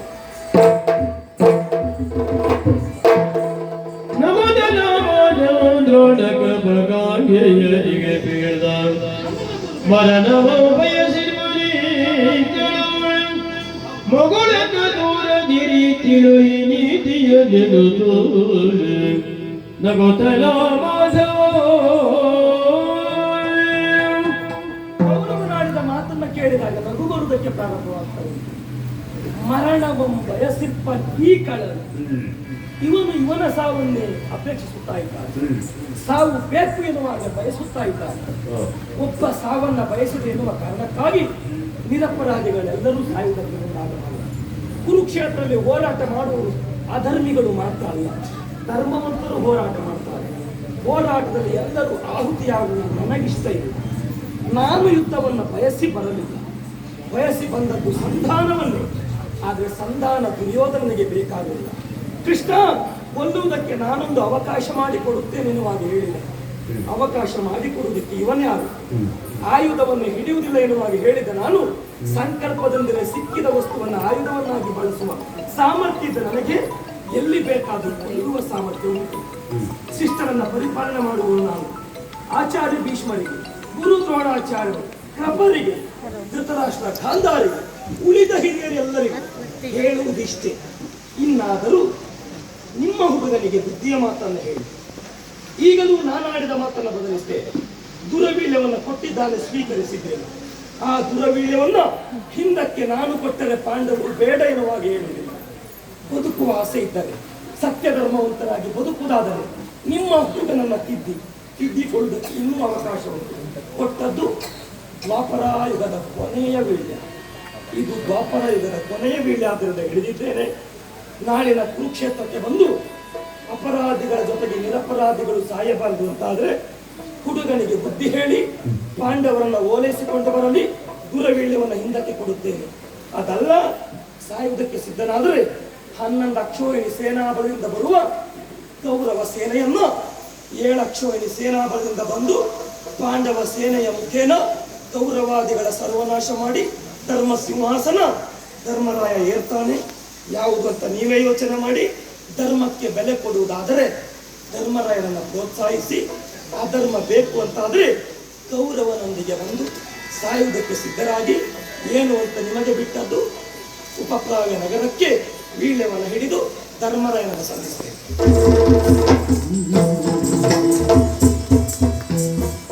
ಸೇರಿದ ಸಭ್ಯ ಸುಸಂಸ್ಕೃತ ಪ್ರೇಕ್ಷಕರಲ್ಲಿ ಮೊದಲಾಗಿ ಶಿರವಾಗಿ ನಿಮ್ಮನ್ನ ಕ್ಷಮೆಯನ್ನು ಯಾಚಿಸುತ್ತಾ ನಿಮ್ಮೆಲ್ಲರಿಗೂ ಅನಂತರಂತ ಧನ್ಯವಾದವನ್ನು ಸಮರ್ಪಿಸ್ತಾ ಇದ್ದೇನೆ.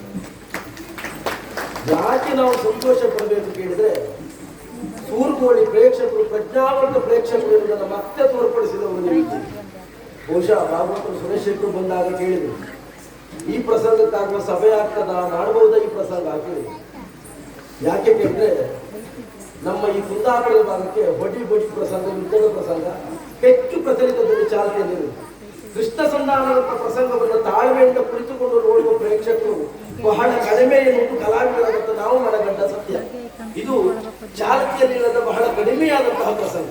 ಬಹುಶಃ ಸೂರ್ಗೋಳಿಯ ಪ್ರೇಕ್ಷಕರು ನಾವು ಅದಲ್ಲ, ನಾವು ಸಭ್ಯ ಸುಸಂಸ್ಕೃತ ಪ್ರೇಕ್ಷಕರು ಎನ್ನುವುದನ್ನ ಈ ದಿನ ಸಾಬೀತು ಮಾಡಿದವರಿದ್ದೇವೆ. ಬಹುಶಃ ಸೂರ್ಗೋಳಿ ರಂಗಸ್ಥಳದಲ್ಲಿ ವೇಷ ಮಾಡುವುದು ನಾನು ಪ್ರಥಮ ಅಲ್ಲ. ಇದೇ ರಂಗವೇದಿಕೆಯಲ್ಲಿ ಬಹಳಷ್ಟು ಯಕ್ಷಗಾನಗಳು ಆಗುತ್ತಿದ್ದಂಥ ವೇದಿಕೆ, ಆಗುತ್ತಿದ್ದಂಥ ಊರು, ಪ್ರೋತ್ಸಾಹಿಸ್ತಾ ಇದ್ದಂತಹ ಪ್ರೇಕ್ಷಕರು. ನಾನು ಬಹಳಷ್ಟು ವೇಷವನ್ನು ಮಾಡಿದವನು. ಆದರೆ ನಿಮ್ಮೂರಿನ ಯುವ ಪ್ರತಿಭೆ, ಯುವ ಕಲಾವಿದರಾದಂಥ ಸೂರ್ಗೋಳಿ ಜಯಂತ ನನ್ನೂರಿನಲ್ಲಿ ಒಂದು ಯಕ್ಷಗಾನ ಮಾಡಬೇಕು, ನಮ್ಮೂರಿನವರು ನನಗೆ ಸಹಕಾರವನ್ನು ಕೊಡ್ತಾರೆ, ಪ್ರೋತ್ಸಾಹವನ್ನು ಕೊಡ್ತಾರೆ, ಯಕ್ಷಗಾನವನ್ನು ಮಾಡಬೇಕು ಅಂತ ದೊಡ್ಡ ಮನಸ್ಸಿನಿಂದ ಮುಂದೆ ಬಂದದಕ್ಕೆ ನೀವೆಲ್ಲರೂ ನಿಮ್ಮ ಮನೆಯ ಹುಡುಗನಿಗೆ ದೊಡ್ಡ ಚಪ್ಪಾಳೆ ಕೊಡಬೇಕು ಅಂತ. ಅವನ ಆಸೆ ಕನಸು ಎಷ್ಟು ದೊಡ್ಡದು ನೋಡಿ. ಬಹುಶಃ ಕಲಾವಿದನೊಬ್ಬ ಬೆಳೆದ್ರೆ ಅವನ ಊರಿಗೆ ಹೆಸರಂತೆ. ಇವತ್ತು ಜಯಂತ ಅಂದ್ರೆ ಗೊತ್ತಾಗ್ತದೆ, ಸೂರ್ಗೋಳಿ ಅಂತ ಹೇಳಿದ್ರೆ ಗೊತ್ತಾಗ್ತದೆ. ಅವ ಯಕ್ಷಗಾನ ಮಾಡುವಾಗ ಸೂರ್ಗೋಳಿ ಜಯಂತನ ಯಕ್ಷಗಾನ ಅಂತ ಮಾಡಿಲ್ಲ, ಸೂರ್ಗೋಳಿ ಅಂತೂ ಯಕ್ಷೋತ್ಸವ ಅಂತ ಮಾಡಿದ್ದಾರೆ.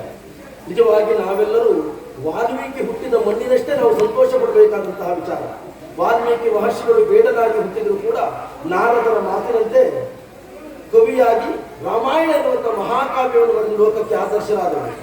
ಸಣ್ಣನಾಗಿ ನಮ್ಮೆಲ್ಲರ ಪೂರ್ವಜರಿಗೆ ಅಂತೂ ಕಾಣಿಗಳು ಪ್ರಚಲಿತಕ್ಕೆ ಬಂದರೆ ಇಷ್ಟಾರ್ಥವನ್ನು ಸಿದ್ಧಿಸುವ ಮಂದಾರ್ತಿ ದುರ್ಗಾ ಪರಮೇಶ್ವರ ದೇವಸ್ಥಾನದ ಮೇಳವನ್ನು ಕಟ್ಟುವುದರ ಮೂಲಕವಾಗಿ ಸೂರ್ಗೋಳಿ ಒಂದು ಗೌರವವನ್ನು, ಬೆಲೆಯನ್ನ, ನೆಲೆಯನ್ನು ತಂದುಕೊಟ್ಟವರು ಅಂತೂ ಕಾಣಿಗಳು.